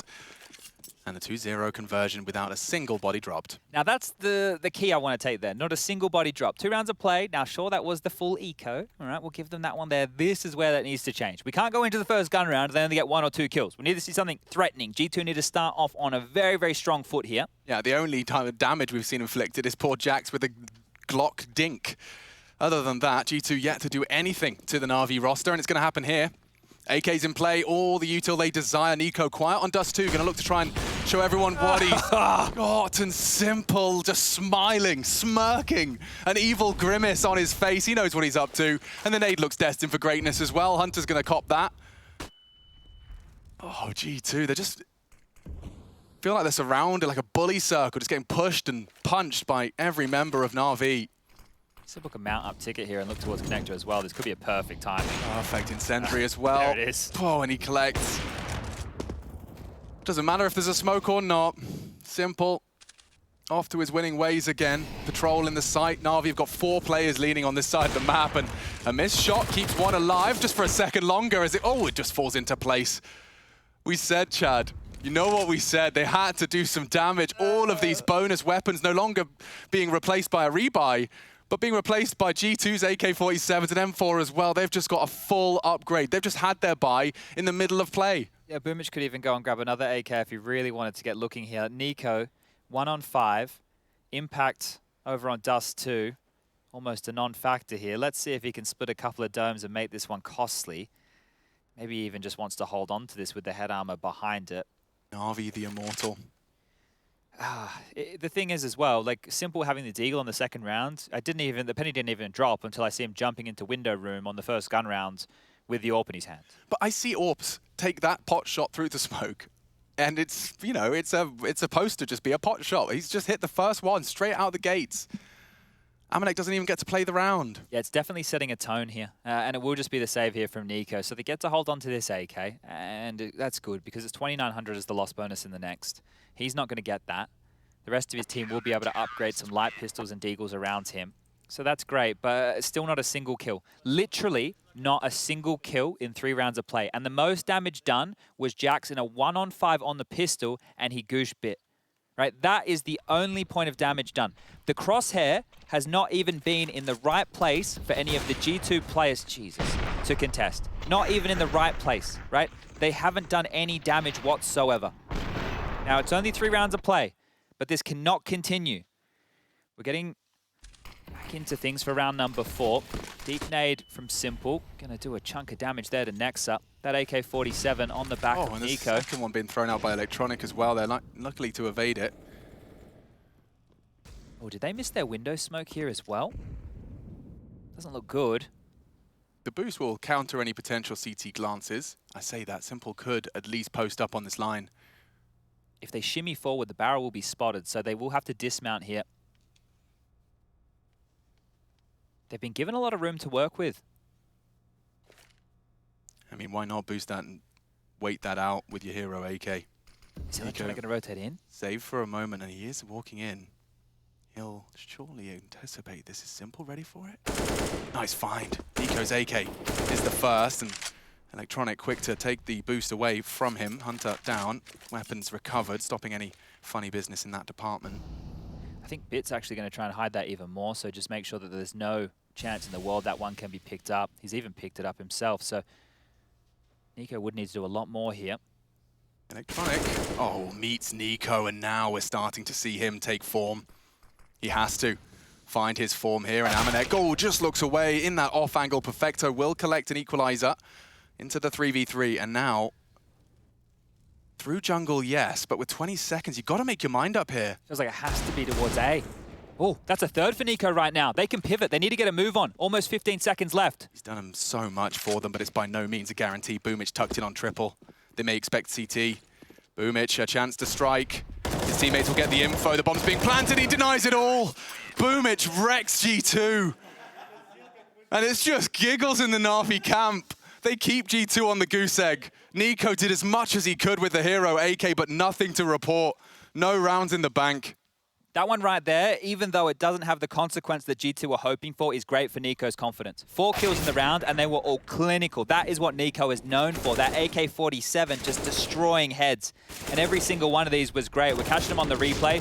Boomich, lucky as you like. The bomb has to be planted by Jax. There's not enough time for him and just springing that trap. So Boomich, his impact there. But let's get these gun rounds back underway. See if we can get the round starting to form in G2's favor as well. There we go. Nico continues. Now we're talking. Starting to heat up. I'm not talking red hot, but it's definitely starting. Just a perfect time for Hunter to strike. He posts his first as well. We'll smoke off jungle. They want to make this hurt. They've got some pace behind them here. Into A, flooding through the connector. The flames will keep them honest. We'll keep them at bay. Electronic needs a reload. Nico late from ramp. And Na'Vi will just start to maneuver back towards this B side. There's 2 of them there. Electronic still wants to perhaps voice some concerns. But G2 going to be very diligent, check the site out thoroughly. All right, well, now the damage of Nico's AK is being felt. They have to save, right? You can't go into this and throw it away, considering the loss bonus only at 1,400. There's a bit of residual cash in the bank. The buy probably could work, but once again, we're thinking the long game here on this ET side from Na'Vi. So great stuff. Nico gets 4 kills in the previous round, gets the opening kill in this one, and now he's here to play. The question was going to be, how long can Na'Vi keep Nico caged? Well, that feels like he's broken out of it early in map number 2, and that's a necessity for G2 to be competitive here within this grand final. Yeah, shaking his shackles off. Big opening from Nico, converted by his squad. And the rest is looking to save. It looks like G2 are just happy to be posting their first here, and they do break their silence early. 4-0 was a little alarming. Very alarming. The way in which it was found as well. 3 clean sheets. When does that ever happen? You know, when are the first 3 rounds of a game ever kept completely clean? We can leave that. Ale vamos. He's keeping it mixed. Well, I guess he has to, right? They're doing it in English, then they can break off into some Serbian, break off into some French. They got little trifectas for both of those languages. This is the duel we're talking about. So Boomich didn't have util, so decided he'd use his body in place of a ramp smoke, tucking close. Nico catches him on the aggress, and this was a big catch as well. So both the Kovac contributions. And it will put the first on the board. Game time. Let's see what happens into our next. It's round 6, the standard util mid, and I think with nades and wall bangs, they've been deterred from anything particularly aggressive. Simple's taking his AWP to B, just constantly mixing it up, keeping it unpredictable, and that sliver gap does confirm presence. He knows there's one at least descending towards the lowers. Jack's top mid as well. Bit was in ladder, so he'll be responsible for anyone that tries to walk out under window. How long is Simple going to stay here for? Now you can see with that jump of Hunter, maybe expecting somebody to creep out close. That's why he's holding a tighter angle just now. You want tight lines. Look at Jax as well. Yeah, just watching for anyone electronic funny business. He does like these kind of occasional. We saw it in the semi-final. He loves these self-initiated aggressive moves in the mid-round. And yeah, that flash does put Bit on a bit more of an aggressive stance for that underpass walkout. This is quite slow from G2. We're sub 1 minute now, and they're just jostling for this mid control. Window smoke out from Jax. Flash is going to follow through. That permits Hunter to come up through the underpass. Starting to clamp down on this one. But are they postured for an A split, or is it going to be over towards B? Jumping off the catwalk, it should be A with 40 seconds left. High flash from Simple should buy some additional time. The incendiary burning away, and they've got smokes and more incendiaries as well. They're going to have to go through this. Off the flash, I suppose. They're burning their toes, pushing in. Great loss of vision. A 1-for-1. And the A site could be theirs. They may have found a gap. Simple's posted up on this. And they're planting in front of that triple box. They still could be denied. It's not far off. Amanek wants the trade. He has fallen to Simple. What a push from Boomich. So much damage inflicted. It's gruesome. If they catch that bomb plant. Oh, and he has! The bomb loose. G2's chances dwindle. What are you supposed to do now? Nico's not got the health, and with a frown on his face, he accepts his fate. It's 5 for Na'Vi. Oh, dearie me. That was looking good for a moment there. That trade onto Electronic, the site felt like it was good. It felt like it was going to be G2's every day of the week. It did. Where did Amanek go down from there? Because it was a wallbang moment, right? Simple's orb had come through the wall. Yeah, I think Amanek peeked into him. Simple just caught a perfect line. And much quicker on the trigger. Well, that's going to immediately force G2 to have a timeout and just have a conversation, maybe calm things down. As I mentioned, that was a slow round. So it's not like they're just running into these and the rounds are finishing quickly. They did have quite a slow pace. Am I oversimplifying it if I was to say that could be a reaction to the fact that anything quick they tried was met with nades and bullets? I mean, maybe Malik does just say, lads, there's a full 1 minute and 45. Maybe we could just, not die in the first 30. Yeah, I'm just trying to reflect to some of the games. Here it is again. So let's see. What does he catch of there. Here? Just through the post. Oh, okay. Well, that's a great way to kick things off. And the spam through the smoke here. You got Jax not on a whole lot of HP. The bullet's painting a line around him. Oh, and a nice little flick on up there as well. So things looking very good for Na'Vi here. Now, I did want to talk about the T side of G2 when they took on Big. It was just felt like defaulting every round, and every time Big tried to fight them in middle, Jax was removing heads, right? His AK was looking very precise from that top mid box, from that tap position. Or Delpan if you're one of the old schoolers. Electronic has a lot of room here, a lot of space. It's usually bodyguarded by Boomich here, so Hunter's going to have to watch himself. They're both looking the wrong way at this point in time. If there was a little contact top mid, he might have had a good chance to throw something, a bit of a wrench into this Na'Vi works. The flash out from Perfecto here, he's just ready to assist as soon as Boomich takes contact. That'll buy a buffer for Electronic, right? That flash should get the underpass player as well as the top mid swing, depending on how wide Hunter goes. There's the flash. Electronic, he's still posturing, right? And G2 know that. That utility is very, very deep. Hunter will have heard some steps as well up towards the short side. They have the stack in the right position. Simple's on B, Perfecto's here, Boomich is close. The bomb is in the B apartments right now as well. If it's the B finish, they'll just be running into a wall, G2. Feels like a B finish when you see the util starting to sail through. Simple's here again, as is Perfecto. Tucks in off the flash, and what is that? He's caught another, and he's not done either. Perfecto steals it from him. G2 held up in the apartment, and that's important. Nico has put Simple down. And Perfecto's left, just in the open, but doesn't matter. His precision is there. And Perfecto continues to make good and short work of G2. 25. Really uncomfortable now. Boomich in the tight line. Not easy clear for the AWP. Hunter's gone. What's Amanek supposed to do? Na'Vi dismantle G2. Upon arrival to this B site, tight lines held, and that's the end of that. Oh, man. They're reading this, aren't they? They are. They've got G2's number. And typically, even if G2 have situations where there has been a read from their opponent, it's usually the brute force of their individuals that can overcome the odds. But, I mean, when Simple's hitting shots like that... Yeah, look, you speak of individuals. Nico was able to grab that one and a second, right? But right now, at this point, he's found himself 7 kills. Anybody else on his team, they're not even in touching distance of damage. Jax 1 kill, Hunter 1 kill, Amanek 1 kill, Nexa 0. Nexa 1 ADR. 7 rounds of play so far. Now the question on Dust 2 was, where's Nico? His team needs him. Now the question is, where's the team? Nico needs them. You'd love to have both at the same time on the grand final stage. And this is where it will just be another timeout burn. So the second one of G2 used here within the first 7 rounds of play. Na'Vi in their heads. Opening kills as well. You know, it hasn't been a huge factor for Na'Vi, but they've managed to get the lion's share, 5 for them. That does mean only 2 for G2 so far. So on this T side, I'm sure they'd love a couple more. Yeah, so you got 2 unarmored pistols, 1 AK, some Galils. Na'Vi definitely got a lovely, very flexible CT setup. Hunter's bringing some aggression into the mix, and this time he gets the better of Perfecto. A huge contribution, and his second frag. There you go, Chad. There's another name. And that's an opening kill as well. So now how can they work with this? They can just regroup. They have the number advantage here, but every single time it's felt like Na'Vi are the ones who have their pieces in the right place. Bit passive over towards Ticket right now when he's lonesome. Simple playing float. He's over towards Market. Boomich in the vent room has to deal with mid. And Electronic, well, he's on B. So right now, if G2 were just to completely steamroll into this A site, they just have to get past the rookie. Jax will smoke off one side. I don't know if there's going to be much more. It might just be the bodies. Bit has that incendiary. He's going to be tempted to drop it upon the flashbangs, but holds his nerve, holds the palace line, and screams. They're on A. Holds his nerve, the flash to buy some time. G2 flooding into the site. They've had the site before, though, but they haven't been able to convert. Looking for the bomb plant. Great catch from Bit. Good trade from Jax. He's got to find another. Does get his feet back on the ground in time. Looking good for G2 here. Boomich with a 1v4. And he gracefully does mantle up towards short. Smooth. Very nice. And could have a bit of an opportunity with a smoke scooped up, but could just be this AWP recovery. As I see him swap over to the AWP, we all know the G2 have made it too. Look where the kills came from, though. Hunter with the opening, Amanek gets one, and Jax with the double. Not Nico, right? And that's great. We've just called for it. We said, where's the team? Well, here they are. They've shown up in a crippled buy. That was not a good buy whatsoever. They just cobbled that one together, able to get a couple of rifles out, a couple of pistols, and now they walk away and they profit. So it's looking good for Na'Vi, but by no means is this one a guarantee whatsoever. 6-2 the scoreline lies.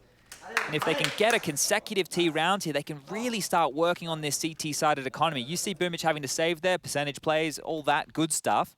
But they are slowly whittling them down. He was the opener, and it was close indeed. Red HP, Jax with this double. On the jump spot, changing weapon as well. Doing it the hard way. Pressing as many buttons as he possibly could in the same window. And Perfecto, yeah, he knew he wasn't able to deliver in that capacity this time. He's done some sensational work for Na'Vi so far. Bit unloads his mag. And you do see that CT economy of Na'Vi kind of hinging on, well, 3 M4s. Jack's already been caught on the aggression. It's crazy to me that in a round where their economy could be broken and G2 could get back into the game, they just go and take the fight. Electronic runs out, gets a kill, gets away. That's crazy. You know, you think you might see them play a little bit more scared, a little bit more reserved. That's not the case whatsoever with Na'Vi. G2 need to find a trade. It's a bit late for that. How do you get back in? CT smoke thrown out to support. That's Bit. Bailing out Electronic and buying some time. The response in kind. It's a deep molly, will spread and enable no short resistance for another 7. Nexa, the yet to frag in-game leader. We know he's got it in him, but definitely humbled so far. And Bit's patrolling. Nico, oh wow. He's been taken down as well. Na'Vi have clawed this straight back into a 3v5. Now something of sort of a trade. It's still a problem. Bombs loose and G2 dilapidated. And only Nexa now. The whole squad against him. You said they had to find some consecutive rounds, but Na'Vi have just not let it happen. They refuse. Well, that felt like his chance for a kill right there. Needs something just for the confidence sake. 1 ADR so far. There's the frag. Off the donut. Ooh, spotted Simple as well.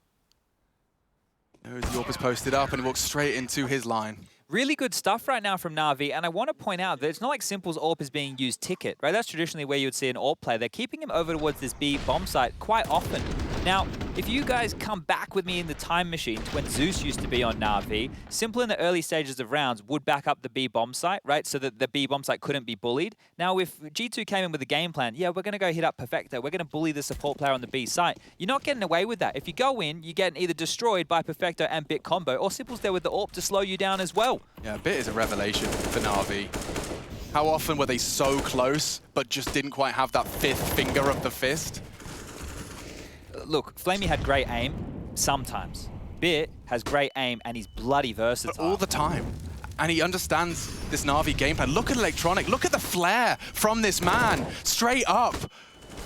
Tagged up. Still doing damage. Still draws first blood. This time Nexus clawed one back and it's on Simple no less. They may assume that that was a wide open B site with Simple's death. He's walking on in as well. The smoke implies Perfecto's close. Go on, Nexa. He's delivered. G2 given a gift. Needed that. Definitely needed that. And it's all a ruse. The B rotation, it's in. Oh, another one. Go on, Nexa. One-man army here for the G2 army. And now the A site wide open. He'll take another. Go on, Nexa. 4. Give him the ace. Bit walking around in the kitchen. He's not far off. The crosshair was in the right place. Now that's a confidence booster if ever I saw one. It could be walking into this here as well. Nexa still posted up, light, lose him in transition, but this could play in his favor here. That's a response from Nexa. Started this one slow, but the in-game leader steps up in a huge way. He's here to play, and that's the third for G2. Game on. Game on. Another one added to the list. IEM Cologne can't stop delivering aces.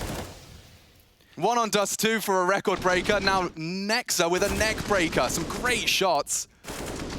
Love the catch as well. He's off to A, just gets a freebie on the way in. Confidence and jitters need to be nowhere in the conversation for G2 now. Nico, at the start of the map, he showed up with that AK. Nexa now the in-game leader here to play. Let's see how far G2 can push this. If they want to get activated, it needs to be now. You're just proving to yourself, Na'Vi can die. They can bleed. You can actually convert. It can feel like a bit of a brick wall at times, especially when they're armored to the teeth on the CT side. Quite the opposite, the case here in round 11. Now, you want to keep this one clean if you're G2. That round was great. You're getting in this. You're feeling it. You're starting to get fired up. But calming this one down and taking your time. You cannot fumble. You show your shoelaces. You don't want to be tripping over them here. The banana peel, all those cliches. It needs to just be a slow crawl. Work out where this stack is. Work out what type of buy you're up against. Once you know it's the USPs, a real conversation can begin. And Nexa, well, he might pick up where he left off. Heading over towards this B site. Clears close. About to get a bit of a shock. Turns the corner, dinked on up, still converts onto Simple. He now knows that it is an eco.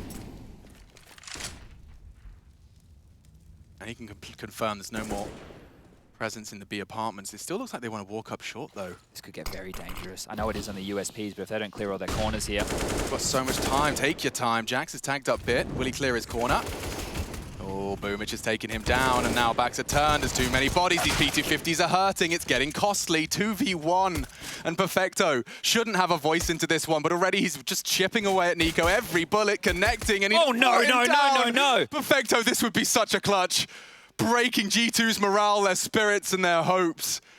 Up against nothing. It was a full eco. Hunter's got to pick the pieces up here. Everything implies it's his. Perfecto still being a dastardly little Duke. And now tagged up him again. 35. Oh my God, he connected another. Hunter bails him out with 19 HP to spare. Oh my God, I said don't slip over your own shoelaces, not on that banana peel, and it almost does exactly that. If they lost to the USPs, that would have been gutting everything that they had just done. All of that confidence, those jitters that I was talking about shouldn't be in the conversation. That could have all come crashing down. So close to that, and just Perfecto. You know, he's having quite the grand final as well. Look, this guy's shown that he's more than a safe pair of hands, right? The impact of him, he's often operating with an MP9 like his in-game leader Boomich, but this could have been great. So much damage. So much damage. He's already won a 1v3, and that would have been a fantastic clutch right there from Perfecto. But look at the buy. Na'Vi, sure they purchased in. It's double AWP prioritized. MP9, as I mentioned, a FAMAS. There is a kit. Utility is a bit of a problem here, and Simple's back towards B. Yeah, he fired off some shots mid, so they know there's an AWP presence B, or was.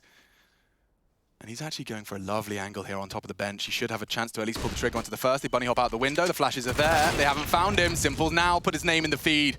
There's an AWP on site. And nice catch from Nico. Electronic keeps it level.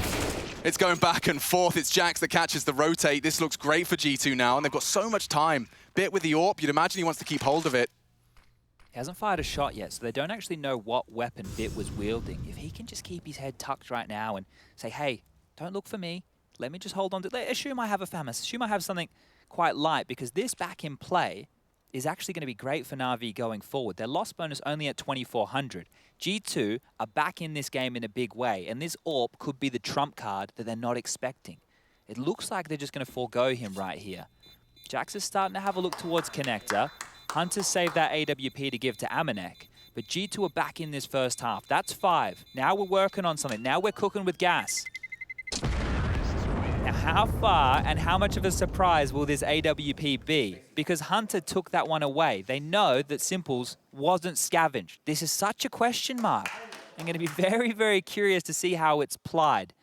Surprisingly, no timeout taken from Na'Vi here. You wouldn't mind having the conversation of where the AWP was going to end up. Of course, in Simple's hands. But at what part of the map are they looking for a weakness? Yeah, just treats himself to a Kevlar vest off the rack. Fits him nicely. And let's see if he can continue to do damage. Actually, hearing these pistols early is good. It might lure them in. They're not quite sure what that saved rifle was. They may find out pretty damn soon if they continue their campaign up mid. Jack's caught a little whiff of bit there. You can see that there is just a slight more touch of passive nature to this setup for now. Yeah, and hopefully this time they don't find themselves walking into the stack. Yeah, that was Oh, fragile. very scary stuff. Okay, well, the call looks like it's being made. Still over a minute left on the clock. The bomb on Amanek heading back over towards the A bomb site. He's got Jax with him and Nico already aggressive in Palace, holding on to the push. Simples AWP over towards window. Keep that in the back of your mind throughout. No, I would love to see, and I've seen it many times from those online boys, the boys of Heroic, you know, you send in Hunter for a bit of a touchy feel of B before you commit into this, and what now looks like a relatively stacked up site. Simple CT. This could be some huge problems. They can't smoke CT from Palace, and they're having 3 players come through Palace. This could be... Oh, they've actually forced a rotation. Simple might not be in position here. If he is, he can ruin the round. He's starting to suss it out. Nexa spotted and tagged up, but he's still standing his ground.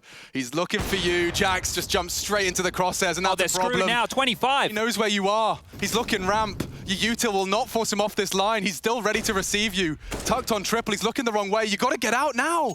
G2. Oh, just as he looks away. That's a gift. Amanek will take it. They have to watch out for that triple box, and another one from Perfecto. Boomich is still hidden on the side. 8 seconds, 8 seconds. Deny it, dude. 5. Somebody find him. They tag him up. That's a big one from Nexa. He contributes in a huge way, and I can't believe how close these rounds have come on just ecos. Big could get a weapon there if he's got the moves. Ooh, second attempt. Can't stick it. Go in mid, boys. Go in mid. And that CZ now still having a look on in here. Would love to walk away with something. A new avenue.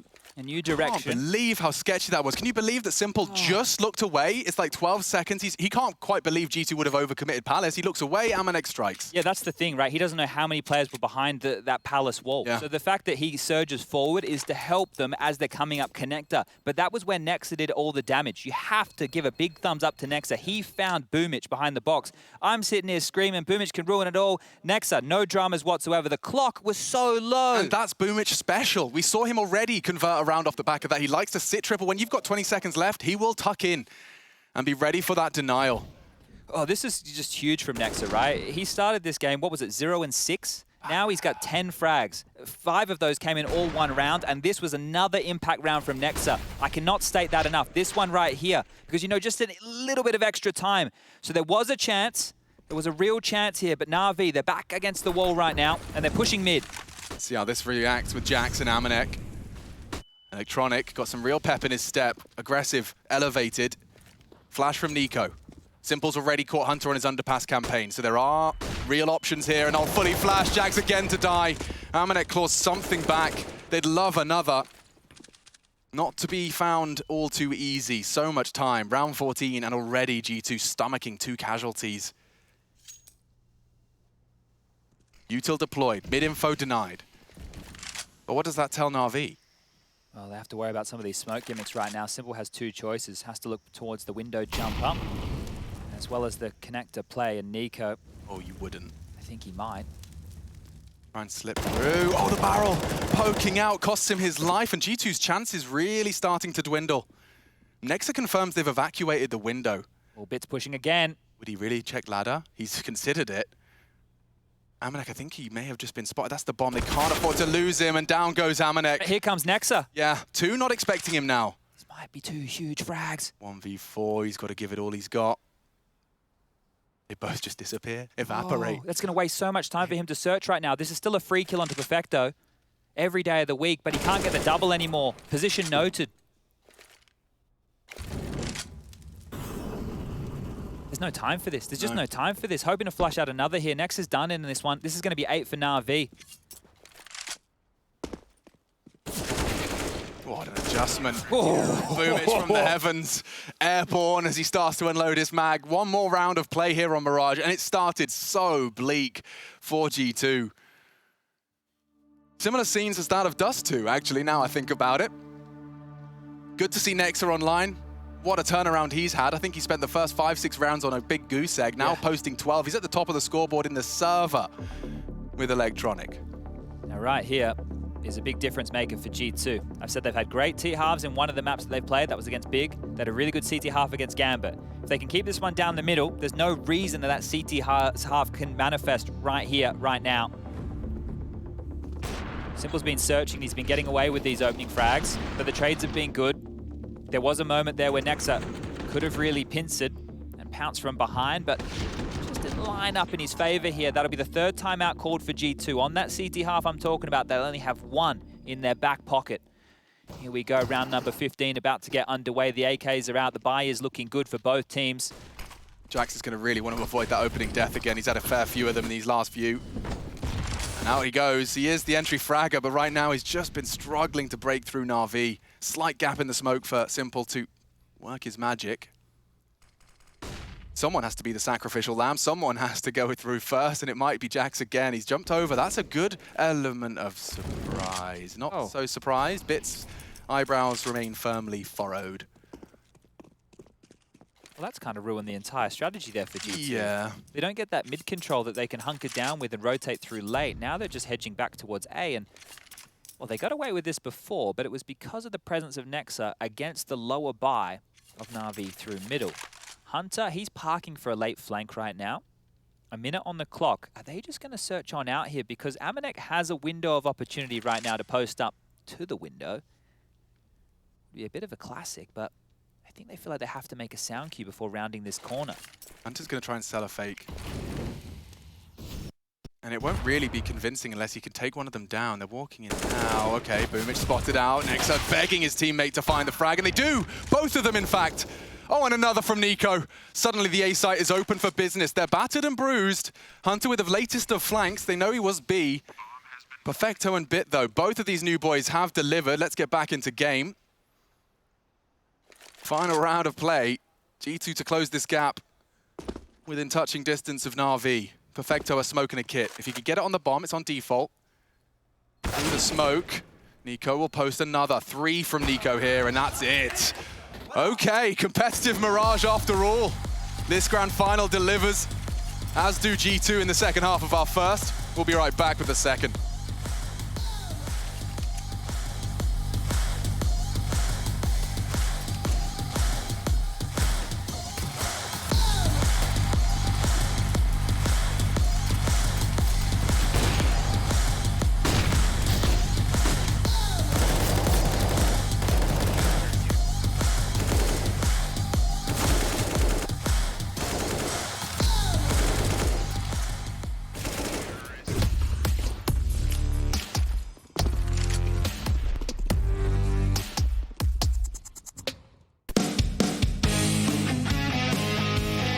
Hey Future Pros, we have another execute for you and your friends to learn.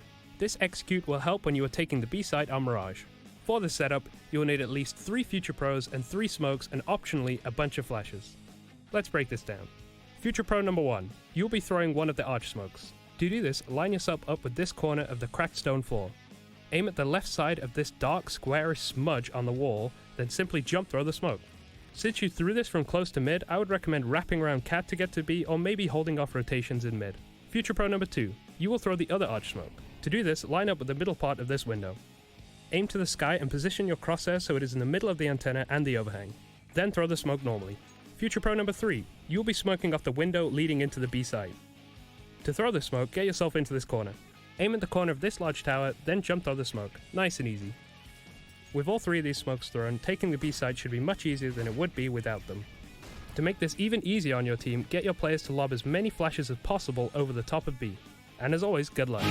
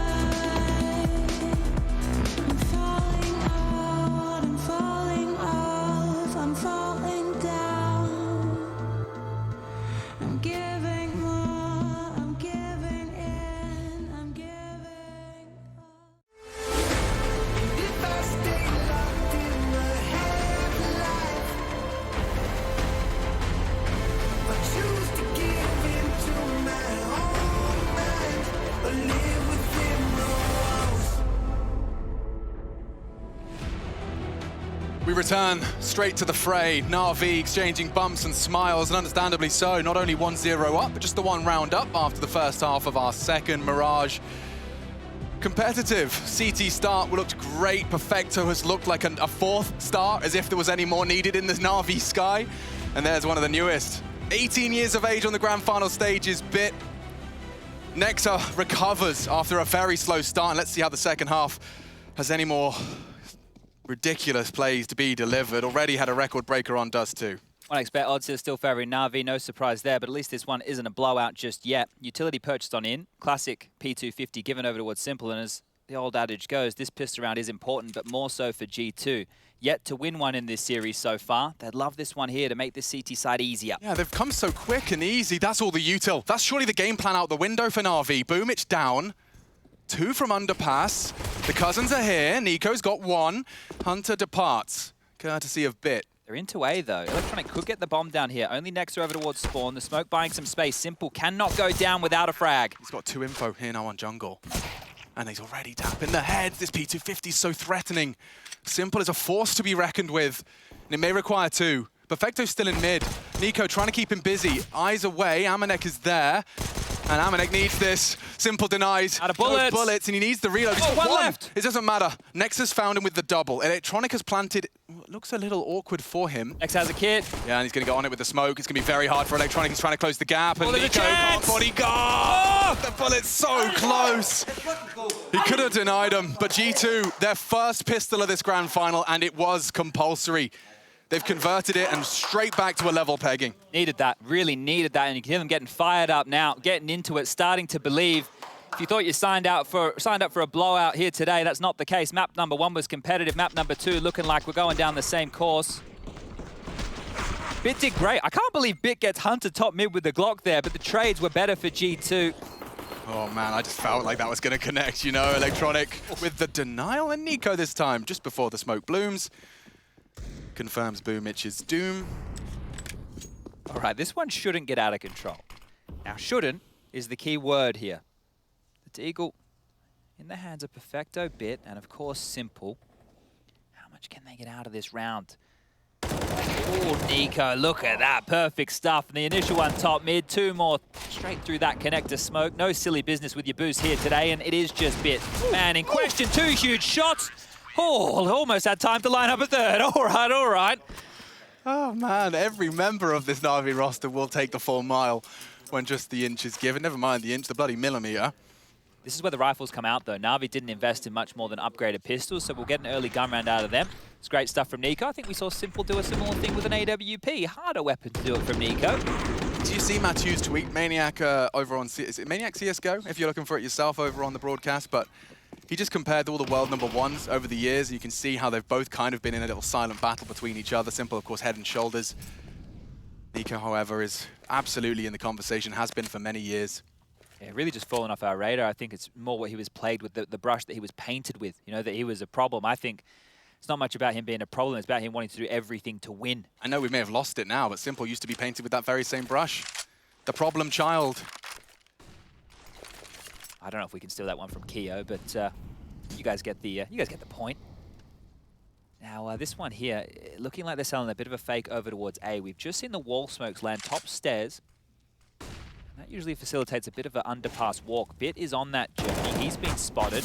Exchanges a smoke. The bomb coming through mid on Boomich here. Big problems now for Na'Vi. G2 have got so many bodies here in mid. They're ready to fight, but Boomich still strikes. This is going to be chaos. Look at the feed. It's all G2. Electronic to change things. Leaps to seize the space upon the info that there's no one home on A. Needs to keep going, though. He can. Perfecto tucked in here. This has actually got some legs to it, you know. Now, the bomb's in mid, sure. But let's work this 40 seconds. Is Amanek aware? He just checked the vent. He's considering it as a possibility. He knows it's a gap. He's more concerned about the B than it is Electronic. Oh, what a How's find! He lost that? I can't believe it. There's a chance, though, for Electronic. He'd need Nico now. And that's not happening. Let's go. Nico definitely looking like a new man coming into this CT side. And you leashed your life here and been unleashed in a big way. Timeout going to be called from Na'Vi, and this will actually be their first timeout so far. So you want to correlate that? The first time they're really feeling under the pump here on Mirage. Now, Blade talking a lot of conversation there Nobody looking in his direction. But just to note, G2's approach, if you guys didn't catch it, every single CT body was in place to contain the mid push. Nobody was on A. And even though they gave up all that space, the number advantage, even the awareness of Amanek, sure, he didn't get the kill, but what that tells me, what that should tell you at home, is this is intentional from G2. They're well aware of what type of CT setup they were going for, and it's paid off. Nico now, check him out. All those problems on map number 1, 21 kills, 110 ADR. He's here to play. That simple 30 in Dust 2, while Nico's on track right now for one of his own. Pistols out, and a chance for this one to calm on down. G2 should be converting this, should be grabbing their 11th. And that 0-3 meme of G2, well, looking less likely. Would love this one to have, you know, some length to it. Get 4 maps deep at least. Have an arm wrestle, have a tug of war, have a back and forth. I just know deep down in my soul that Nuke for some reason is going to be an absolute banger. Mirage and Dust 2, if you keep it level heading into Nuke, we've got at least that Inferno. Oy, oy, oy. And Ancient is the 5th and Decider, the newest map in the pool if we do go the distance. That could, like the way that could deliver, I can't even tell you because the protocols, they're not known. The map is still being discovered in front of our eyes. You might get some absolute magical moments here today. And with the individuals you've got in the server, on that new map, on that new playground, Simple has beaten that util. Nico's far too smart for that, and Hunter will confirm there is presence. Crosshair lowered a little. Simple executed by Nico. You can see Bit was feeling himself after that Deagle round he had. Perfecto's put Nico right back on his arse. Oh, the head just hit in there from the bench. Imagine Hunter with some trigger discipline here. He's waiting for at least Perfecto. Oh, they do line up. He's got them both here. Needs the spray and provides it. So that will be G2's conversion. Nothing to complain about, really. Nico and Nexa, head and shoulders above the rest. But into the CT side, it is an opportunity to see the rest come through. Yeah, it's quite level over there from Na'Vi, right? You've got 13 for 3 players, Simple, Bit, and Electronic with 13 frags, 11 for Boomich, and 10 for Perfecto. So over there, it's been quite the team effort. I think we can recount the rounds where they just have the bodies in the right place on their CT side, but yet to post a T round. Now, with 4 rounds gone, Blade will be calling another timeout, and this makes sense. He called one after the last gun round, where they got absolutely swarmed in middle by those CT rifles. This time round, before they get into the gun round, having a chat. So, Master Chad. Ex-in-game leader Chad, Sponge Birchall of Vox Emina fame. You've tried mid on ecos and full gunnies. Nico clearly heating up, and he's the connector player that can ruin your day. When you take this timeout, what are your alternatives? I mean, on the extremities, like, you surely can't be once again looking to send the main body of your assault a 1-3-1 down mid when Nico's on a blinder like this. Well, if they're happy to have that many players glued towards middle, do your standard smokes. Make it look like a mid-heavy presence. Have Boomich do what he does best, sell those fakes. And then allow some of your players to gravitate and look for picks on those extremities. At that point, you're hoping to find a kill, maybe get a trade, and then play the mid-round. You don't actually need to speed this one up too early, right? Boomich now, he's going to get thrust on forward. The smokes are out. The AWP shot misses. They've given him that space to work with. And once again, look at the radar. Look at the mini-map in the top left of your screen, everybody. 2 players short, 2 players connected, 1 window. They want to fight middle. And that's what Boomich and Simple are waiting for. Pushing in. Oh, a tag! Nico lives on for just a second. The Glock to finish. Oh, here he comes! Messy spray finishes the job. There's 1 man in mid left. It's Jax. Bit timed that to perfection.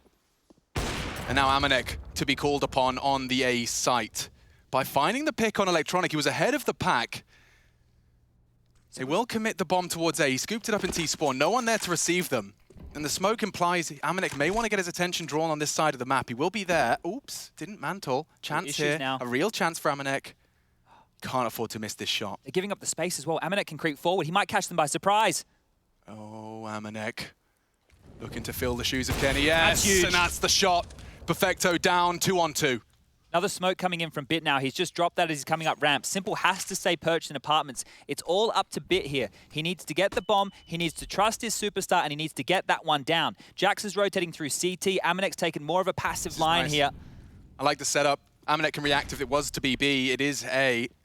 30 seconds, Bit starting his mission. And that's the shot. Jax gives it up. A problem now. Amanek's done so much for them. He has to do even more. That's the shot, though. Simple down, 1-on-1. Bit to come up clutch for Na'Vi and to post their very first on the T side. Amanek to keep the sheet clean. Bit's looking the wrong way. He is at the moment, but just time ticking. Amanek hits and cuts noise. Patience here from the Frenchman. And that's Bit strafes out wide. And that's the peak. That's Na'Vi's first, delivered on a silver platter by Bit. The concentration. Look at the concentration on his face. You're winning clutches at this level of Counter-Strike. You're getting your team their first T-sided round straight back into it. Eyes straight back on the screen. That one is going to hurt. I thought the hard work was done in the 2v2 there. 30-second mark. Jack's just a little too wide on his rotation CT, and that was all Simple needed. Okay, Amanek's got the move. Still definitely feeling himself on the AWP. I just can't believe the swing. Like, he's just swung on that CT position. See that flick? You got the flick of the wrist? No, fully blind, doesn't even get a chance. We'll pull the trigger, so he reveals that AWP is short side. This is the same play they had before, but they're not getting pushed in mid. So G2, they've already backed off from that heavy mid setup. You can see now more on the extremities. Amanek and Jax over towards the B apartments. Nexer and Hunter paired up in window. And Nico actually has a really tall task right now. He's still towards connector. There's actually an open runway onto the A site. We can see that, Na'Vi can't, but they're actually piecing this one together. Back through T-spawn comes Simple, Perfecto, and Boomich in a bit of a conga line. Electronic up in towards Callus, and Bit now with this mid-presence, how many can he keep busy? How are they so willing to just give up that A ramp side? Looks like Nico will just about get into a point of contention. Amanek's rotating with the AWP as well. This is good timing. Util from the ramp. Nexus there in support. Bit's timing is everything as well. He's in the smoke. Footsteps may bait him in. And that's his chance. He still hits the headshot. Somebody finish him off. Perfecto as well into the site has found Nico. It's wide open for business. Yeah, okay. But Simple peeks in all the way from the bulk. He started on ramp. He's read Amanek like a book. Biff and chip. Ages 3 and up. That one right there was real chance for G2. They had the pieces of the puzzle in the right place. That looked like they had actually rotated in time to stall that one out. Would have caught Na'Vi really off guard, but the awareness right there. I can't believe Simple's peeking like that. I don't see many T-side AWPs taking that angle, that elevated spot. Amanek was in the right plot spot to deny everything there. Right now, I think that Na'Vi would love to chase and take these 2 rifles away that you're seeing saved on Hunter and Jax, but their economy's not built, right? Perfecto still has a Galil. The same can be said for Boomich. The same can be said for Electronic. They would love to upgrade those. So first of all, don't give them up. Second of all, find yourself something a little bit nicer. Electronic has been left to have a little bit of a looky-loo. And can we also just acknowledge that Bit, not only just winning the 1v1, but he's the one solo campaign through the mid-smoke. He's got 2 players on the other side of it, and he still takes 1, nearly 2. Yeah, look, I'm really impressed. Like, he is a revelation. And the fact that he did look a bit bumpy, a bit inconsistent, he had that lovely online phase to, like, kind of shake all that rust off and to really learn and be integrated into Na'Vi's system. Oh, it comes too easy to Simple. Like, watching it in his perspective, if you were just watching Simple's perspective and you just started playing Counter-Strike, you'd be like, this game looks so easy. That AWP's like the most easy gun in the game. Yeah, look, it's definitely the most powerful gun in the game, but not many can wield it like this man right here. So versatile with it. And also, whenever I see that debate, people go, well, actually, Simple actually uses the AWP, so it's because it's the easiest gun. Maybe he's not as good as the rifle is. I want to just highlight, if you've ever tried to AWP, as someone that picked it up in a show match and realized, oh, when people are good, it's really quite hard. I'm flashed, I'm smoked, I'm pushed, it's horrible. I've had discussions with pro players in taxis, like on the way to after parties at events and stuff, and we've been speaking about the best players, and some of them have had said, yeah, but Simple gets dropped all the guns all the time. Of course he's going to get all the kills. Ah, right, yeah. So if they got the drop the guns, they would be the world's best player too. Yeah. Oh, okay. Well, it's good to know that Ego is still a presence. 11-10 scoreline now, and well, these saved rifles are everything here for G2 in this one. How much can they milk out of these? The rest of the teammates are on the economical, and it's 2,400 as the loss bonus into the next, so the buy is still going to be very fragile. Actually, the buy is still going to be quite rubbish. Not fragile. There's a lot on the line here for G2 in a round like this. They're hedging their bets that it will be an A play. 3 players on the site, Hunter in swing towards CT spawn, Nico with it all to do with just the USP on B. Now he's actually thrusting himself forward here for some info. A deep smoke is just going to be lobbed out of his hands that you guys can see with the X-ray on your screen. And that is going to hold Na'Vi at bay. Canary in the coal mine of the vent not broken. That's a sound cue available to G2 here as well. And they're actually looking to put pressure on the B bomb site now. Boomich has this short control. At least Nico's got an opportunity to call for some help. He's got only a USP, and there it goes. Hunter's rifle does nothing. Boomich just shrugs it off. And this, as you said, had implications. They wanted to at least be able to get competitive, deny the plant, make it costly. Jack's got to hold on to that M4. Yeah, water for ducks back there. And I don't know what G2 are going to do in the next round. So as I mentioned, 2400, I'll let you guys do the maths. They're going to be in that range of just under 4K or just over 4K. Now, that doesn't mean that they're going to have all the nades necessary. We know that they like to apply a couple of silenced M4s. That'll give them a little bit extra, but not a lot. And we're at the business end here within this second half. Na'Vi, off the back of their second timeout, have now strung together 3 rounds. That's a great turnaround from them after being kept clean for the first 4. Even being forced to hold on to a couple of Galils for a little bit longer. Electronic, last shots through the box. Nothing connects. Yeah, what's Nico meant to do is just a USP, right? His presence was just to jump and use that smoke to hopefully push them away, right? That's all they're hoping for right there. Can we force them into the stack? Oh, I guess not. The round falls away, and there you go. So now you're seeing what those silenced M4s can do. Hunter and Amanek purchased those, but Amanek has a smoke and 2 flashes. You've got Hunter with just a smoke and a flash. We're talking 1 Molotov, 1 incendiary here. The power of the silenced M4, that 2900 cost, that's a missed smoke, and Boomich makes better on it. Molotov actually helps them more. Yeah, and that smoke enables his safe passage into the connector. He can take those fights! Jumps straight into the clutches of the silenced M4. Hunter draws blood, Nico too. Simple with 1 rebuttal. They do have presence in the dark. This could be a chance for Next, who's going to be forced into the fight. Perfecto greets him with lead. And Bit strafing wide into Nico. He wins his duel. 2-on-2, a real opportunity though. Na'Vi by no means out of this one. And pushing straight through off the flash. He was anti. Bit's got another with his 12 HP. And Jack's been very quiet. Could maybe have had the element of surprise there. 1v2. I think he has to go for this. I feel like he has to. He has a kit. He can work with this. If he isolates Perfecto, Bit is so low. He's got a kit and there's a smoke to be retrieved just in front of him. Gonna have to make the sound cue so Perfecto starts to move his mouth.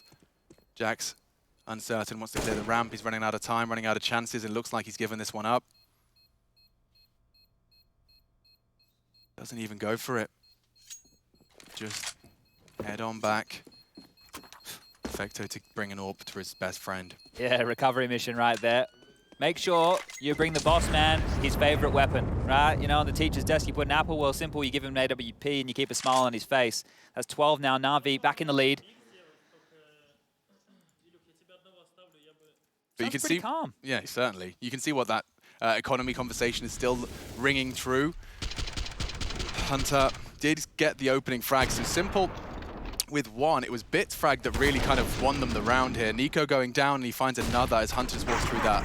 Like, I don't know how deliberate it was, but he's looking jungle as that flash pops. Yeah, that was perfect. That was absolutely perfect here. The one saved AK of Jax this time round, the only weapon to work with. Now, the levy has been broken on the T-side rounds. It's 4 in a row. Jax is finding a lot of space right here. He's going to continue pushing. Perfecto has left a huge gap here, and he might get caught off unless he is very, very cautious. Looking the wrong way. It's an easy frag. The only rifle now down, and it will be defended. Perfecto runs away. He's actually going to throw away his. Oh, and that's horrible for G2. A bitter pill to swallow. Nico's looking the wrong way as well. Feel like I'm repeating myself, but the same deaths this time. At least Nex are facing the right direction this time. We'll go down to Perfecto for the double. Yeah, thinking on his toes right there, Perfecto. Get a good job at the recycling center, I think, making sure that one can't be picked on up. Amanek, nice shot. Would need a lot more than that. Has the opportunity. Pepper's up simple. Another offered with Bit, but they're just there swarming. Na'Vi. Secure 13. And, well, Hunter, I'm sure you'd love that AK, but guess what? Yeah, I don't think you can get over that wall, mate. A camera crew could find it, but that's about it. You can see MC now just scrambling with these 742 cameras to find the one that is over. Here it is. Oh, he's got a strong arm, hasn't he? Yeah. Perfecto. Good throw. Unretrievable. Look at that. Beautiful stuff. All right, well, the conversation has really changed. It feels like moments ago I was saying, G2, they're in this, they're here to play, and, well, Na'Vi have sucked that out of the room right now. There needs to be a rebuttal. That was just another low buy, so we're about to get the guns in play. 3,400 is the loss bonus. There's not going to be silenced M4s without Molotovs. There's not going to be no AWP on Amanek. Might even see a double AWP come out to play here. Yeah, that breaking point was that 2v2, right?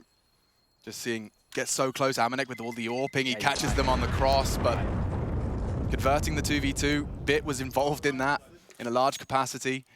it has given Na'Vi full control of the reins right now for that 2-0 conversion of a grand final. Like, and you know, we said, oh, G2, they'll be having to keep their minds clear, live in the present, and not think about the 3-0 of the last LAN prior to this in Katowice. You will when that 2-0 is starting to be locked in. And Nuke is the third. Now, I know that it was a really good Nuke showing from G2 yesterday. A lot of people are putting stock in that, but Na'Vi on Nuke, they are a different beast. I love how versatile they are, so I'd be very scared as a G2 fan. But this map's not done just yet.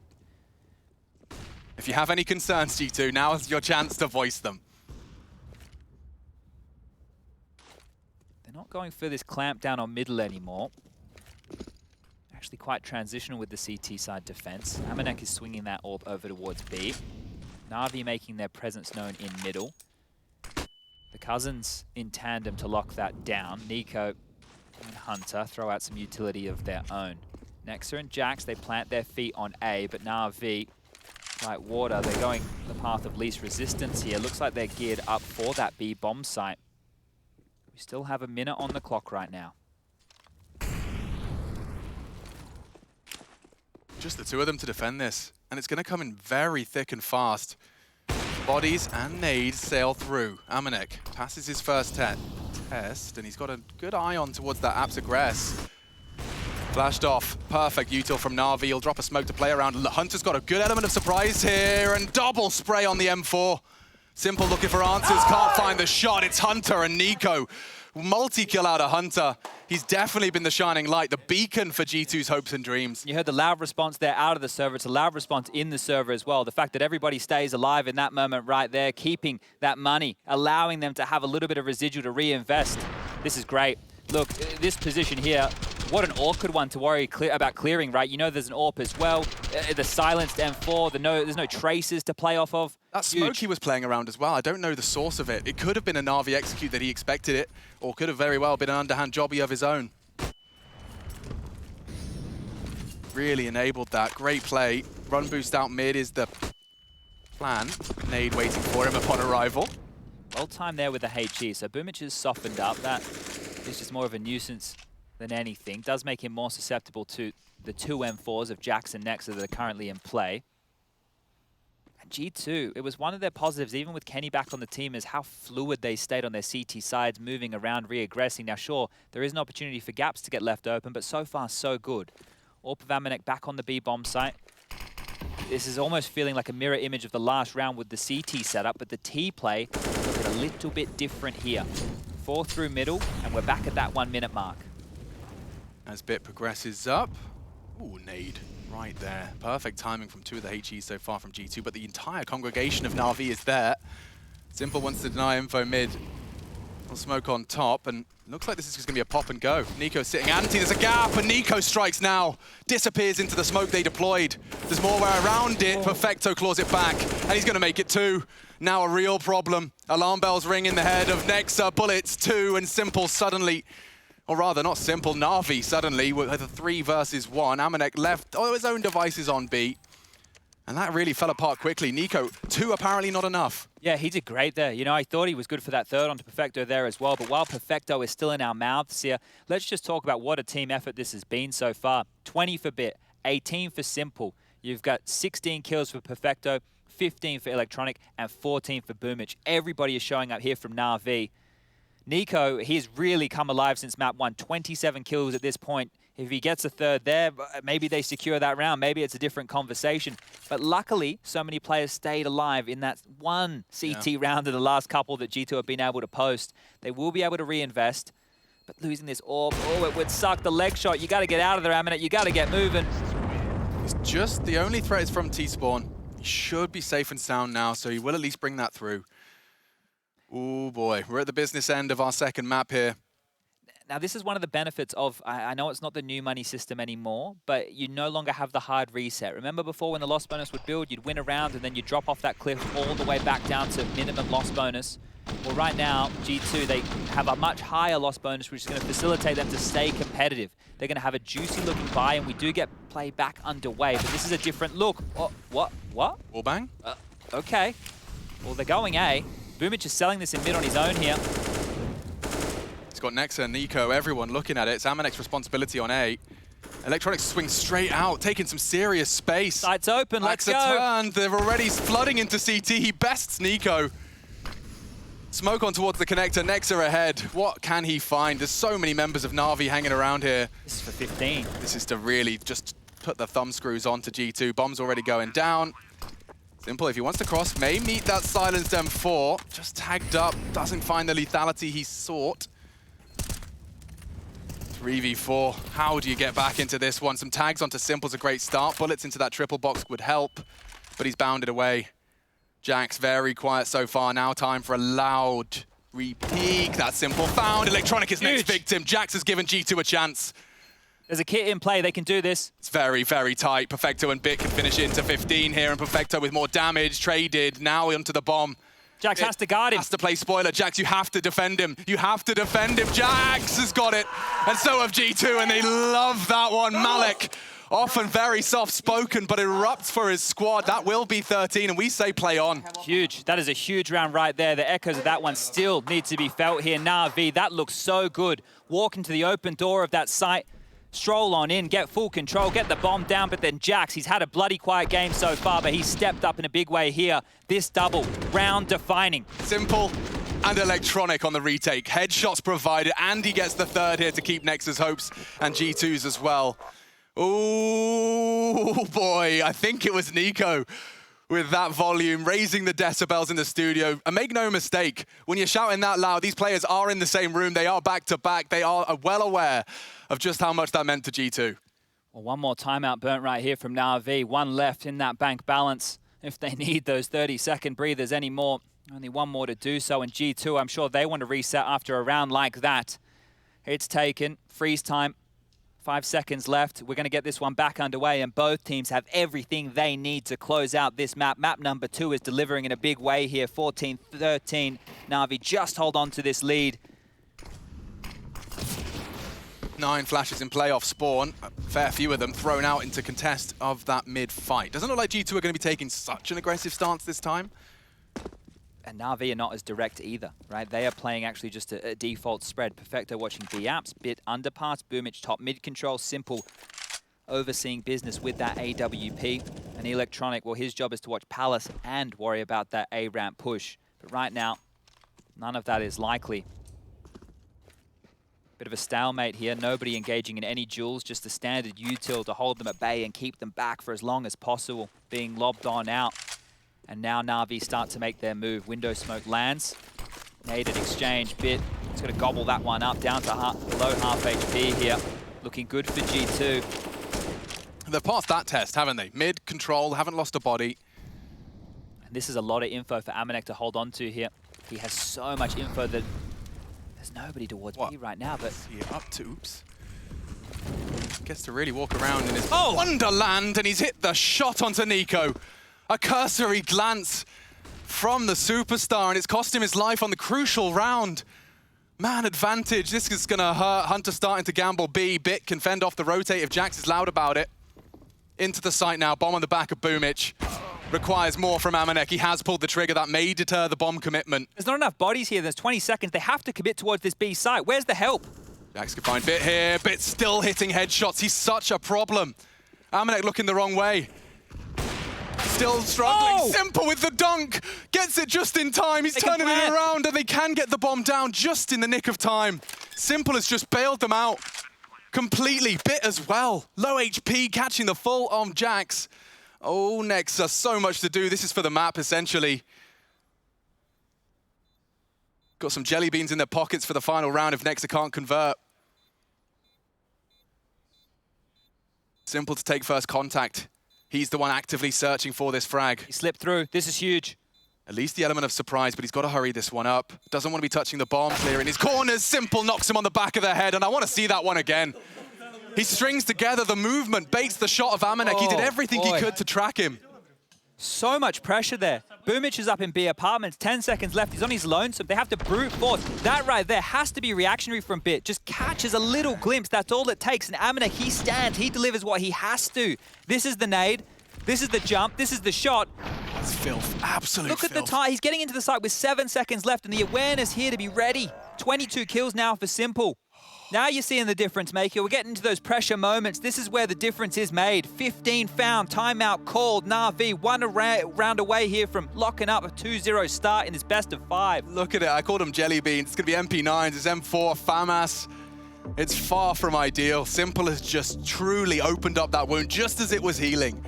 Just as they were starting to find their footing in the second map, and this was G2's chance to equalize. It feels like it may be too far gone now. What have they got to fight for their honor here on Mirage? It's a deagle for Nico, losing his life to Bit. Bit, by the way, 22. He's keeping up with Simple. We called Electronic the hand to the king. What does that make Bit? I think it's the King's Guard who's here on Mirage. Everybody's showing up for Na'Vi. Armored to the teeth now, Na'Vi. Best chance they've had. I think Blade taking that time out may have just said, boys, you have a distinct advantage. If you want to be 2-0 up in this grand final, I just need 5 more clicks onto 5 more heads. What's the game plan? Yeah, you can see here with that approach, when those smokes landed to hold them back, they've just actually sucked on back further towards T-spawn. So there's no rush on this. There's really just no rush at all. The fact that they kept their cool, or at least they made it look like they were within the late stages of that one right there. 4 sets of full util still. Yeah, they're allowing G2 to use all of their stuff early. Check it out on the other side. They've got 2 smokes, a flash, and a Molotov. That's all they can defend with. Nexa, he wants a frag, stands and does deliver. Nico's Deagle now. Yeah, a bit burning sound cues. Nico's Deagle, wow, that's quick. The Deagle blaze sets fire to Boomich, more required. 3 aggressing towards Nico's location. A $700 pistol separating him from that 0-2 in the grand final. Tagged up, still hitting shots. Nico doing the impossible. He's got the bomb loose as well. Maybe a chance. Simple's down. Nico takes 3. And that's exactly what the doctor ordered. G2 say play on. Wanted the star performance. There it is. 31 kills now for Nico. Simple, yeah, you did it in map number 1, but Nico's here to play in a big way. They've turned this around, G2. They've turned this around. One more round to take us to overtime. So snappy. Let's see this one again. Nexa, he doesn't have smoke, so he uses his body. Gets the one. That's ridiculous. This is even more quick. It felt quicker. And there's the third as well. All right, play on. Final round of regulation. It's still not pretty. Oof, both teams here with some emissions in the buy. Oh, straight out mid. This is a Bip. Bip's grabbed one. Nico's down as well. That's a huge double from the rookie. Oh my goodness. G2 just looks like that. They've lost Nico and Amanek. Na'Vi can slow this right down. They can pull these final teeth now. And is it going to be excruciating? 3 in mid. Keep them on the extremities. Have Perfecto poke and prod B. Electronic linger in the palace. You're going to have to gamble, and that is no fun at all for a CT side on map point. I think they're going to group up short here and boost. This is all down to timing. Can Jackson Hunter get there in time? There could be multiple kills available here towards Connector. That molly might just stop it. It's about to land. Oh, it's towards the vent room. They can get the boost up. It's a bit late. I think it's a little late. They need to creep around the corner. They need to do it now. Oh, they're through. Too late, they're in. Simple's just at the tail end, and he's already had a chance, a missed shot. He's ready for the re-peek, and now, no, Jax couldn't finish his meal. 16-14 is going to be a heartbreak for G2. Hunter with it all to do. Will eliminate Simple. We'll look for an M4. Nexa equipped as well. Bit though, miracle. He just doesn't give him the fights. He knows his management of these angles are ridiculous. He's hearing all this from window as well. So much info right now. And they're so set up. They've got all their contingency plans established. Nexa does dismantle Bit quickly. Get in a smoke, get in a smoke. Bad. A flash high will catch Nexa on the re-peek, but it's only a Mac 10 from Electronic. He may not be willing to go for that. The smoke down. This could be something special. Oh, Electronic, great timing. And it's Perfecto to finish. Na'Vi will make short work of that final round of play. 16-14, a harrowing defeat for G2. And now the Samurai stares down the barrel.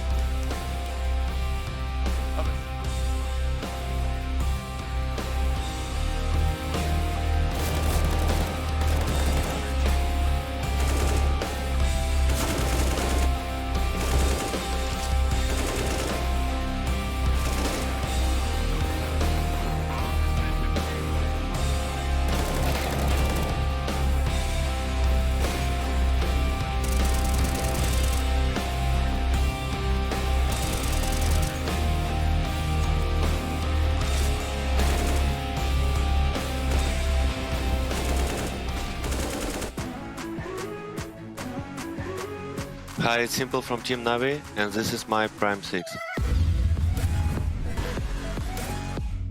I would start with IGL. I think the best IGL of all time is Glaive, because Astralis with a lot of achievements, a lot of tournaments in a row, with really great result and really consistent result. As a coach for this IGL, I would take Blade, because he's not only greatest coach, that I personally think, but he made a lot of talents from 2013, 2014, and now all of them is playing in Tier 1, Tier 2 teams. You know how to create stars and tell them what is right to do, upgrade their skills and to progress more. As Opera, I think I would pick Zaiwu, because first of all, he's a great player and he knows how to play with Op. He's playing that really smart, he changed his position, he knows how enemy plays against him. He can play aggressive if his team needs, he can play passive as well, so I would take him.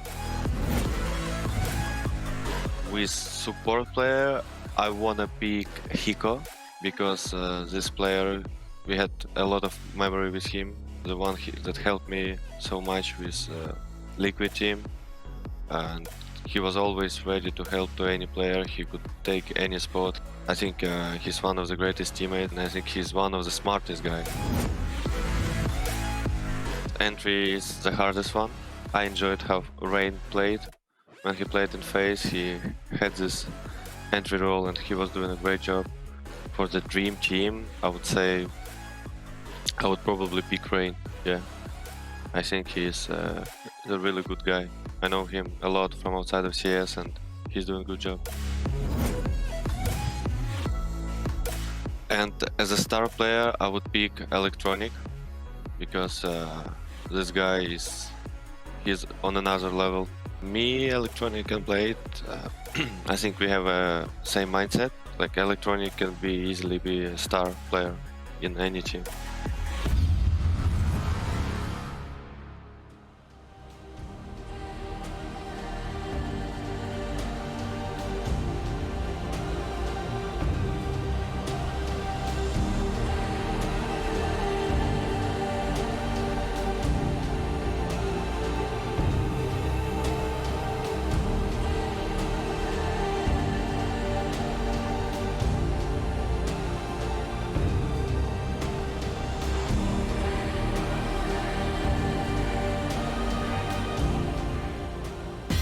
Introducing the ESL Pro Tour DHL MVP. Expert analysis. He's going to get that shot, and it has to feel a little bit going out middle of the air to take down Alex. Another pushing. Oh, you've got to be kidding me! He takes The best performances. He's already got 3 and 4 and 5. And fan voting.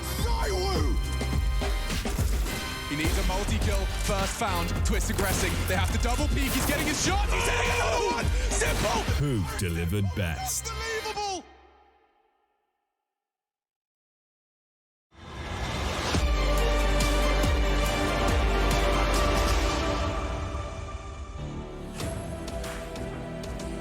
It's time now for me to ask you to get activated inside of the Twitch chat. That's right, your favorite time of the day is here. The ESL Pro Tour and DHL are presenting the DHL MVP. Go ahead and get your votes in right now. Use your Twitch channel points, and we will be catching up with the winner of the vote at the end of the grand final, that is. So, a lot on the line there. I can only imagine who you all pick or who you have already picked, but we're all going to be tallying that up. There's a crew of people back there going through each and every single line of your messages, and for us, we need to go through each and every single round. This one got a little too tight for comfort. I mean, this is exactly what we expect from a grand final, Tris. We're expecting a knit-tight game, close game, clutches back and forth, changes of momentum, huge individual performances. That one got everything. So we looked at a Na'Vi that kept G2 from even, giving up a frag at any point.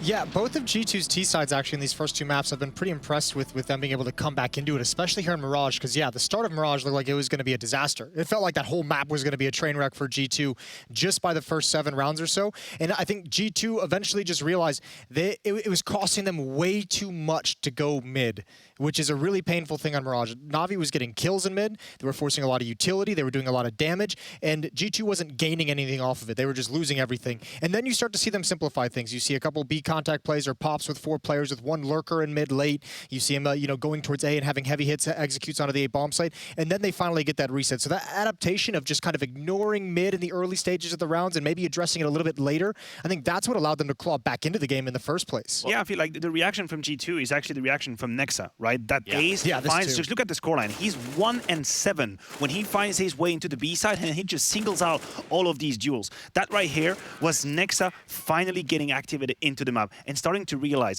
there is often a connection between how the IGL is playing as an individual and then the solution he finds. Yeah. Because that's the moment when, as you're talking about, Jason, they started playing the flanks a little bit more. They started simplifying the game, picking up the pace, and this was Nexa really getting that rebellion on the line for G2. Yeah, and almost in a rallying sort of way, right? Yeah. Because that was his first appearance within this map, albeit he was having a rough show at it. He gets back into the game. Then you start to see G2 put up a hard-fought half and really make this quite competitive. Now, we go a little bit further in that, and I have to start saying that the numbers are going to be speaking here in Nico versus Nico. Yeah, this Nico on the left is from the first map of Dust 2, and the Nico on the right is obviously map 2 Mirage. And that is the difference between a map Dust 2 they lose and we say they played well and they just fell up short, and this is one where they say, wow, they're competitive. Wow, they're in this one and actually a chance to take it. Nico came alive in this second map, and boy, did they need it. And you can see the difference in how scary G2 is when he's on point. You think that Deagle round later, he's able to pull off those same miracles that Simple can when he's in this kind of groove, and he almost does it. And unfortunately, again, they fall short. But at least this one, for moments and stretches, you felt like G2 was in control. Look, Nico was really there to fight, and unfortunately to a fault in a situation. We're going to bring up round 26 right now because that's a good example of Nico being activated, finding these kills, and then maybe having that tingling sense that he needs to do more. Look at this very clever angle he finds in the smoke, and he's already made the difference. He could fall back to jungle, but he decides to turn around the smoke and goes for a third one. Perfecto finds him, then double kill onto Jax, and just like a castle of cards, it all comes tumbling down. And for Jax, he found a way to be intuitive there. He found a way to sort of put himself within a round. He's the one that puts up round 13 for the side of G2 in what is already a pretty neck-and-neck match, and I'm a neck-and-neck match. Yeah, nicely done. There he is. He's in the game. So Trey's just showing up to the grand finals here. There he is. Just like Nico, map 1, map 2. Yeah, I agree. I think we saw a little bit. I think that was the difference on Mirage, and I think it's probably one of the biggest difference between G2 and Na'Vi is Na'Vi, when they're in these like late round situations, 3-on-3s, 2-on-2s, they're so disciplined and they're playing it so slow and patient and not making a move until they really have a plan. Control. And I felt like G2 once in a while tried to rush things a bit too much. Yeah, and for us, we're going to continue to rush along here. We're actually going to catch up with Nico right now. Listen in. Nico, you stepped it up big time on Mirage. Unfortunately, it just wasn't enough, but the whole team, G2, seem to be powering up now. What is the mood in the team? It's good. Like, we have good spirits. We keep fighting every round. Like, we have no easy rounds, we feel like. So, we are on a good page. It's a bit stressful to play because it's a very important game, and we have been down a lot, many times during those 2 maps. But we keep fighting. Everyone still believes that we can be in the map. I think we are very close, even on us to. If we won some of the key rounds, I think we could have at least put up more rounds. But on Mirage, I felt like we had them. We lost one crucial round on CT side. We came back really good on T side. So, I mean, they're really good team, but we are not giving up. We are fighting all the way, and we'll see what's going to happen on the third map. The rounds that you did win were rounds you shouldn't have won. You stepping up, Jackie with the 2K, Nexa with the ace. You're defying the odds, but what do you need to do to now work as a team on Nuke? I think we need to start the match way better. Both maps we started very slow, and that's it's not easy to come back, especially against a team like Na'Vi. So we definitely need a better start. We believe in our nuke. We improved it a lot, and as you mentioned, we have won some rounds that we shouldn't have, but they also won some rounds that they shouldn't have. So it's LAN. Weird rounds are happening. People are popping off. Everyone's putting headshots. So it's normal stuff on LAN, I would say. So. Yeah, we are ready for Nuke, and I think I really hope we're gonna at least win one map, and then I think we can put up a real fight in this BO5. Thank you, Nico. Wise words right there by Nico, saying that they need to start a little bit stronger, and I have to agree. But of course, on the other side, I look at a player like Simple, who provides a pretty unique aspect as a competitor in the server, as an opponent. I mean, he's quite menacing. Yeah, menacing, I guess, is the right term for Simple. You are absolutely correct. More so to the fact that he wasn't even needed to reach that extraterrestrial form on Mirage. He was just extremely good. That is it. He was surrounded by a flock of players, Bit making the difference at the very end with that double kill round number 30. That's Na'Vi in essence, right? So, But I know one you think about. You think about that little jump he had against the AWP. You like that one. You like that one. That was one of those, I know. Counter-Strike's beautiful. You know what else is beautiful? Nuke. So we go into that. What happens next? I don't know. This is going to be really tough. And you want to talk about someone like Simple and how good he is in taking over the game. Nuke is a map where he's just so centralized. Like the position he plays with that AWP, he can be everywhere. You can execute upper, he starts the round up heaven, he's going to be there in a flash. If you're going to try and cross outside, he's going to be there trying to find if you've made any mistakes with your smokes, any gaps. If you're going to go ramp, he's going to rotate super quickly. So Simple can be everywhere on this map on the CT side. Maniac, real quick, does it end here? No, because I'm a nuke. I'm a nuke, He's at the bottom of the scoreline right now. I'm going to be here all day, guys. That's one for you. That's not bad. ESL has now opened up the application process for another analyst on the desk. Make sure you send your resume to... I'll be here all day. Because Jason is actively fired right now. We're going to be going to a break, ladies and gentlemen. We've got a third map on the horizon with G2 and Na'Vi Nuke. Now potentially the decider here for Na'Vi to pick up this entire grand final and dump it on its head. We'll be right back, everybody. Don't move a muscle.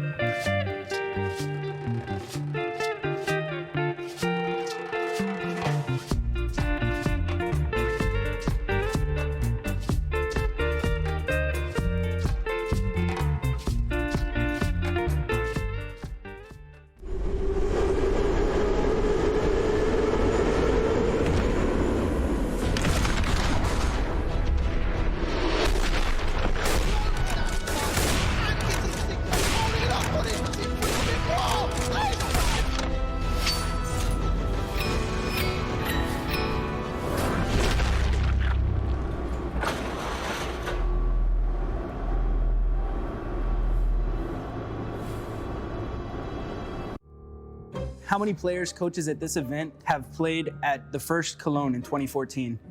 You have to be here? Yes. Oh shit, right? Oh my God. Oh, it's gonna be tough. JW? It's not, okay, Fnatic is not here, forget it. Fnatic didn't make it, sorry. That's harsh. Okay, I can start. Me, Sip, Dupree. So obviously there is the Dignitas. So Dignitas boys were Xipnix, Device Dupree. So those 3 players for sure. Then Olaf from Fnatic. Yeah. Me. So that was my NIP one. So Cool, I didn't even know that. yeah. And they played Fnatic. Yeah. I'd say Carrigan would have been playing. Has Device played, no? He would have, surely. Yeah, so grab Device, 1. Okay, Apex. I was there 2014. I can't even, I don't know what. You were there with Copenhagen Wolves, you beat me. Okay, so we got Olaf, yeah. Kerrigan. Shocks. Kerrigan. Apex? Apex. Wasn't Kerrigan playing as well? Kerrigan, he was not in our team. Was he? I don't know. Yeah, he was playing though. He was playing. He played for Copenhagen Wolves with Glaive. That's true. Glaive was also playing it. Yeah. Then you take away, boss. I have no clue. TSM and stuff. So it's 3, Device Dupree, Xipnix, myself. 4. Coach. Sonic, no. Coach is back in the days. Oh my God, I was too young. It's really hard. FaZe, attends, FaZe c'est Olaf. I was not in Spodek, you played in this one fucking NFP one. Okay, that says me a lot. Oh, that event. Is it major they won, no? Oh yeah, now I know. Yeah, okay, there was like a small arena with Yeah, cover, yeah, uh, and yeah. people That was the plus arena. 18 had to go in. We only missed one. And it was Blade from Blade, right? Yeah. Oh, right. Navi, yeah. Navi.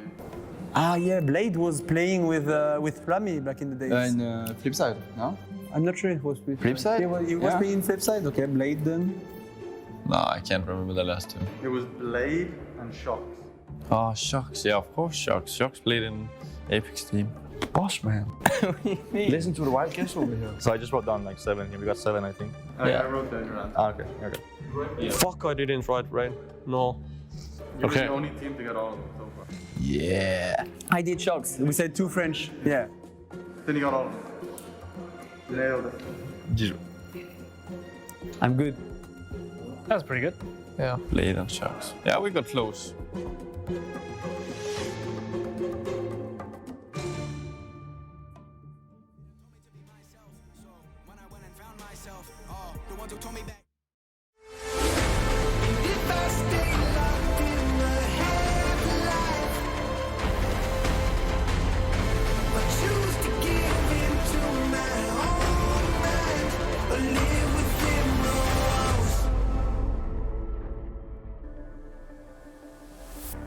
And so we return to the grand final stage.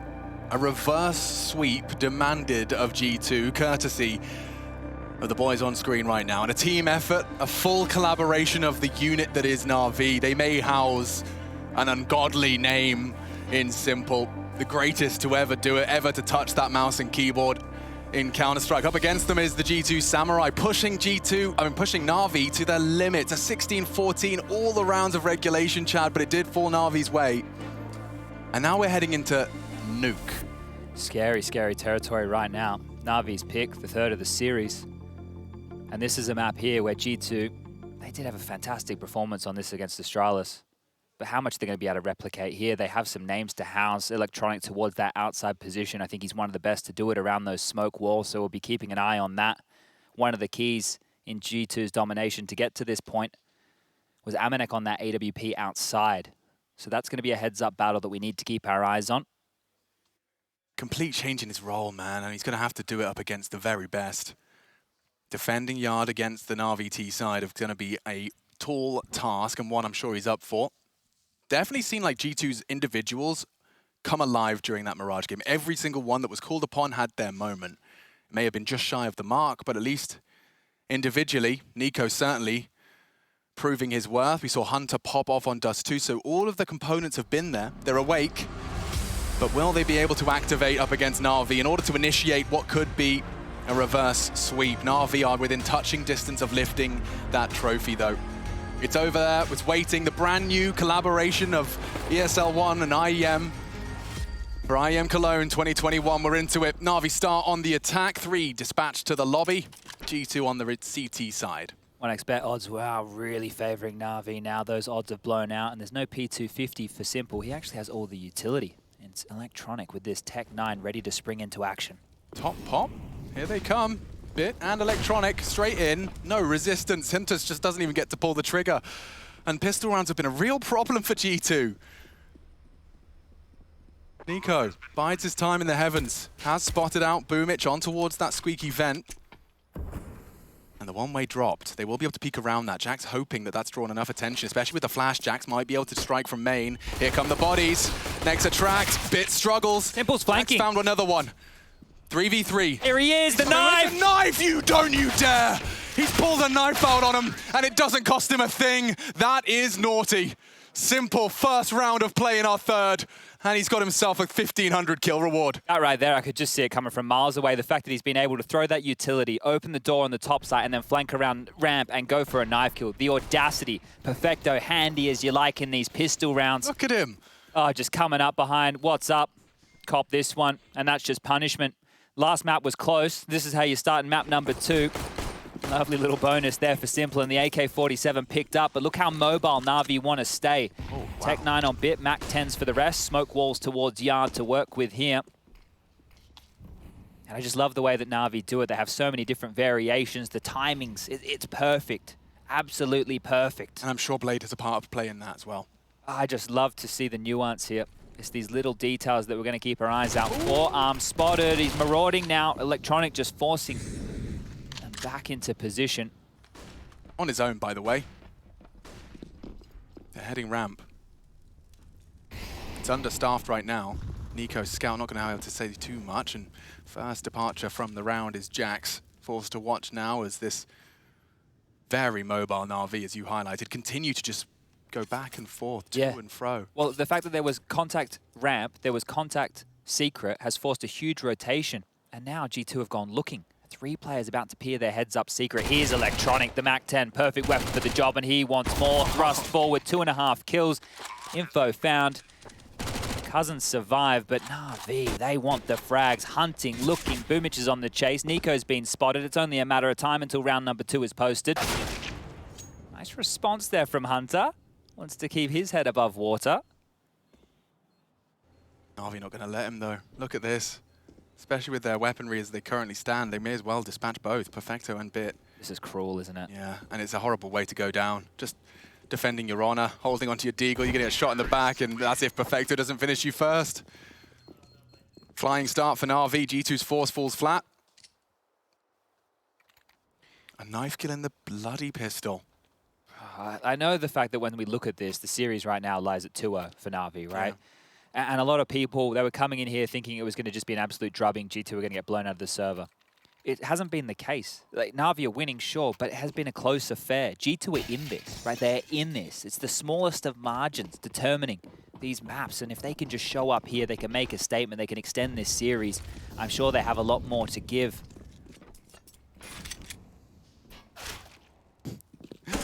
Oh, only peek you make. Jiggle dead. Some outside, guys. You take, he will be watching. Every move you make. Small musical interlude provided by Transponge Birchall. Have to get him in there. Now this one here is only a matter of time type of rounds. Not a whole lot of upgrades to work with here.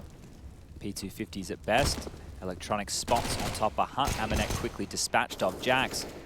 Doing his best from above, and well, that's not too shabby whatsoever. Yeah, still, unfortunately, the AKs are in play. Hunter thought he could evade him. Simple, far too aware, and now Wildebeest be on the hunt. He's rounded the corner. And they will, I mean, you don't have to. You really don't have to, but it looks like Simple wants to. And these P250s do result in the death of Simple. Bit will at least manage to keep hold of his AK, but that is going to be one Kalashnikov burnt as the round resets. Yeah, so a little bit costly, maybe a little bit more costly than it had to be, but regardless, outcome the same, and we'll see the flow and effects of that now. So G2, they've won 1 pistol round in the first 2.5 maps of play. Yeah. They're really going to need it on their T side here. We will get into the gun rounds. We will sink our teeth into this. Keep your eyes on the likes of Nico and Amanek, yet to frag. Their contributions are going to be integral here, and Amanek's gotten out the AWP early. Kit watch, good. Thumbs up from Gray and Pitt. We've got 2 of them, 1 for Jax, 1 for Hunter. And here's that AWP. It's activated. Bit's timing has just been impeccable this entire series. Whenever you see him on the X-ray, he's just not giving them the fight that they're looking for. And then just as they look away, he strikes, but Amanek's forcing the fight, and Bit's ready. Brutality, the AWP's aggression costs him an awful lot. He's down and out. Amanek kept very honest, and Nico is the man responsible for outsiders. Already Electronic has, through the power of the smoke wall, got himself down towards secret side. And it will mean that Nexa has to at least be cognizant for any sound cues that he's advanced with the door or through those windows. It's a very, very heavy top setup right now. Ramp's given up. Ladder's a big problem right now as well. Na'Vi still with just under a minute to work with, have so much time. G2, they're fortifying this upper bomb side, and well, with all the utility raining on in, they probably think they guessed and gambled in the right position, but Na'Vi still don't commit off of anything. 45 seconds, they have more utility for another wave, and they turn their attention over towards ramp where Nexa hides. He's got no one to call upon. He may just have to give this one up as he hears the steps. Bit's found another double kill. Same position too. Squeaky is his. And here they come. Nexa, a lot to do. Doesn't quite find the shots there. It's just a shy of the mark. And Boomich lives on, as will Na'Vi's. Bomb plant lower. Bit.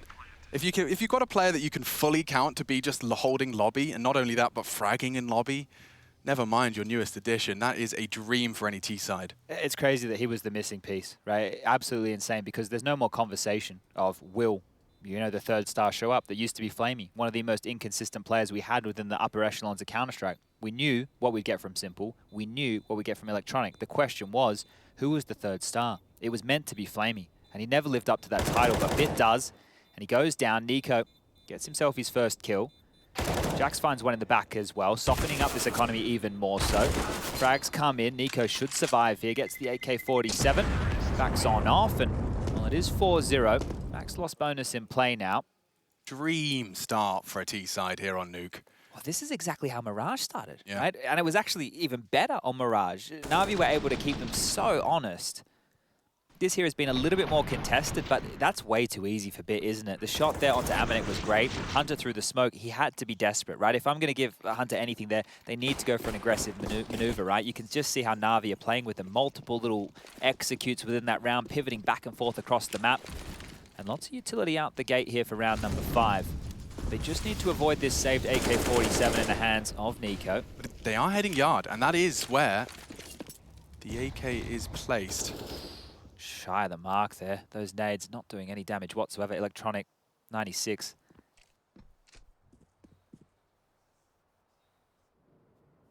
These diagonal smokes have been respected.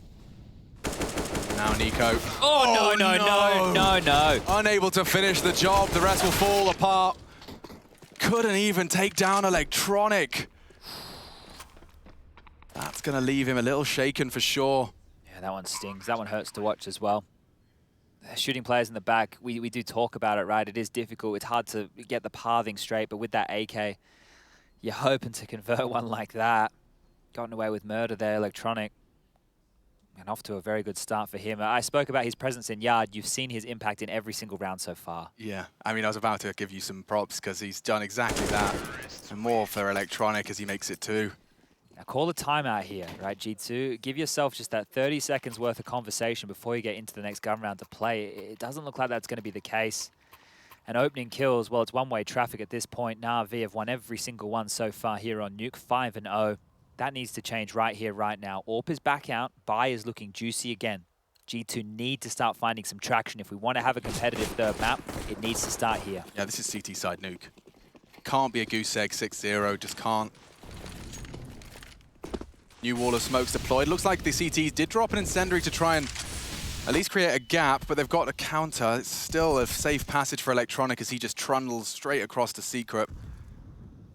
That's a suspicious smoke that Electronic doesn't seem to care anything about. He's already just walked straight through it. That's the gap, and that's the bomb. Nico provides a huge opener. There you go. That's the script flipped. Electronic is moving so fast through under, though. He has gone straight through. And now Nexa surely has to acknowledge this. Oh, is he away? He doesn't look like it. Dear, he's going to lose his life. It's Electronic. That's the find. Okay, G2 given a gift. Electronic was trying to be the playmaker, but he's gone down now. Simple, the Undertaker. Ooh, tagged down. Jack's better off from that exchange. Oh, big undertaking right now as well here. Low HP of Simple hurts. The fact that it's Bit and Boomage operating on a lot. Sure, they have some utility. Squeaky seems to be the go. Molly towards CT vent. Out they push. If Bit can find the header Hunter here. Could boost him. With the smoke deployed. He's going to walk in, off the util into the CT vent. Nice find from Jax, takes contact first. He's setting him up for success here. Jax, another solid defense at the top side. He wants Simple as well. That's great. Exactly what you wanted to see from your anchor on that top site, and he's put it on the board. Good stuff there, and that's what they need to get in the, well, get out of the way early, right? Yeah. That one right there, you've been able to contest. You don't give up too many players. Remember on Mirage, right, when they're almost losing to Perfecto with the USP in the back of sight, those are the moments that you want to kind of avoid. And when you do have a big number advantage like this, just close it down, keep it calm, start to build that bank, and just line them up and knock them down. Perfect round here from Jax, everything you want him to do. And they've been able to stop Na'Vi from getting the plant. So the opening kill, it profits. We were at 5-0, we're now at 5-1. Let's keep our eyes on that, seems to be a factor. Same gap created by Nico's incendiary. But that's the only smoke they threw. Na'Vi will be able to create one on the fly here. He's so blind. Electronic didn't check him. Just through as well. Again, this time he's used the flash. Nico none the wiser. Oh. The Second time's the charm for Electronic. Yeah, well, the bomb is on Simple right now behind T-Red. And Na'Vi, they're taking their time. They're going to allow Electronic to work before somebody else goes down in this. And it is a very passive yard hold. That molly towards lower, well, now they're well aware that he slipped the net. And who's going to respect that and rotate under? Looks like Nex is getting a move on. He'll be going from Hell down towards the lower site. Main smoked off. This is looking like an all-time classic here, and Electronic is repositioned, so he's no longer in secret. They forced the rotation, now they're taking territory elsewhere, and I think Nexa knows something is up here. Yeah, no one's aware of or currently activated on towards Hell. So these guys walking through Yard, this is going to be a very different flavor. Nexa is well aware that there's been an unmanned defense of this bit. Slipping down the vents, it's Nico that's passed his test on Yard again. He's taken down the dastardly duo. No Electronic, no Simple, and now no Boomich. There you go, G2 stringing together two. On this defense, it's Perfecto, just trying to keep it honest, and already has found a lovely headshot into Jax. Hunter identified on that A site, 18 seconds, and a bomb irretrievable. I think they might just want to save what they have right here. The loss bonus is starting to build over there for Na'Vi, and it looks like there's residual cash for Perfecto to drop an AK in the next, and the same for Bit. So they're able to equip some of their teammates. You're going to be looking at potentially Boomich, who gets a MAC-10. Maybe he'll go for a Tech-9, but you will have AKs in the hands of Electronic and Simple. Oh, now, they did so much on that yard take as well. Like Nico, the fact he gets that double completely solves that part of the map. But it looked like with Electronic, you know, forcing rotates, this is the frag I'm talking about. Catching Electronic and being ready for Simple swing. Look, I did put it on Amanek with that AWP towards yard to try and have to contain that. But if Nico can do it with the AK, you know, he's always one of those main players. He gets aggressive towards that T-Red box when they need him to. So he could be that difference maker. And we've already seen him show up in a big way on Mirage. So don't count him out of this one just yet.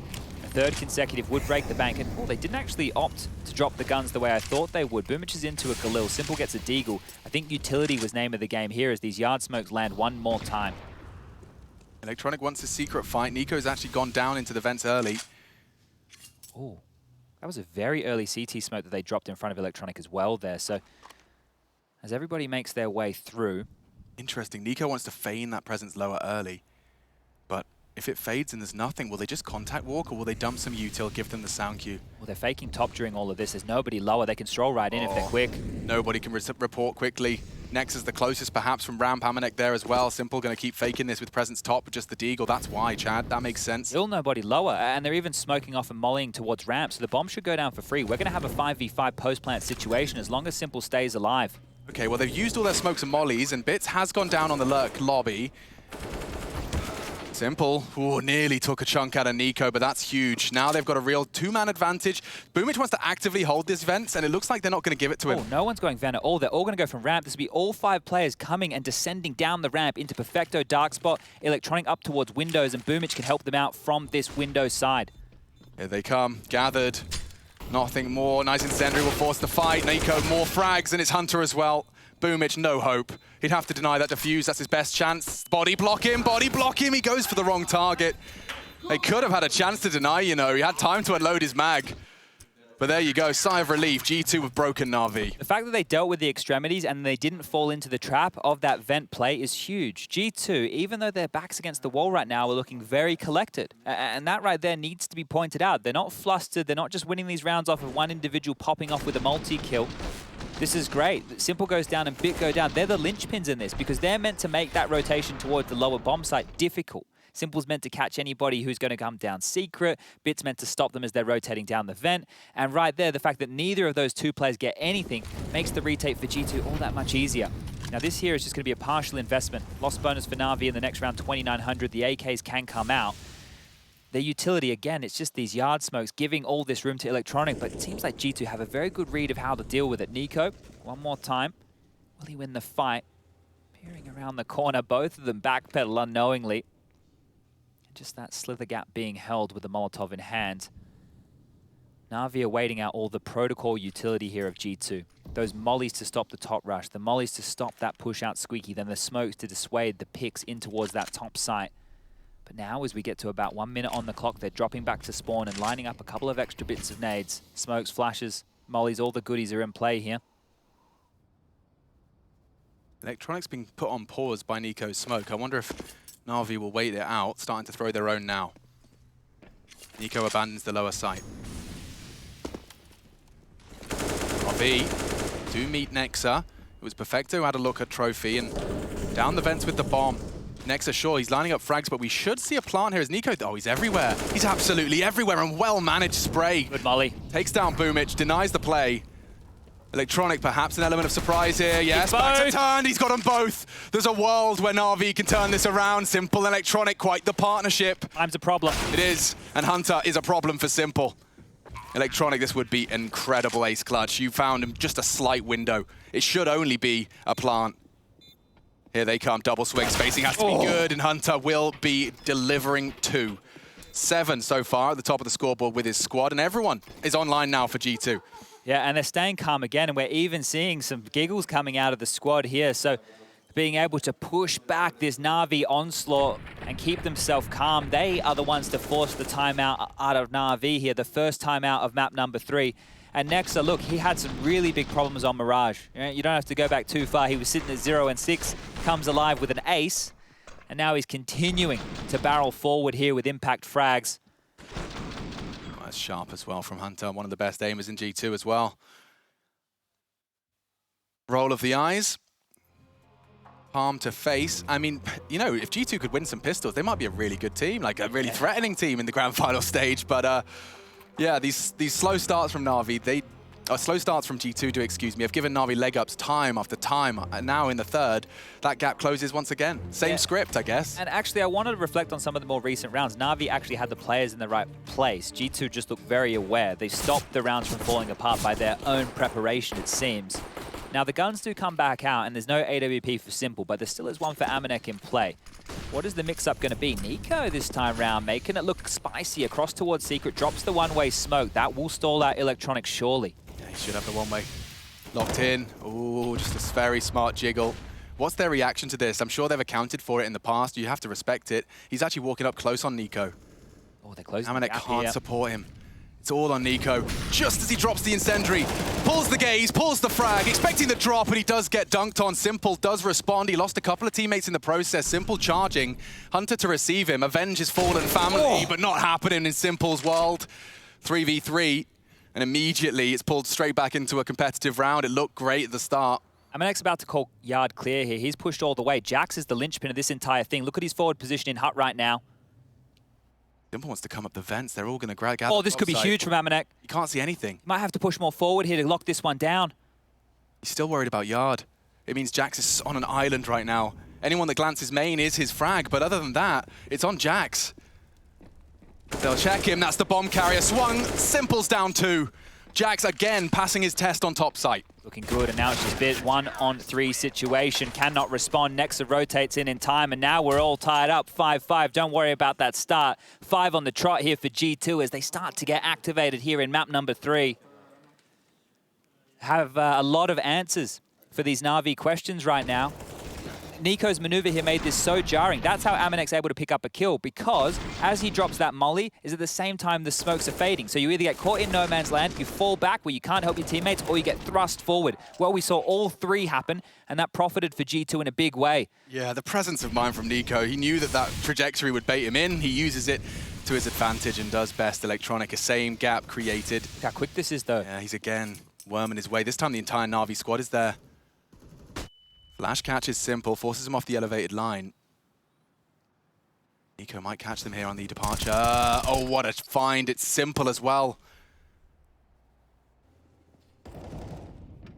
Oh, he's lower as well. Nico's everywhere right now. Pivoted in the vent. Oh, he slipped back up, and luckily he did so. Electronic could have punished there. It will have to be Nexa rotating lower from ramp again, but they've already given up a lot of territory down here. Now, they've handled this well in previous rounds. They know that Bit anchors towards lobby. Hunter's dealt with him in one of these situations, and Hunter, I mean, Nexa might catch him off here. He's pushing him down. He's caught the head. Electronic's gone. That is huge. That should be it, right? I mean, 3 left. They have the site. The rotate will be late. Amanek won't be able to voice too much concerns. Bit still lingering on this lurk. Hunter knows there's a name in the feed missing. He knows Bit still want to find. Jax could be flanked on here. He's considered it. But Bit, he can buy time for his squad. The retake's on. The bomb is ticking. Every second favoring Na'Vi.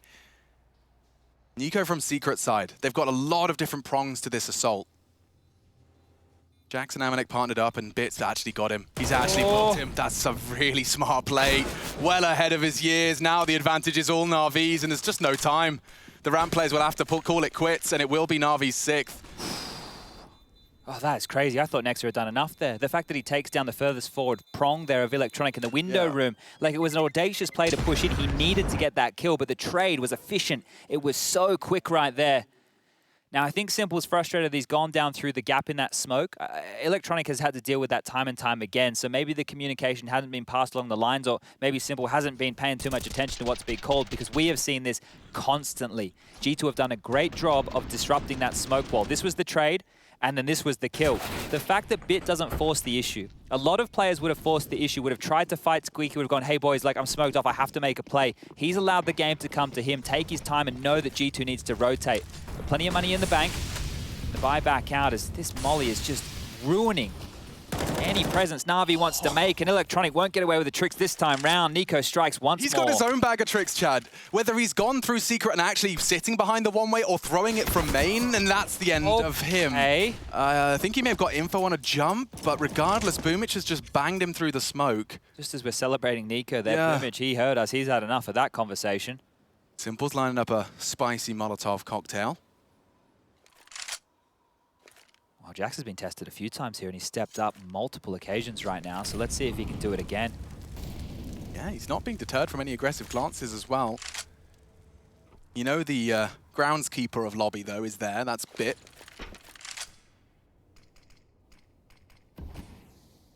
They've knocked on the door of topside a couple of times here, so maybe it will be a fake and then a pivot back towards ramp. But if they do, right now, we have Amanek posted up with that AWP.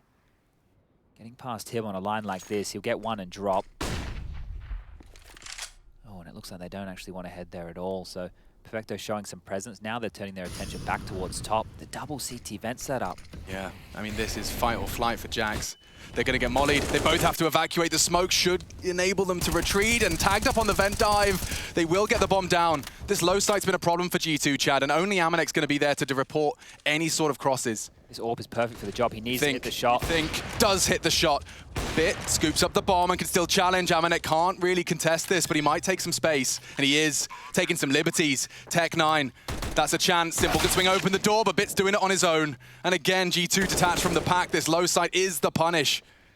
It's too much. Nexer and Jax, what are you to do? Perfecto's just dancing with him, rotting the clock with every passing second. He just jiggles around, confirms they're still not going for it. And Na'Vi booking themselves a 7th here. This is a really well-structured and well-varied T-side.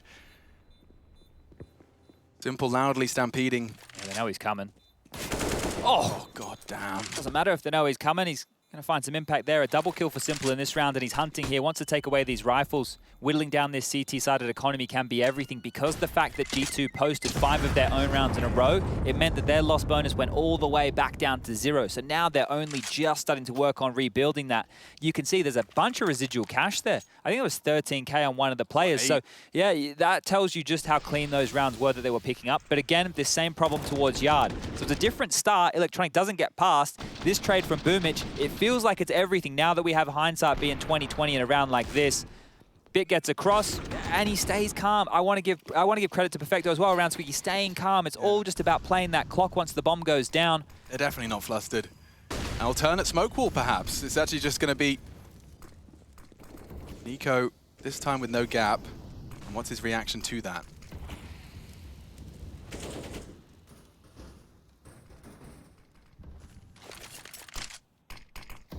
So many smokes in Yard. Will he take a pot shot? Oh, are they going warehouse? Because if they do, it would actually be the perfect play. If they go secret, Amanek is down here with the AWP, and for a one and done, this is the perfect weapon for the job. He can take a shot and he can fall back to a more passive line. He needs to hit this.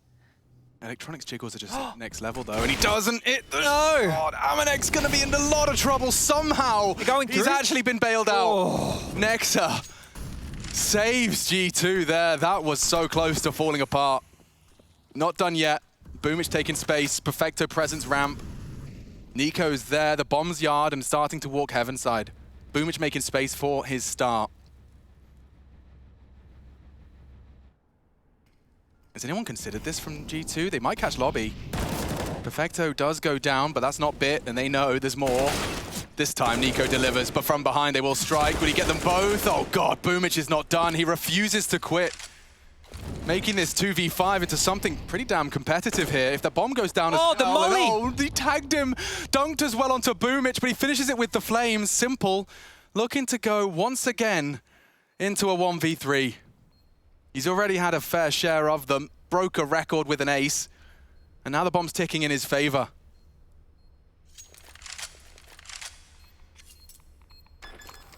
Tickle on the bomb. Sitting it. He's gonna get the info. They are holding time. it. He doesn't get the deny, and it will be G2 wrapping that one up and finishing him off for good measure as well.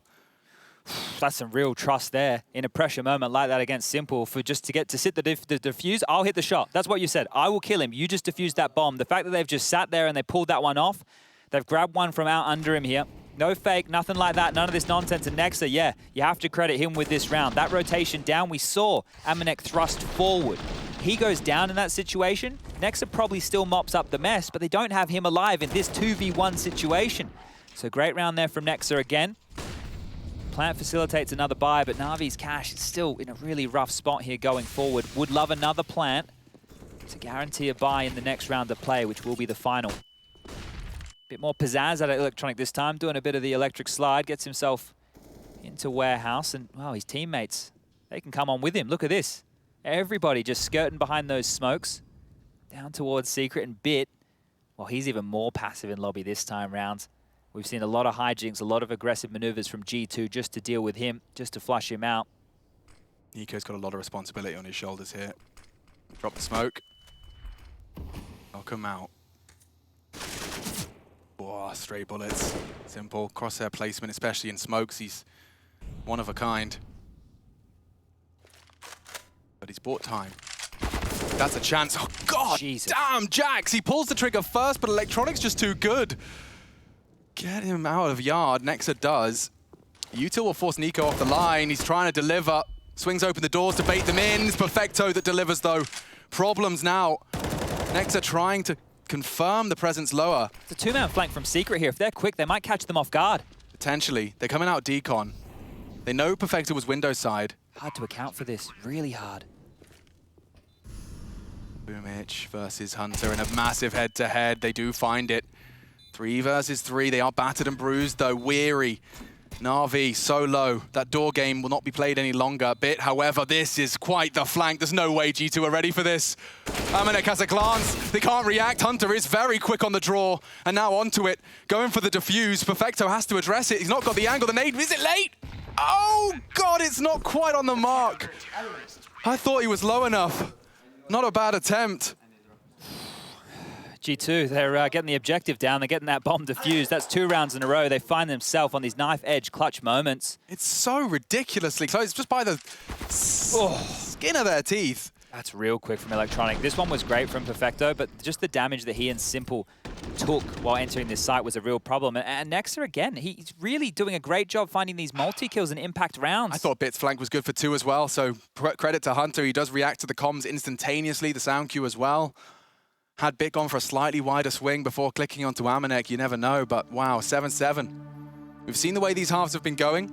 This is our 3rd map, and so far, every half has finished on our maps 8-7. Na'Vi, however, have had the 8 in their pocket every single time. Ooh, okay. Well, this makes this timeout even more important here. Blade using their 2nd timeout of map number 3 to have a bit of a discussion. You can see the buy, it's coming on through. It's looking pretty good right now for Na'Vi as there's 5 seconds left in this freeze time. Now, they've been getting the space that they want. It's just dealing with that room. That has been a bit of a problem here. That transitional G2 CT side, well, it's been a nuisance. Same molly deployed towards yard here. And I think they might just throw the smoke wall late, right? If you're going to keep throwing that molly, we'll just lob the smokes late here. So Na'Vi should get away with no gaps. We can see them flying through the air, about to land. Amanek with a defensive flash. Has given Nico some space to tuck into warehouse. Oh, that should have been heard, I think. Electronic's not operated on, or acted on it rather. It is just Electronic, but they've got him down again. And Amanek with an aggressive maneuver. These haven't worked out for him too well previously. But he's done his due diligence and should be posted up here on Trophy. That's the shot. Simple down. Swing comes in. Trade available. Nexa's there. does clear. Nice find, that's the bomb. If he gets the incendiary down, Perfecto has to respect it. And still catching Jax's aggression, albeit 1-for-1. Trying to nutmeg as it fades. Electronic does fall. Hunter with a big contribution. If he could just find Perfecto, they'll take 8, and that's it. G2 take the lead of the half for the first time in the grand final.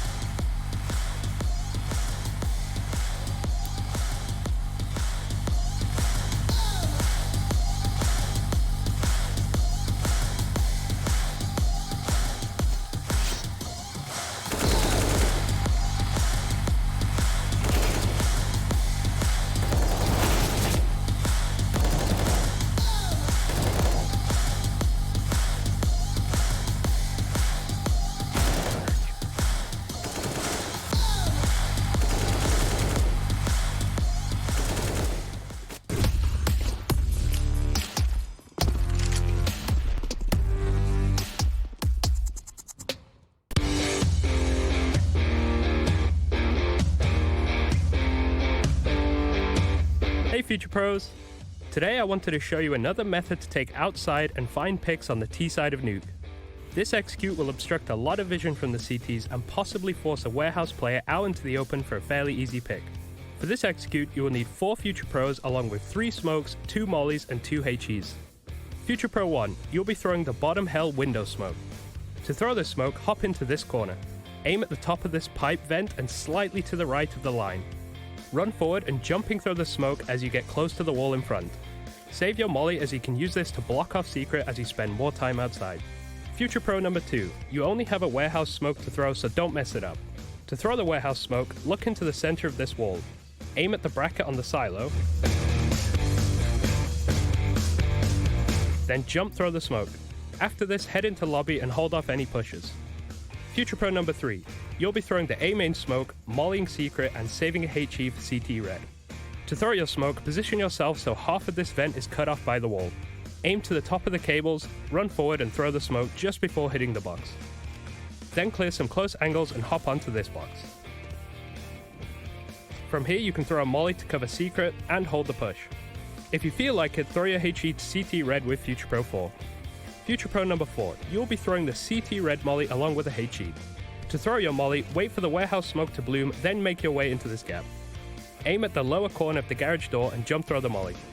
This will land behind CT red and possibly cause a counter-terrorist to rotate back towards the ladder area.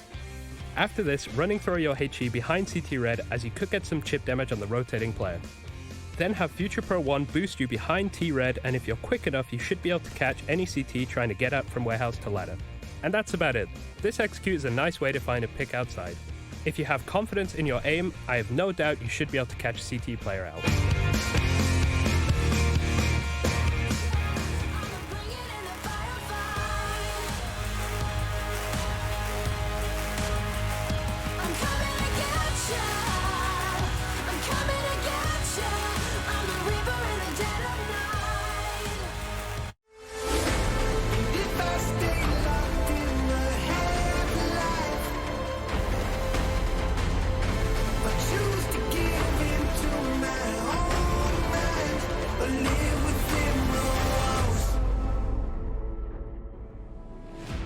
We're in our third of the best of 5 grand final. A return for the head-to-head of G2 Na'Vi. And will we see a change in the result? It was 3-0 last time they locked horns on LAN. 500 days later, they're here again. G2 looking to post 8 on their defense. And at least keeps them competitive, considering how much Na'Vi just ran away with that first half. I would love to see a G2 pistol. They have struggled to convert. I think they've got 1 in the bank right now. Far. Yeah, and right now, they were talking about good starts. Well, they didn't have it in the first half. In the second half, that's really going to elevate them here. So all eyes on G2 for this one. Or that conversation might just start to Na'Vi with another 3-0. Armored 5-7 for Boomich. If you come out that hut, you may meet that snapping turtle. Thank God it's not the Julies. There's 1x better odds. Well, almost where we started here, still just heavily favoring Na'Vi right now. And the rookie, look how close he's got his head to the screen. They're boosting up an elevated angle. He's ready for that. And on a couple of jiggles, there's some taps. They're going to continue to push him down. And he thinks better of hanging around. Okay, and that's the entire squad. Hunter's just doing some housekeeping lobby. Up the ladder, Perfecto, can't believe his luck. It's the first, playing whack-a-mole at this point, and actually dunking a nade down. I think that's against the arcade rules, Perfecto, didn't quite hit it. Simple's behind him already. I can't believe it. He's pushed into the lobby and he's taken down Hunter. Nico needs revenge, and he does strike. If Nexa could just find Boomich, it's cost him a great deal, and Nico has to come up clutch. The first provided. 2 to his name already, and it's Bit and Electronic. But with the P250, he's got a slight advantage in the long-range duels. Whether he'll find them remains to be seen. He's actually just chosen to cut noise. Now, the bomb is loose, so Na'Vi not going to get too concerned about his location. As he crosses in, it's Electronics jiggles, and oh! What a shot out of Nico! He pulls the pistol out of absolutely nowhere! Nikola Kovac is here, and G2 have won the crucial pistol in our third. That right there is what G2 needed. We said it had to be, and it's through the superstar himself. You want to lift trophies over there at G2 where you get a player like this in the server. Big stuff. Perfecto gets 3, while Nico gets 4. G2 are here to play, and map 3 is on. That is crispy. Crispy, crispy stuff right there. Na'Vi, they're the ones under the pump now. I got goosebumps after that one. Thanks very much, Nico. All right, let's go. Force buy from Na'Vi. Simple has been kept relatively quiet. Actually, all the individuals on Na'Vi have been kept relatively quiet. Nobody's needed to pop off. They ground out those 7 rounds as a team. And look at this, the scout just going forward. Simple, straight into the crosshair there of Hunter. He did not like that pistol. You can see he's got a little bit of a frustration in his step. Aggressing. Breaking a couple of the rules that Na'Vi were adhering to so firmly in our first half. It's a powerful angle Electronic has adopted here, whether it's a fade or if they're walking through warehouse. If they do slink secret, much less to report for Electronic, and it's about sound cues at that point. Ear press now to the wall. Not a peep out of G2. Image is coming up secret, but it's the CZ. Oh, not even a chance to fire. Could have been a perfect weapon for the job right there. Oh, Hunter looked away. He gets the free retrieve. At least he could, not the punish, but now the site should be theirs. They've got mollies and smokes for days, Chad. Is it even worth me still talking into this microphone? I think now that this utility you're talking about is getting lobbed on now, Bit should be taken out of the equation. Okay. Maybe now Bit can find something. That would put us in a 3-on-3, but it needs to be quick. The bomb still hasn't gone down. A warning shot from Ramp. And actually, yeah, it will be the save. They're able to salvage that scout. That means Simple can get that one back. The MAC-10 is good as well. Now, the reason it's good is because they all upgraded their pistols. So Perfecto, he can either drop his pistol, or he can give the MAC-10 over to either Boomich, well, it will be to Boomich, and then Simple will get back the scout. So they basically get a double dip of this force buy. But G2, they get 10. 10. This is the time for G2 to get this series alive, to turn it on. They are looking good right now, and Nuke was the map where I thought out of all of them in the pool, Na'Vi had the biggest of edges. Yeah, I think my expectations, if we were to see a G2 resistance in this final, was hinging on a Dust 2 or a Mirage. Yeah. One of them had to be in their back pocket coming into this map, but they could very well do it the hard way here on Nuke, the reverse sweep. They are very uncommon. Make sure I get Peta to dig into the probability of reverse sweeps and best of 5s, but I'll tell you now, for free, highly unlikely. And this is just the first map of that process for G2, and by no means a guarantee. Should be 11, should being the operative word. This is still a very dangerous looking buy, right? Because the scout was carried across again. The MAC-10 is in play as well, and there's actually been some smokes and HEs equipped. There's 3 of them. One for Electronic, one for Boomich, one for Simple. Now, they're not necessarily grouped up here, so I'm curious to see where they wanted to use these. The smoke walls land again towards Yard. That negates Simple, but it doesn't matter. He's over towards Ramp. So to deal with this is Electronic behind. And as he pivots on back, they will have to rotate lower. Simple and Perfecto currently reside towards that B bomb site. Lots of talking. These smokes really mean a lot now. Dispatch to establish the crossfire. It's just a jump for info from Perfecto. He plans to try and throw the smoke upon the first glance. Simple the same, and actually going for jump shots. Smoke denies them. That calls 2 because the trajectory of that smoke. So they're aware that 2 players are towards lower. Look at G2 getting a move on now, quickly going back towards top. And lots of util being dispatched just to confirm Yard is theirs. Amanek will apply pressure from hell. Jax is our lobby groundskeeper, and you've lost Nico. A clean headshot out of nowhere. Amanek perhaps still the unknown entity. Jax has got to be really careful here. Really careful. He's faffing around with his nades. He's looking the wrong way. Na'Vi starting to make this hurt. Leaping around the corner. Nex is only good for 1. Now the bomb is loose. They need Boomich, and they need him now. He's going to burn. He has to. They will finish the job. Amanek secures that. The bomb, however, is under CT rule. 30 seconds. Simple already taking down the king of G2. It's Hunter that will step up, the plucky prince, with it all to do.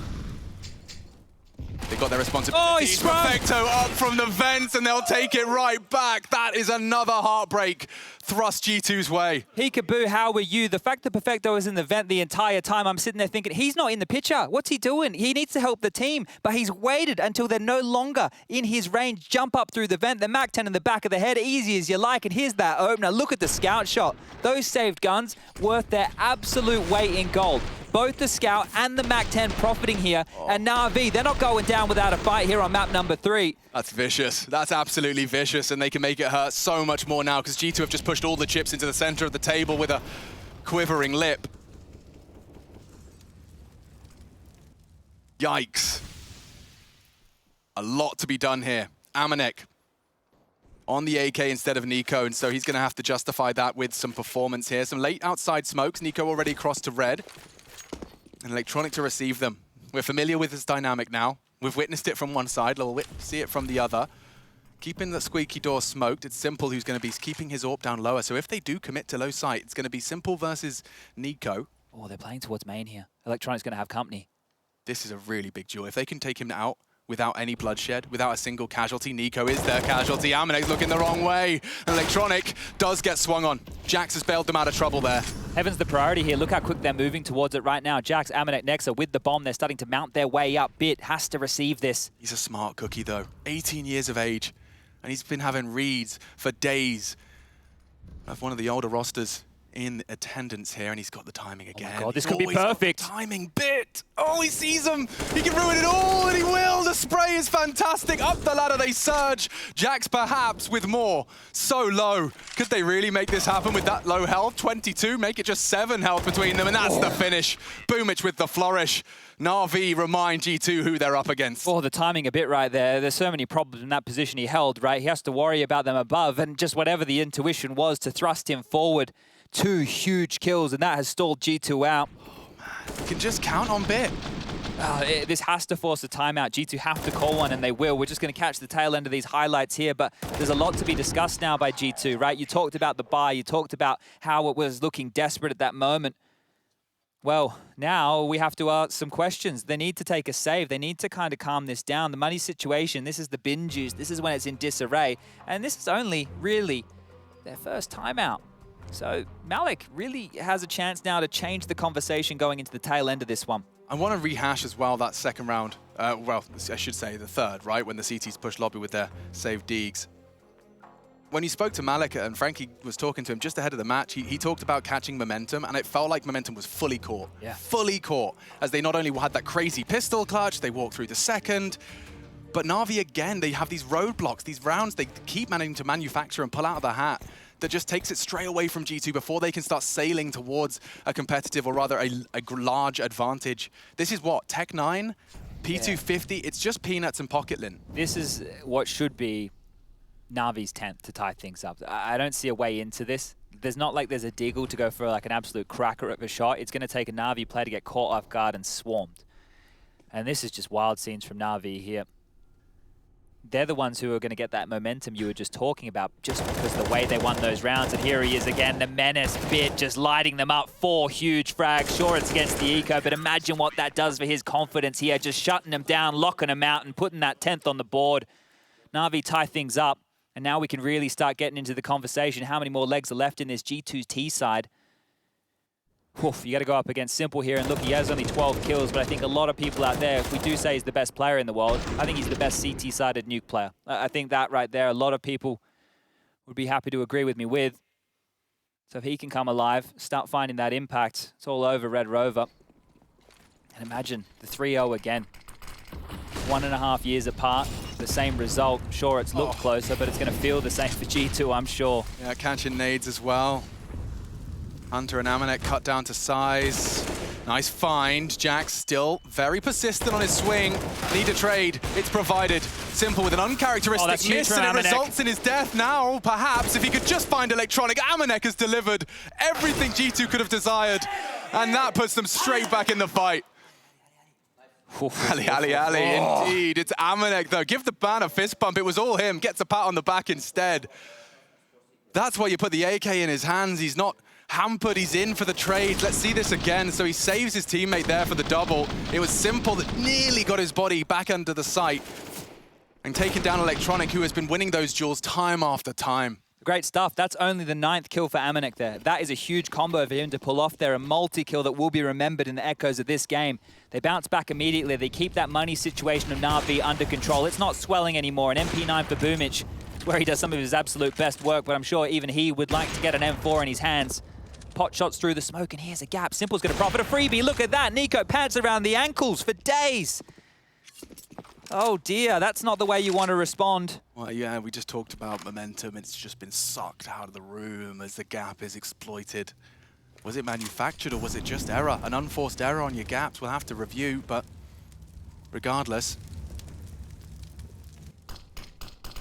It's a bit too deep. Oh, but it does give the grey screen, and now Electronic can't believe his luck. Not only the frag, but a tag onto Jax. Got any more of those 3Ks, Amanek? You got any more than your wheelhouse? Definitely needs one here, and I want to ask the question, how is Jax going to make his way back across from Secret if Simple stays there with the AWP? The best bet right now would actually be a vent pivot down Squeaky. And that might be gifted. Oh, I thought it was. Hold up, MP9 in the vent. That changes the conversation indeed.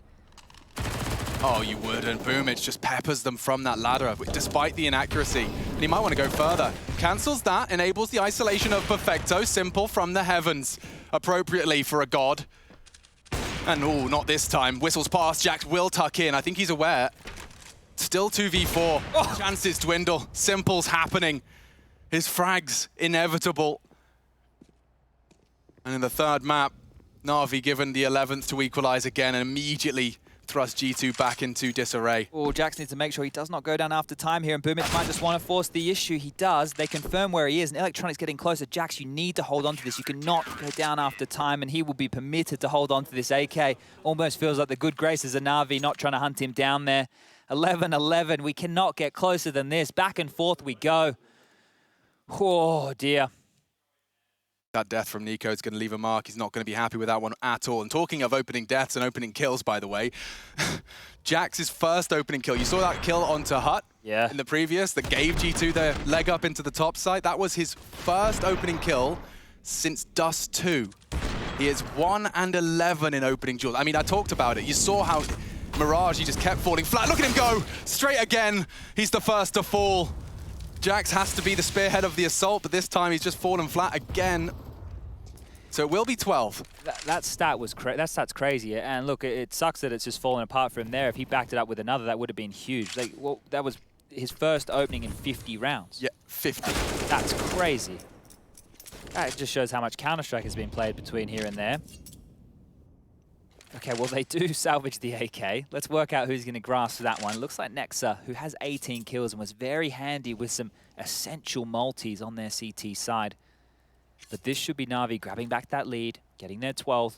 There's a non-issue again, right? It just feels like G2, if you can't get that bomb down, and if you look at the last string of rounds here, the C4 hasn't been a huge factor.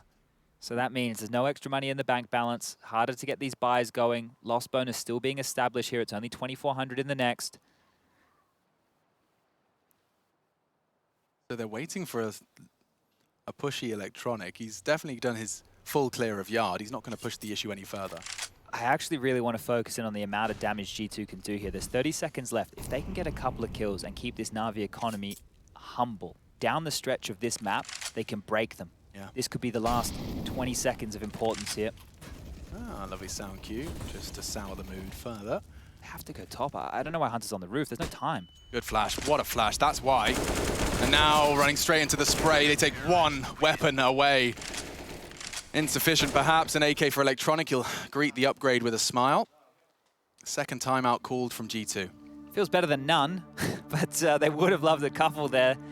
Very, very late stuff from G2. And if you're new to Counter-Strike or you haven't been tuning in over the online era, that's one of the things that you really see come to the forefront of play is just on those extremely low buys, making sure the CTs have to use all of their utility, making sure that reinvestment has to happen. And this timeout from Malik here has allowed Blade to chip on in. Both coaches very vocal. The support now, you could see it. One team, they're on the cusp here of lifting the trophy. The other, They're on the cusp of just starting the journey here in this final. Mad, isn't it? Na'Vi just completely reaffirming all the suspicions as we saw the head-to-heads with Gambit start to take shape again and again. Another team vying for the best from your region, never mind the world, definitely igniting a fire within their bellies and bringing in the consistent pillar of Bit has given them just that extra step, that extra level that's, I mean, it's daunting for anyone that steps in the server against them. They're a gap again. They definitely mollied this. Can't see it just yet. Neither is Simple, so Nico will have safe passage this time. He'll get to play Counter-Strike in round 24. Amanek, though, oh, just shy of the mark. Okay, well, they know where Simple is. Another smoke just because they're scared. Looks good on the Amanek frag. Electronic, the equalizer. Hunter's really struggling to work with this angle. He disappears off into the smoke. Stray bullets could catch him. He's got to be careful. Perfecto confirms nothing. Main. Could be false info. Now, looking like more bodies are dropping. Electronic has finished off the job onto Hunter. Hope starting to... I won't say die. Hope does die last, but Body's definitely starting to rack up for 13 here. Chances are dwindling at least. Like this one here was one of the last few gun round chances they'll get. Nico kicking and screaming, takes a big chunk of damage there, and I don't think Boomage is going to let him have anything more. A little bit too late to hold this line. Unless Boomage. Unless. Yeah, he's not looking that way. Another frustrating death for Nico on the cards here. He wouldn't go for the knife, he wouldn't. I don't think so. Boomage not willing to take any of those risks right now. 13 to 11. I mean, dude, you're 3 rounds away from lifting the trophy. I remember that dead silent Katowice Spodek as Na'Vi did lift it to the fanfare of whoever was allowed in the room. It just seemed too easy for me, Electronic, didn't it? Just able to mow them on down. The smoke wall looked good. They even got a second lease of life when Simple missed that AWP shot. But this is it. It's the pistols again. This is Na'Vi for 14. Man. And G2, they've had to do this the hard way. They're going to have to do it again. They need something. An individual needs to step up with a miracle entry. They don't have the weaponry. They don't have the utility. They definitely don't have that momentum. Doors open, spam through. Boomage under pressure here. Such good flashes. It's enabled at least the first. Perfecto vision practically restored, but he's... Jax. Lights out. Jax with a frag. 2 to be specific. And Bit could contest this plant with his util. He's chosen not to. 1 from the vent side. That's more from Jax. Someone had to be a hero. It's Jax affixing the red cape to his back as now he puts Na'Vi on theirs.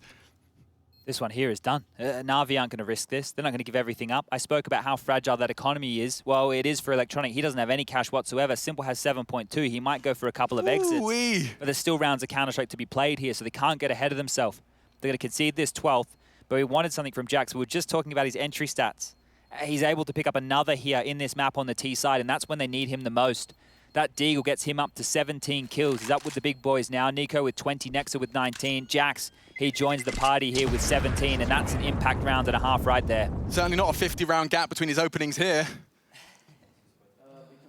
Still good spirits being kept by Malik here, right? You know, he's definitely the emotional coach, but he's also the strategic one as well. And, well, another timeout taken, this time by Na'Vi.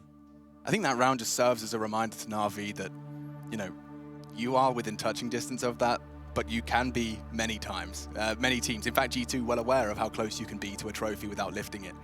2019, Chad, since we last saw G2 lift a trophy. They've got Nikola Kovac and his cousin in this roster. You've removed Kenny, yes, you're flourishing, you're thriving. 3rd, 4th, that curse, yes, broken. You're in the grand finals, but you need a whole lot more. This was great from Jax. He does find Perfecto before things get too out of control. This is the big one. This is the big one. Yeah, the opening and that one onto Bit, they're the round winners right there. Huge stuff from Jax. Impact being felt. Credit where credit is due, and here we go. The timeout's finished, freeze time as well, and back underway we go. Oh dear. The money situation is only great for Simple going forward. So Na'Vi right now, they're going to have a hard time. CT economy broken late in a half is the worst place to be. G2 are poised right now to do exactly that. But G2 have had a tendency, but in these make or break moments, having to limp with a 4v5 disadvantage early. And it often just takes a lot of the punch out of their swing. They've actually taken the early yard aggression out of it as well here, because now that we've seen them retool back towards spawn, they're setting up this smoke wall late, but that's also allowed Simple to establish his presence in secret. They'll have to molly him here before they pick the corner, and he's not going to push, is he? He's looking for the jump on the nade. Doesn't catch it, but some nerdy angles being adopted here by Sasha the Smasher. Well, if he keeps control of this, oh, it's a gap in the smokes again here. Great point out there from the obs team.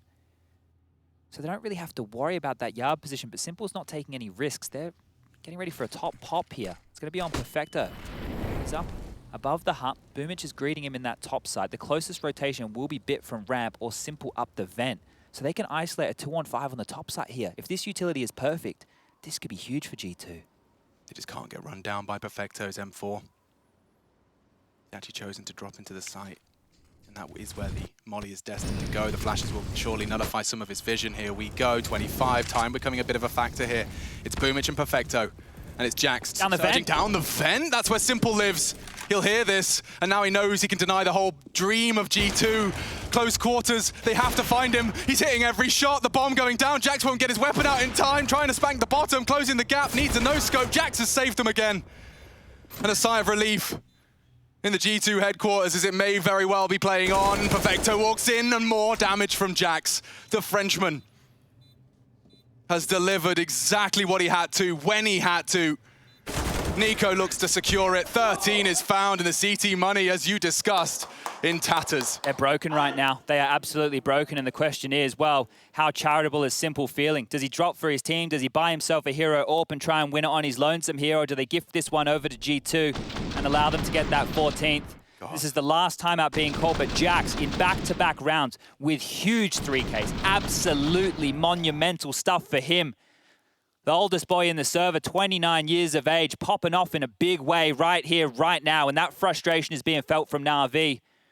30 seconds to talk this one over. Last timeout called here and potentially last-ditched attempt. You can see everybody else's money right now is trashed. It is just Simple.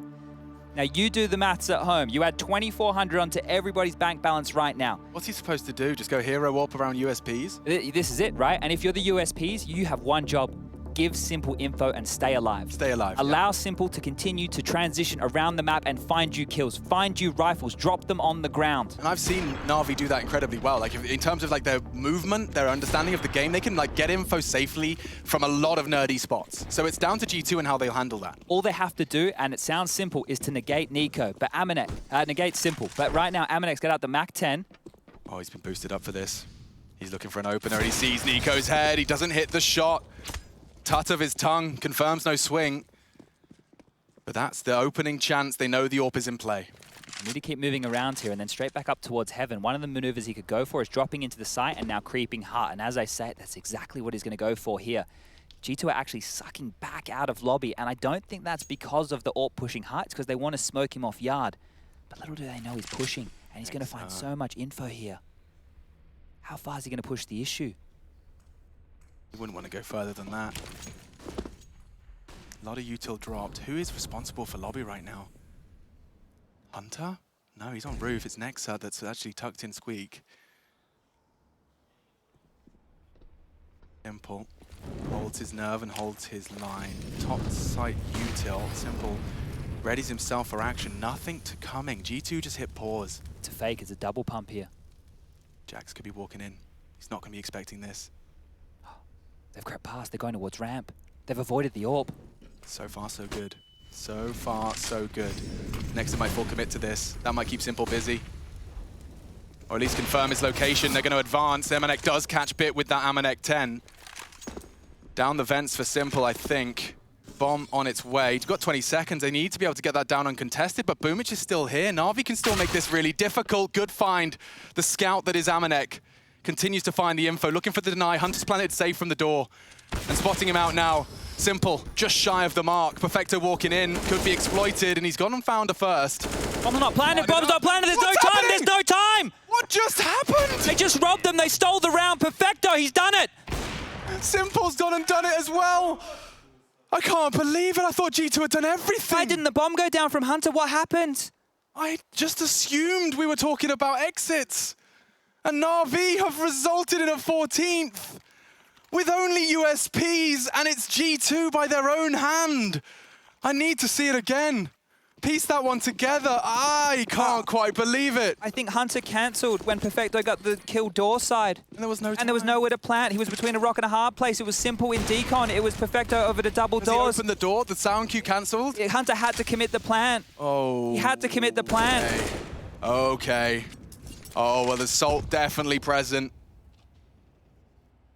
And they're looking to force off the same fight. We know Electronic's good for it, but slipping through the smoke. Topside's vulnerable if they don't hit that shot. He's going to try and take space. It's ballsy. Boomich has had the bomb delivered, and Navia filling the feed with frags. G2 dissolving before our very eyes. Jack's the hero. Partners up with Nico, and not for much longer. Bit brings the aggression into the mix. And just like that, you blink and you miss it. 2 rounds have passed. Nico just blacks out for a second, and ooh, damn, shuts the lights out quick of Electronic. But Na'Vi have had all the time in the world to push deep behind enemy lines, looking to avenge.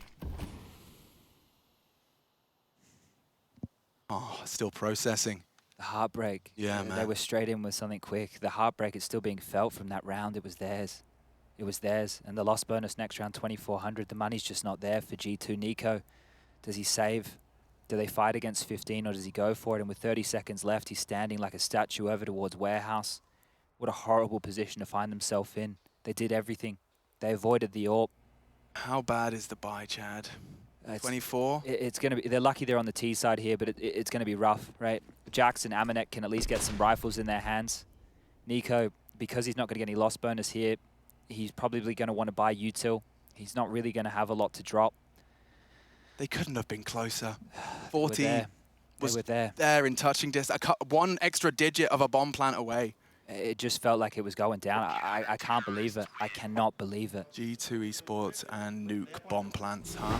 This is it. There's 2 timeouts left for G2. Like you have to take them. You have to take them now. I can't This is it. So 7, 6, 5. We're not going to see Hunter on the bomb. He does cancel there. And it goes down after time as well, like that. Oh, he killed Electronic. So Hunter was the one planting. He had to kill Electronic. So I didn't even catch Electronic as part of that retake. It happened in the blink of an eye. They didn't even call a timeout, Alex. This is it. This is it. Look at the buy. This is it. Okay, so we could be 5 frags away from Na'Vi picking up the back-to-back LAN wins. Down the vents after him. Electronic's too smart. Nex are forced to watch now as all of his hopes and dreams of a resistance in a best of 5, posting something better than Katowice last time. Electronic worming around the smoke. It's just Galil's. The boost could enable at least a little chance. Oh, the double nades, the double nades, it's absolutely brutal. Look at their health. Ollie, they're gone. It's over. It's all over. There's nothing left of them. Their hopes and dreams departed a few rounds ago, but their bodies are leaving the server now. Last few voices in this conversation are Jackson Amanek, but Na'Vi, another one, just by a gnat's wing in regulation. They can do it right here and now. Na'Vi looking to become the champions of the first LAN back. Boomich gets the info as well. He's not hanging around. He's not interested in any of that. Up the top vent, Perfecto's waiting. And there you have it. A 1v5 demanded of Amanek. The impossible. It's not happening. Na'Vi, that's brilliant stuff. Walking on into the first LAN back.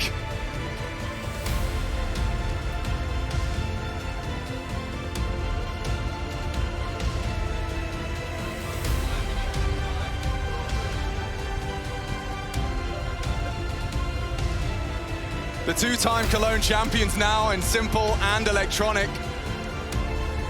That puts them 1 away from the Grand Slam. And slam they did. Bit, what an absolute showing. The rookies turned up here as part of the monstrous roster of Na'Vi. He slotted in, he's looked amazing. He is that 3rd star in that era that Na'Vi was starting back in 2020, the new dawn. Well, they've picked up right where they've left off. Some incredible performances. It does end bleakly for G2. Such a harrowing way to have it taken from you. But $1 million event, and Na'Vi are flying their flag high. Back-to-back LAN wins for Natus Vincere. 500 days we waited. And Na'Vi, they pick up right where they left off.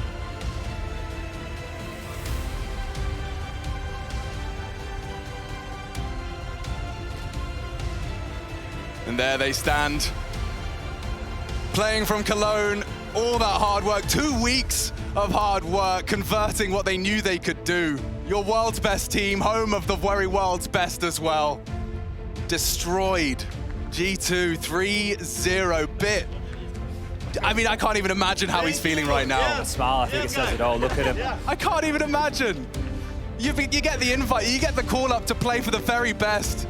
You've been grinding this game, sure. It's his first LAN. It's his first LAN, and he played like it was his 10th. Absolutely magnificent performances all around. Perfecto as well, doing so much work, but Na'Vi, Natus Vincere.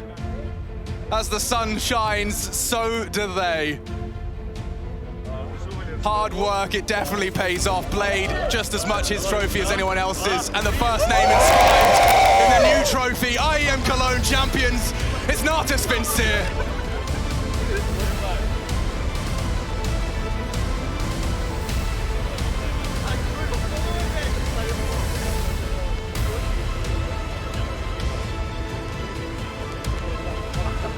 Na'Vi have finessed the bag in this grand final after a 500-day LAN drought, unironically gifted with a rematch of those last grand finals. And wow, you know, just what a time to be alive. What a time for Counter-Strike esports. Beautiful, beautiful match from Na'Vi. Incredible grand final. Very much delivered on all accounts. Clutch moments, key moments, memories being written. Good for some, bad for others. Nightmares at night or dreams, depending on what camp you are at. Everything delivered. It's just another chapter in the legend, chapter in the legend of Simple. What an incredible event! Got to be a career best event, and certainly one of the most dominant individual performances we've ever seen across an entire tournament. Huge. Yeah, and you know, say what you will about this only being 3 maps in this grand final. This tournament has delivered to no end. This grand final has delivered, and we've got Frankie on the sidelines with Simple. 503 days, Simple, since you last raised a trophy on stage at IEM Katowice. What does it mean to have back-to-back LAN victories after such a long time away playing online? Feels like nobody can beat us on LAN for 2 years already. So last one it was Fnatic, so congrats to them. And yeah, just nice. That was nice. I remember. Not that good emotions like on stage, but still. I do remember you being on stage in the Spodek, and you did say to OJ Borg, this is the start of the Na'Vi era. It's kind of been on pause since then. Are you ready to get started again? Yeah, we still need to work on a lot of stuff, but still. We will take a break and we'll come back. So our goal was to win tournament after tournament. We won CIS RMR. Now we won this tournament. Our next goal to get the last victory on ESL Pro League and to try to be third team that get Grand Slam. And you also broke the record on LAN for Aces. That's got to feel good. Yeah, my team, I told them, stop, guys. I mean, that was beautiful, Ace. It's always beautiful watching you, Simple. Congratulations. I'm going to come over here, though, right now, because we have got to speak to this gentleman here. He's trying to hide from me, and yet today he was absolutely fearless on the server. Boomich, I know that during the past year and a half, it's been particularly hard for you. You had 60 days of isolation on your own with your family in Russia. What kept you playing during that time? I don't know. I just have my dream, so playing Counter-Strike and be a top. So that's all. What I'm doing. That's all. I love it. I love life and life to play CSGO. And do you also love your team who are currently giggling at you? Yeah, I'm proud, like all of team, and it's first big like tournament for Beat as well. So I'm very proud, like I said. I was going to say about this Bit kid over there. He's hiding from us. He's rather good, isn't he? Everyone is hiding. Everyone is hiding. I have no idea why they're hiding, because, ladies and gentlemen, Counter-Strike fans watching around the world, these are your Intel Extreme Masters Cologne champions. Gentlemen, congratulations. And you know, it's not every day the winner says that they will come back stronger, you know, but when Sasha says it, when Simple says it, You better damn believe it. It's a glimpse into the mindset, right? I mean, this is the guy who's like in tournaments when he loses and he goes and he plays, you know, FPL for 5 hours after the fact, and he goes and grinds death matches. And I mean, bringing that same mentality, it's huge to have your leader kind of instill that sort of mentality into the team as well. And that's a massive benefit that Na'Vi have. And I mean, man, what just a great showing from all of them across the board. Yeah, it's the only way to stay on top, Trace. It's the only way to stay on top is through victories. Still try to find this fine detail that you think you should have done differently, right? That is what's gonna assure you the next trophy. We know they're now one victory away from that Grand Slam. It's just peeking there behind the corner, and this Na'Vi right there, also the result of a hard work. Yes, we're here celebrating Simple, and we have to do it rightfully so. He is the best player in the world, but it's the success of a system, of players evolving, improving, a better structure. Na'Vi staying composed after losing sometimes silly rounds. This is a new looking Na'Vi as well. I don't want to say Na'Vi wouldn't have lifted this trophy without him, but it certainly would have been way more difficult. But the emergence of Bit throughout this event, hell yeah, absolutely. Oh my lord! Like they certainly wouldn't have dominated the way they did without him. They might have still been able to win it, but for the conversation for years around Na'Vi is like, can they actually find people who can consistently deliver around Simple? And I know this is just his first event, but even Perfecto was playing way better this event than you would have expected. The whole team at the moment is elevating each other, and that's what's making Na'Vi look so dominant at the moment. And you have to look at a player like Bit, right? This is first event, first S-tier event, that is. And you think about what happens next. You know, what is the growing pains of Na'Vi? Because it doesn't look like they have any. Well, it's not always going to be this easy. No. I don't want to say like the final certainly wasn't easy. I don't want to make that. I don't want to insinuate that in any way. But it's not always going to be like, okay, everyone's clicking in this tournament. We're gonna be able to march straight to the grand final. We're going to be favorites in every single matchup. There's going to be some rough patches, and that's where you see if that team can hold together. Look, I think he's surrounded by the right people for that. But if you obviously you don't want to get complacent, right? Not thinking, oh, my first S-LAN, you know what? It worked well. Everything is okay. But again, he's surrounded by the right people to make sure that he's going to stay on track. And for these guys on the screen, I think this is a very good final from G2. Oh, yeah. I actually think, I mean, the scores are pretty close as well, so it's not like they were blown out, but I actually think even on Dust 2, which was 16-11, the biggest win in the series, those 3 maps I feel like were decided by very, very small mistakes out of the G2 camp. I actually think those were 3 great maps played by them. Maybe an overextension here, maybe you know, not being in the right place there. Oh, you know, a little bomb snafu, we love one of those. Yeah, gotta love one of those. That's a G2 special. I think everybody knows that. Yeah, G2 come in here, and you know, I don't think that everybody put them within the grand final. I mean, for G2, I said it at the very beginning. Oh my god, they're having fun. For them, this was about confirming their improvement, confirming the evolution. I think that's been done for G2, right? After plateauing in these semifinals, they make it to the grand final. They challenge Na'Vi to the very essence. Yeah. But yes, we're talking about details. We're talking about maybe a little bit of nerves happening in these 13 moments. Yep. I mean, you have to jump through these hoops of fire to just become better. Now, Bit wasn't crying right there. I'm pretty sure he might have just got champagne in his eye. I'm not entirely sure. It's I would cry in his position anyway. We've all been there. If he was gonna cry, that was the most opportune way to do it. Overall, though, guys, excellent showing right here. We have a grand finalist. We have a champion in Na'Vi, and with land back, this opens doors. It certainly does. It's going to be interesting to see how all this kind of converts down the road as well. It's still a pretty uncertain time, but I mean, you know, it's always a cheeky, funny little joke that we haven't been beaten on land in 2 years. That's not bad for Simple. A little bit of humor. Style points. Yeah, good for him. Yeah, good for Simple and company. But nobody bring up Na'Vi eras just yet. We're not ready for that. You're the one that said it, Jason. Settle down. I just want to make sure we're not going to get it. Last time that happened, the pandemic came and struck everyone down. So let's not, you know, mess with that kind of a curse or anything like that. Yo, that is one hell of a curse. There is a real curse going on here. The curse of Carlos. Goes again, 0-3. I mean, he was right. The probability were very slim that they were going to lose 0-3 again. But, you know, there was a bomb involved, and then here we are again. Yeah, and speaking of mathematics, we actually can look at this. We did just talk to him the other day. Mathematically, we will probably reach the finals and get out 0-3. Well, I don't want to say you should buy a lottery ticket, but maybe you already have. It seems like you have a great lineup under your belt, Carlos. Commiserations, of course. 3s and 0s seem to be his lucky numbers. Fair enough. For G2, rough way to go about it, especially considering the context of how close that actually turned. I don't think it's that rough. Like, it's gonna feel rough, no, but I think in the moment.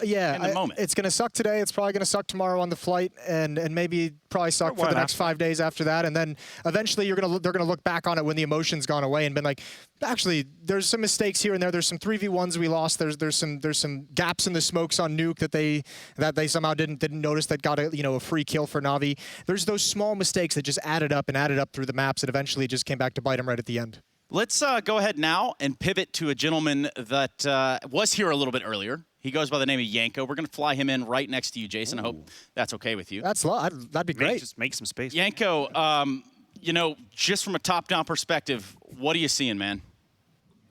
I think it's just a great tournament from Na'Vi all around. I think the result was expected. I think they were in control for most of the game, despite some of the maps being close. And I agree with you guys. Like, you have to talk about Bit. I mean, obviously, you have to talk about Simple, right, as he had a tremendous tournament. But Bit, I mean, it's sort of a Topsum from Dota 2 from OG, right? Swings in, first big tournament, comes to Cologne, wins the title, right? Like, he's higher rated than players like, Nico, Zaiwu, Rops, right? Those are some of the names that he's surpassed when it comes to individual performance. And I think really that change has propelled Na'Vi into being a contender. And with Na'Vi, it's always been, winning a tournament here and there, right? But they never could have established themselves as the #1 team for a prolonged period of time. Unfortunately for them, we're going to a player break now. But hopefully when we come back, they will have more chances to do exactly that.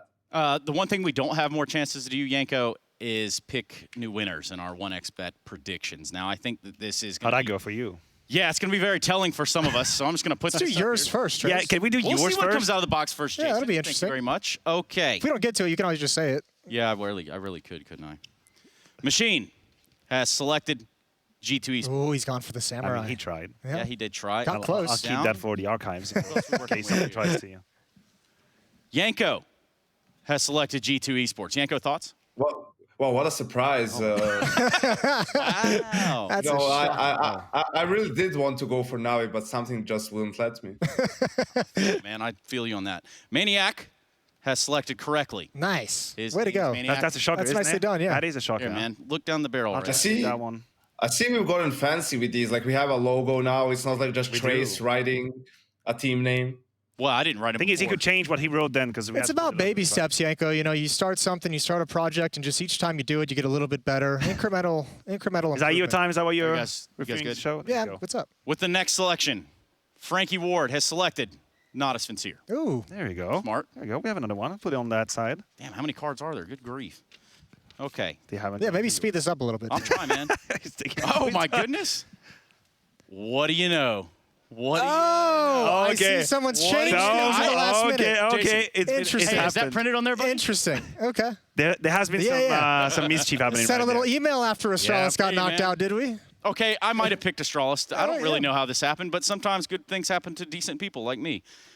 This guy also picked Na'Vi. So congratulations, Jason. Thanks. Good, clean, honorable victory. That was clean. That was clean. Real clean. In fact, so clean that we're going to clean up the desk right now. All right, moving forward.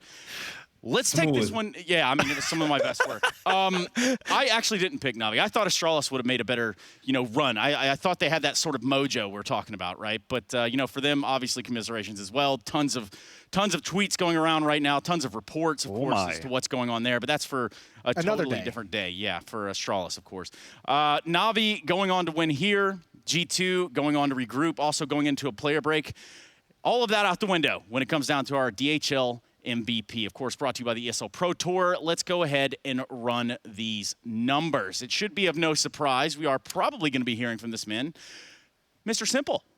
Yeah, I don't know who else you... Very logically. Yeah. I mean, man, if you talk about surprises, this is not one of them. He was dominant the whole way through. This was an absolute masterclass. This was something historic and something special that we're not going to see very often. And I think the only thing surprising about this is that Simple has somehow managed to outdo himself again. Yeah, he pushes the limits, he pushes the barrier at a time where the overall level of Counter-Strike is going only upwards. Yeah. Somehow he finds ways to be even more impactful, to be even cleaner, to be more decisive and just pounce at the moment that he needs, as we talked about. So yeah, Simple, an absolute god. He's right now probably already putting his name for the best player in the world 2021. I'll just say it, it's out there. Well, I don't know that he's putting his name there, but he is going to be putting himself in front of us on a camera, because that is what happens when you win a fan vote by, I don't know, 50,000 some odd votes. You know, I don't think that this won the fan vote, won the talent vote, won the broadcast vote, won the everyone's vote. Wasn't even necessarily close when it came down to the votes, but we do have Simple coming through right here and right now. Simple, can you hear me?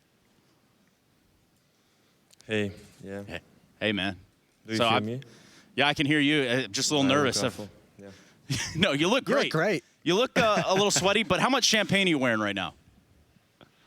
I don't know. The whole body in champagne. Well, that's one way to cool off. Sasha, talk to me about winning this one, man. This is a big one for Navi, a big one for you, breaking records, all of that. I want to hear what you got.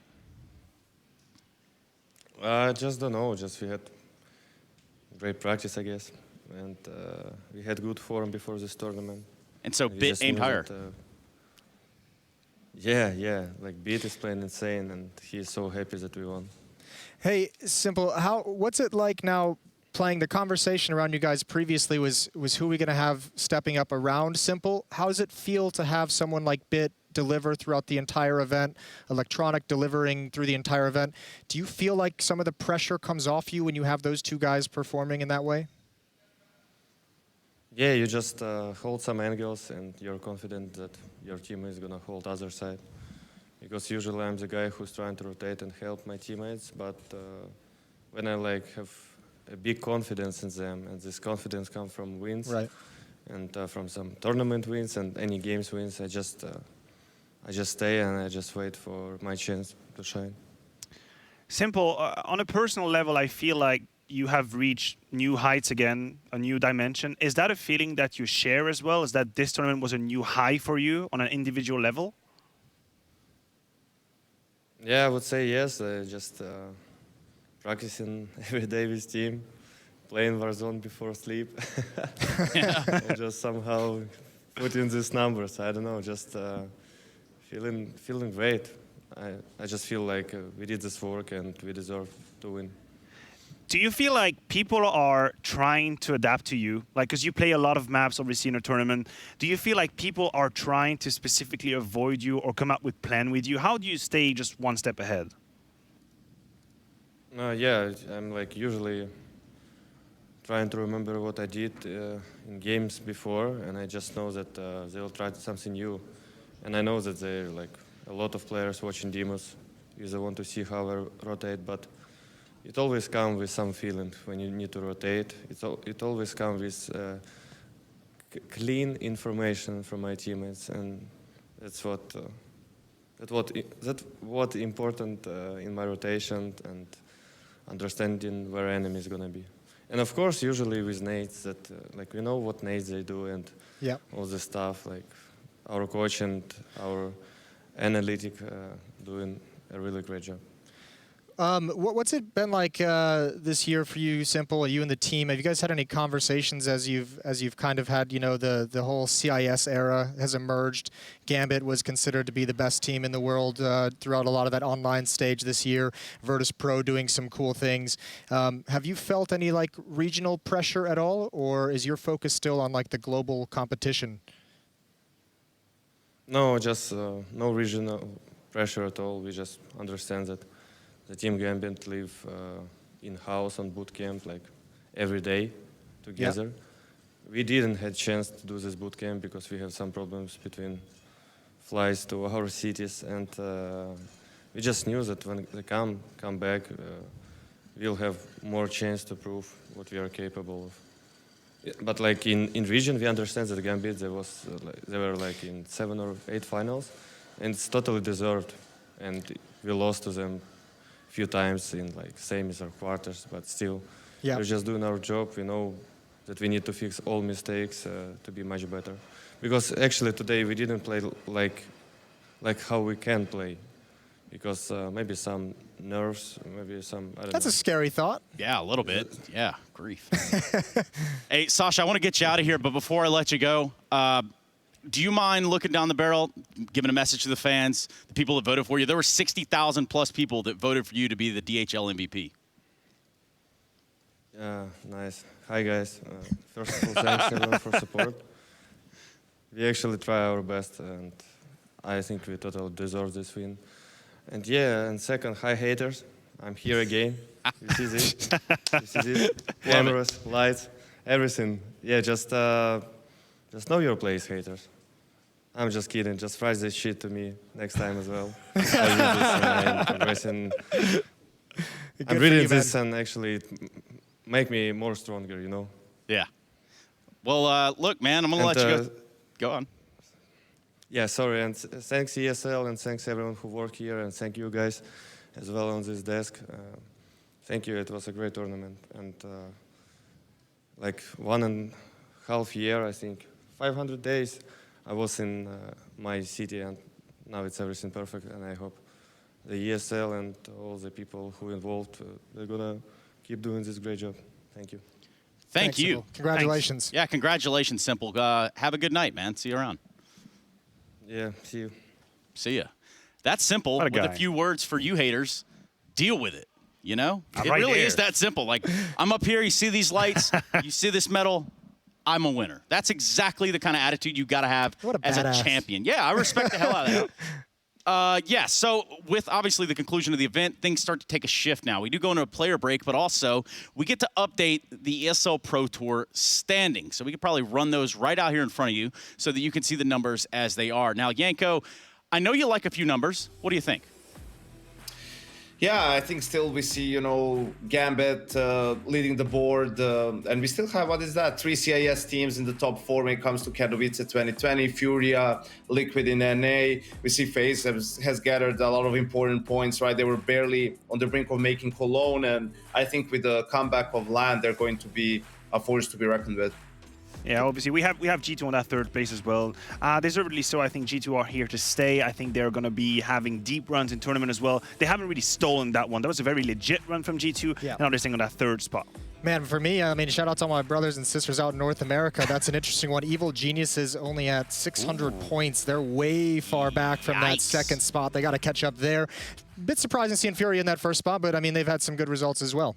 Yeah, they absolutely have. For us, I mean, this is the end of the road. I'd ask you guys to put like a nail in the coffin of the event, but quite frankly, I think we've pretty much summed it all up. It's hard to put a lot of nails in. Yeah, a whole lot of nails. For us, it is the end of the show, but I also want to remind you that ESL Pro Tour does continue with the ESL Pro League that's kicking off just about after the player break. So you want to make sure that you don't miss any of that, that you've got your calendar set, that you've got the date saved, because that's exactly what we're looking forward to. From all of us here in the studio, from Yanko and these two gentlemen. Party in the hotel lobby. Yanko, meet us there.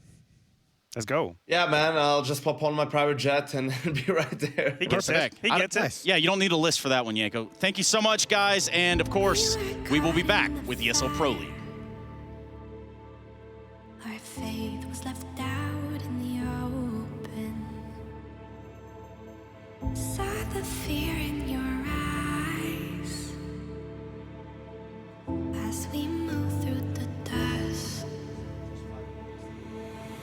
Nights turn into days, one by another. Under darkened skies, we await, bound to each other. But our spirits never die. Whoa, fighting as we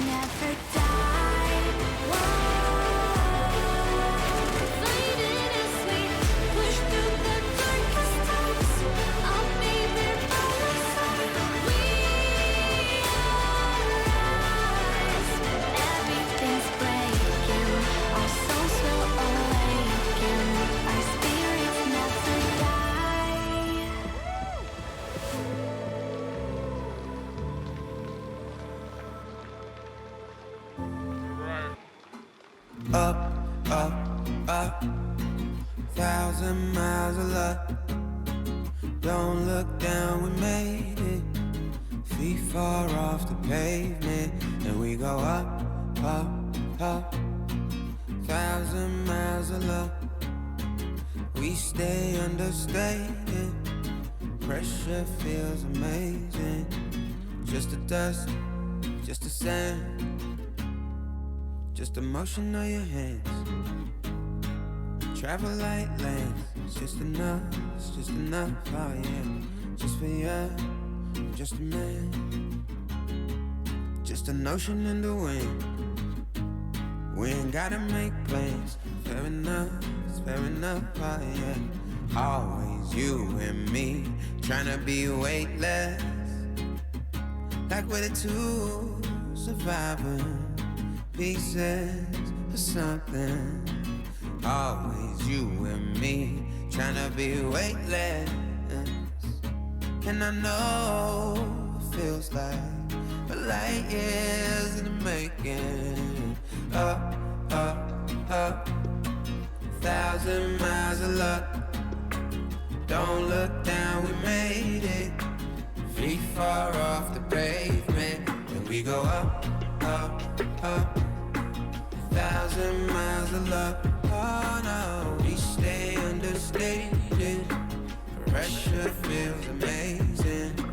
Just the dust, just the sand, just the motion of your hand. Travel like land, just your hype man. Just the one, just a believer. I don't care, I see you loading up my mind. Place me on the side. Fair enough, oh yeah. Always you and me, tryna be weightless.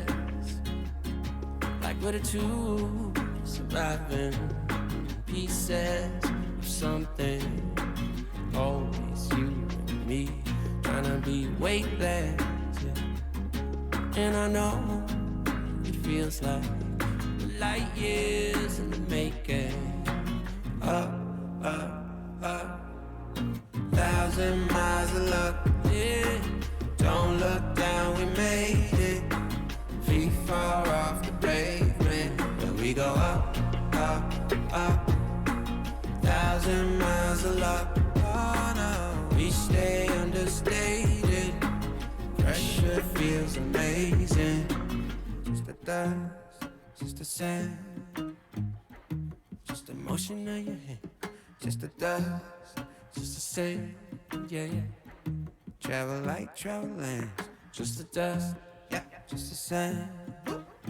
Hey, just the dust, just the sand, just the dust, just the sand. Always you and me, tryna be weightless. Like we're the two. These are those moments I don't think anybody else is going to forget.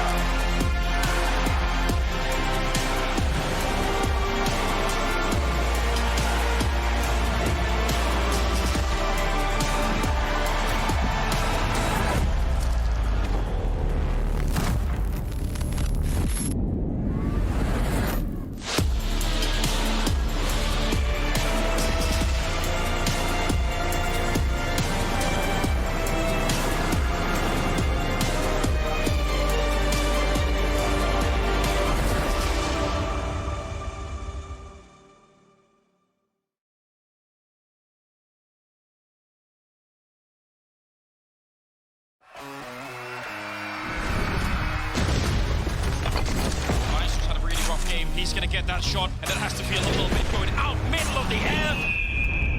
Oh, you've got to make three takes every single one from nothing to the AWPAs. I can't believe he's just done that. Epics.gg official CSGO trading card. Collect your Epics on shop.eslgaming.com.